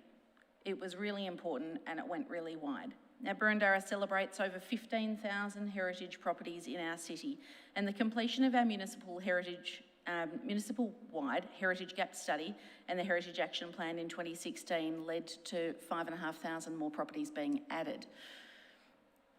Unfortunately, as I mentioned earlier, the name of the municipal-wide heritage gap study suggests that a street-by-street, home-by-home approach was taken, and that's not quite right. There are still gaps across our city. There are still jewels in our city worth protecting, and that is what we are seeking to do. We are so fortunate to live in the community that we do with immense beauty, and that's not to be underestimated. I received an email today from Bayside commending us on the process and our heritage here in Burundara. Now, in 2020, Council decided to form a Heritage Advisory Committee because the importance our community places on local heritage. And many of us, Councillor Gillies and Councillor Hollingsworth and others, have been on that committee with me, and we have worked tirelessly with officers over many years to come up with this process that we have right now. And it's one that I have confidence in. It's one that has only yielded 26 nominations over the last 18 months. It's not been flooded with vexatious nominations, as it has been suggested. Heritage has not been weaponised in our community. And it's really important to understand that this community heritage nomination process formalises a framework for Council to accept, consider and process nominations for possible heritage places made by members of our community, and it ensures that the Council's investigations of potential heritage places is consistent, transparent and efficient. And I'm really proud of the fact that our community can nominate properties for consideration for heritage assessment, because under the previous system that we had, it was ad hoc, it was not consistent and it was not transparent. We've got lessons to learn. This process will continue to evolve and mature, and I'm sure this community heritage nomination process will be evaluated and it will come back to this very chamber for consideration of perhaps some minor amendments and tweaks to the process. And that is a natural process for it to go through. It is not okay to do policy on the fly and to amend it or to suspend it tonight. I think the rest has been said, and I will encourage my colleagues to support the motion that's before us. Thank you. Councillor Gillies, as seconder, do you wish to speak to this motion or reserve your right? I'll reserve my right at this time, thanks, Chair. Thank you. Councillor Addis. I was going to seek that the motion be put, but I might just pause until that's okay, because we have all spoken at length, but I don't... I have an amendment to move, so... Well, it's a simple one. I think I got in first. And I'm seeking a seconder for the motion to be... It's going to be transparent, isn't it? Do it at your peril. I think we're agreeing that Councillor Hollingsworth seconded the put motion. I'm happy to second the put motion, thank you. All those in favour of putting the motion now? It's a majority. All those opposed? We shall put the motion. All of those in favour of the motion that's currently on the screen, please show. All of those opposed or against? The motion is carried. Division, Chair. Division, all of those in favour? Galt, Sinfield, Stavro, Hollingsworth, Gillies, Addis, Bigger. All of those against? Don't. Park. Thompson, Watson. That's it. Good. Thank you. The motion is carried. Thank you, everyone. Before moving to 3.4, does anyone need a break? No? Move straight ahead? Okay. We'll move straight on to, just let the changing of the guard occur.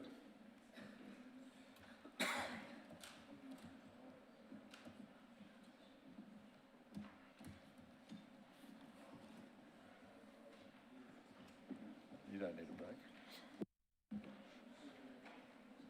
You don't need a break.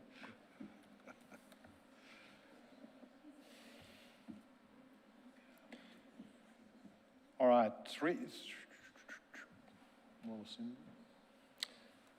Item 3.4, 442 to 450 Auburn Road and 9 Bill Street, Hawthorne.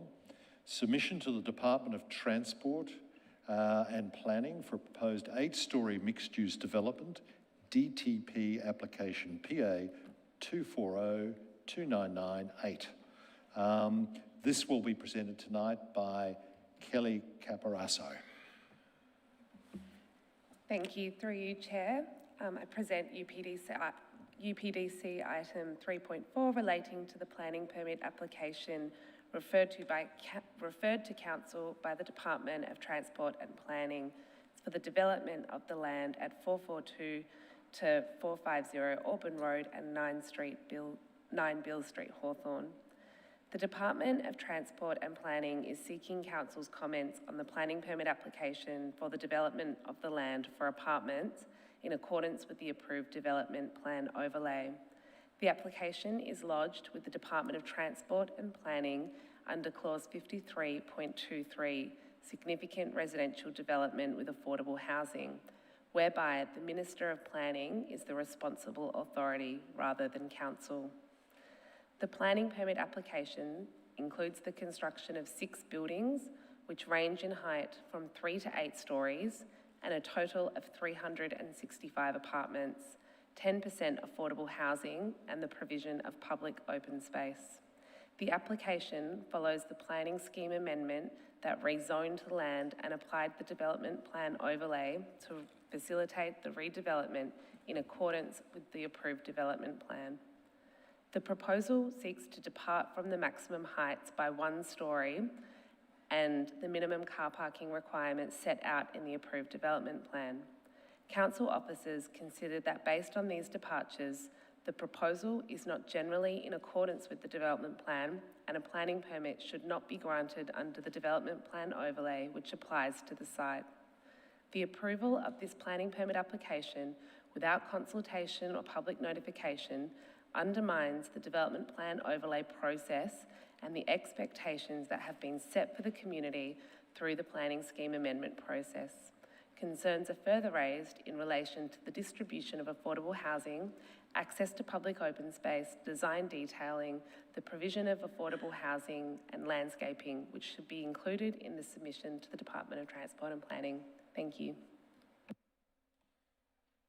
You'll be delighted to know there's going to be no public submissions on this tonight, so we'll move, and I guess no matters arising. So I move straight to questions from councillors. None? Yes. Councillor Thompson. Thank you, Chair. Through you to the officers, a couple of very quick questions. Understanding that the delegation sits with the Minister responsible for this, given the provisions in the planning scheme, to what effect would our submission have any bearing on the outcome of that decision? Through you, Chair. We've been referred to this as similar to a referral authority. So the responsible authority, which will be the Minister, will consider our position, but they have no requirement to take any of our recommendations. So to drill down on that a little bit further, we've been in this position many times previously. Has the Minister accepted any of our considerations at all in their decision-making? Through Chair, in terms of this development itself with Melbourne Uni, it went to a priority standing committee meeting, and that was one of the recommendations that I recall from that process, in that we put forward our recommendations about building height, and that was ended up being determined by the committee, but we got to put forward our position, and similarly, that's the process that will happen this time as well. And thank you. And my second question relates to obviously the building envelope as per the development plan, as compared to what we see now in relation to the additional heights and non-compliances that are in the report. Do they have, other than them not being consistent with the development plan, do officers actually have any substantial objection to the heights as increased, as in the light of amenity impact or sightlines? Because I can't see that there's anything that says they are not okay. Through you, Chair, the building height was a key consideration throughout the whole priority standing committee meeting. They were done with such rigour and scrutiny that one of the recommendations within the priority standing committee meeting was that these are not indicative heights, these are maximum heights. These heights have gone into such detail that they are the heights above the footpath as well as the overall building height. They've been determined in relation to the Holmes Vic building next door. So they were done through that process with a lot of scrutiny. The building heights that they've put forward with the additional height hasn't had the same level of scrutiny, and it is visible from the street. So we would say that either the process needs to go back to have the same rigour of assessment that it had through that committee meeting, or it needs to be what was approved through that process. So what was the purpose of the committee meeting? Through you, Chair. That was for the development plan overlay. So the department rezoned the land and put a development plan overlay onto the site. And this development plan overlay is really prescriptive. And there's an approved development plan, which was only approved in November last year. So that's what that committee was referring to in that process. And that had input from residents as well? Through yourself, Chair, yes, it did. It had considerable input from residents, and it was that input from residents and from council that ultimately brought the advisory committee panel to form the view that they should be quite pointed in the heights of the ultimate development plan overlay and make it clear that they should be maximum heights. So it was that input and involvement. So we have two issues here. One is a process issue and a concern that the department is contemplating approving a plan that is contrary to a development plan by a story, and that development plan has been approved to limit the heights in accordance with the advice of the advisory panel. So we've got a process issue here in terms of the community input and involvement and their expectations, but more than that, because of our input to the original advisory panel that brought the heights down, we think there's a substantive issue about the heights as well. So it's more a failure of the process rather than process, like it's a substantial failure? Through yourself, Chair, absolutely. And whilst I understand we don't have anyone talking to this item this evening, part of the reason for bringing it forward to you as a committee and putting it on the public record is to show and be transparent around this process and to show that this is another example of how the state government has set up processes for these large sites that they have a role in or an ownership in or had some relationship to, have set up processes that ultimately bypass the community and community input in any proper, rigorous way. And this is another example where we feel that has occurred, and we've had other examples that we've brought to this committee in the past. And that's one of the reasons for bringing it to you and put it on the public record and demonstrate that. And I think that there's an overall issue here around, or sitting behind, the reasons behind the state government setting up these opportunities, such as the Development Facilitation Program, or taking projects like this through the advisory panel process that they did and setting up the framework that they did. And it was under the guise of fast-tracking and bringing forward housing developments. Now, this is a matter or a proposal or a site that was first brought forward to the Department of Planning 3 years ago. We became aware of it 2.5 years ago, and it still has not got to the point of having a permit. So it's not a fast-track process for delivery of housing on the ground, in our view. It actually is not doing that.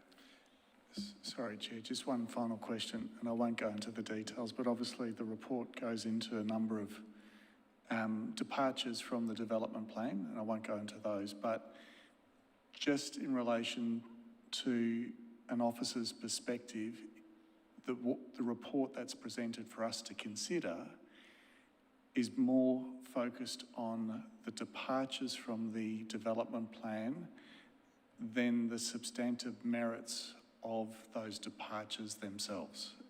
Am I correct in understanding that? Through yourself, Chair, yes, and that's a little bit about the way that this application has been set up. And that's because what has happened here is there is a development plan overlay. There is a development plan that has been approved by the Department of Planning on behalf of the Minister in accordance with that overlay. And there is now a planning permit application that the Department has indicated has been submitted and is in accordance with that development plan. So our substantive issue that we need to pursue and raise here is that it is not generally in accordance with that development plan. We actually we have very little other avenue here in terms of the merits of the proposal, even though they are of concern to us. We've already dealt with those through the process in getting the development plan overlay limited in terms of its maximum height. So that's why we're focused here on the compliance with that plan that we've already achieved or influenced. Thank you, Chair. Mr. Storer, you've got your light on. Just to be clear about what it is Mr. Walker is saying, I think you almost got there with the way in which you just concluded, but as I understand it, we're not just concerned about the process, we are concerned about the result, which is that this is an additional level and 49 less car parking spaces than would normally be required.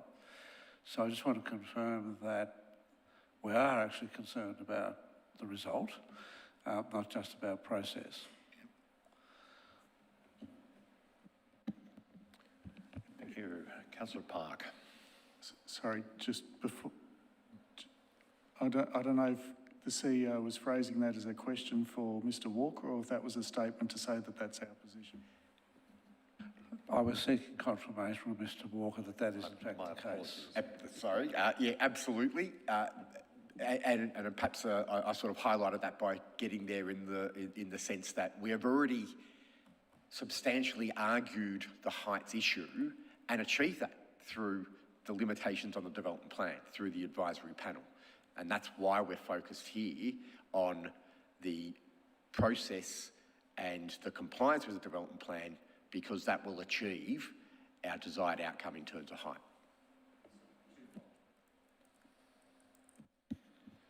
Councillor Park. What part constitutes Appendix B here?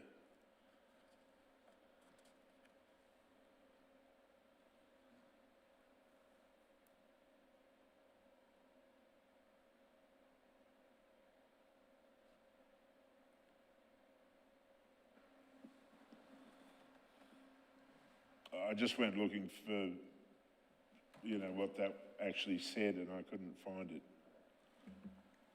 Through you, Chair. Appendix B is the permit conditions. So we've Scott, the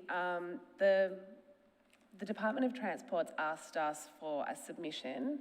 So we've said twofold. We've said we don't believe that a permit should be issued, but if you do issue a permit, we want these conditions included in that permit. So is that in the written report, or like what part of the report is it? I just can't seem to find it.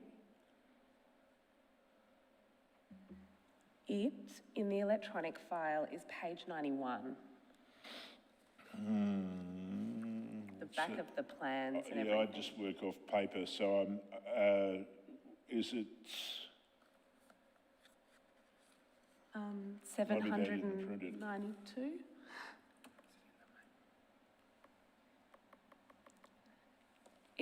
It's 792 in terms of the number on the document.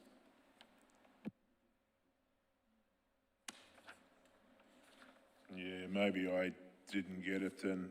The final page of what I've got does say PCLXL error, illegal operator sequence, blah, blah, blah, so maybe I didn't get it. Could we, is it possible to throw that up on the screen? I suppose the reason I'm interested in what conditions were proposed is that I wonder if we would be better advised to pick our battles, given that we've not had much luck with the state government before, and we know that they're probably not going to amend anything too much. I would have thought we would be better focusing on, I mean, for me, an extra story, I don't care one way or another.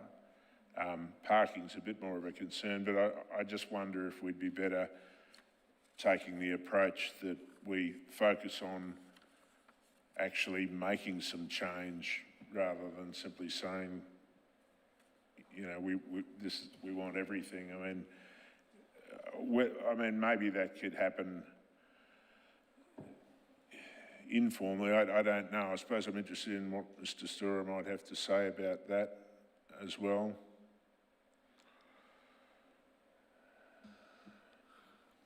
Mr. Chair, I guess my observation would be that there's not a lot of opportunities where I can refer to the state having changed its position as a consequence of what Council has said with regard to a number of projects which have taken place. But I suppose the way I look at this is that it's more about the message we send to our community. And when our community sees us stand up for something, I think it's important they see us follow that through.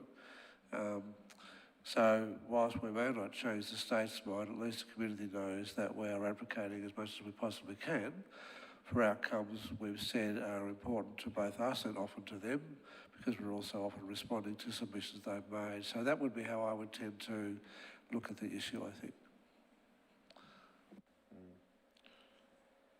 Does that go on for long, or? Yeah, all right, oh well. Okay, thank you.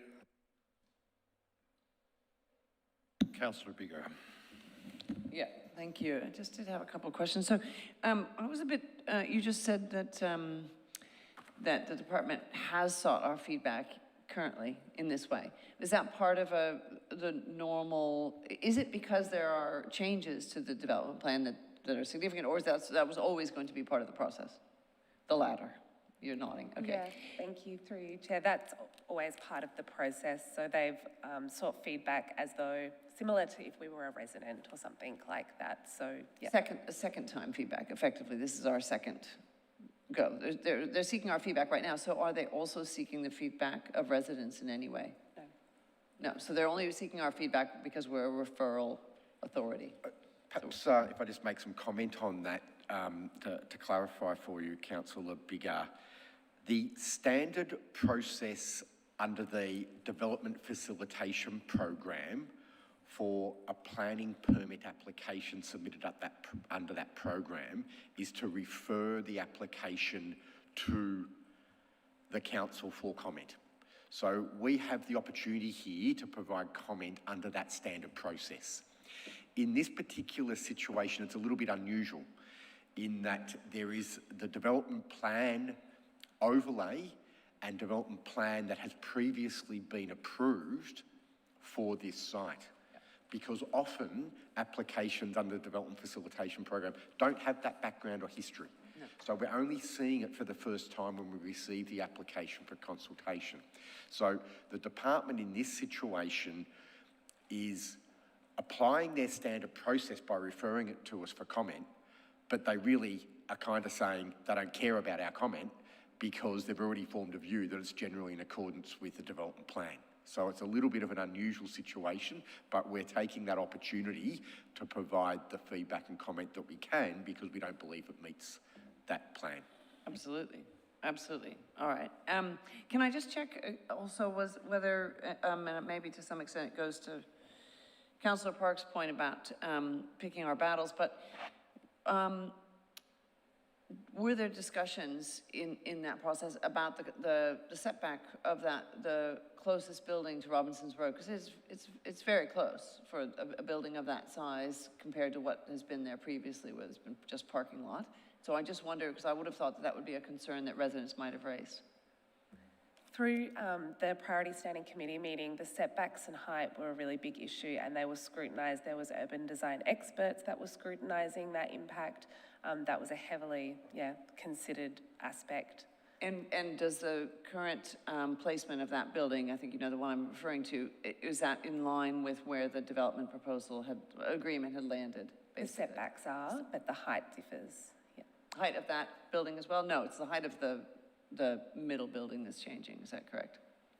There's 4 buildings which are changing in height, and mostly centrally, not So along not the including Robinson that one. Road. Okay. So you're saying, so there will be another, just again, to try to understand the process, there will be another committee meeting like the one that you described? No, there won't be. Okay, no, that's it. No, fine. I was a bit unclear about.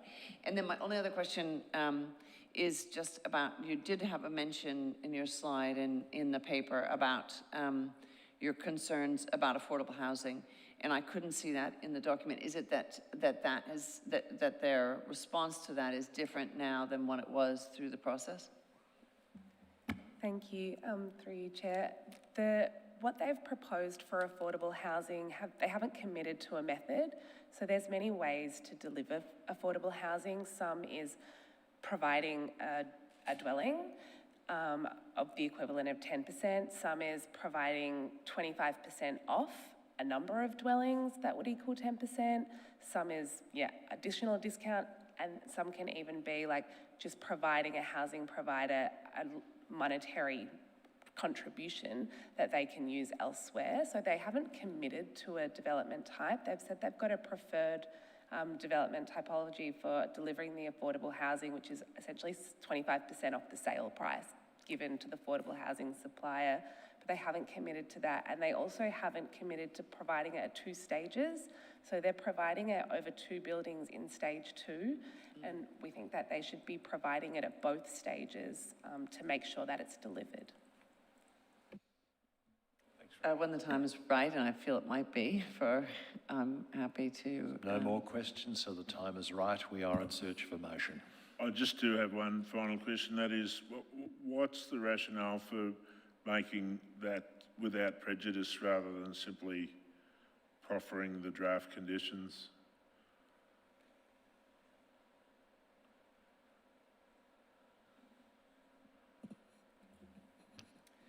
I believe the basis for that is through you, Chair, given that is contrary to our position, and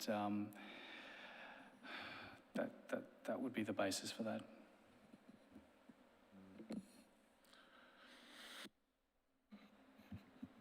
We're happy now to proceed to a motion. Yeah, can I just clarify what you mean when it's contrary to our position? The wording of the recommendation is that notwithstanding the above concerns, that the suggested resolution is to provide the without prejudice draft conditions.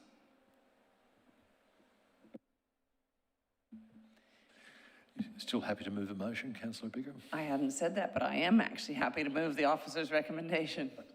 Do we have a seconder? Councillor Stavro. Do we have any opposition to that motion? None. Fantastic. I will now put the motion. 30 seconds.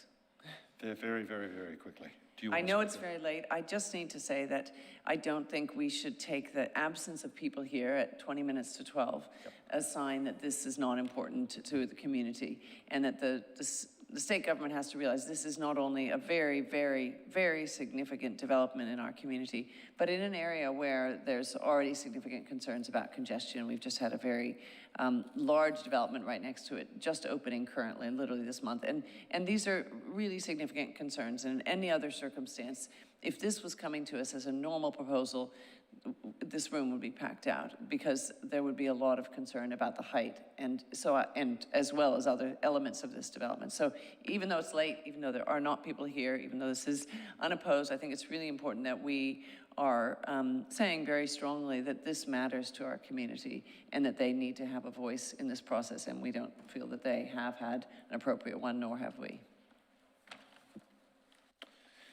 I shall now put the motion. All of those in favour? No one against. It's carried unanimously. Thank you very much. Just to wrap up the meeting, is there any general business to deal with tonight? None. Urgent business? Confidential business? I believe there's none. Before closing the meeting, I want to thank all of you who have joined us this evening. I declare the Urban Planning Delegated Committee meeting now closed. Thank you all.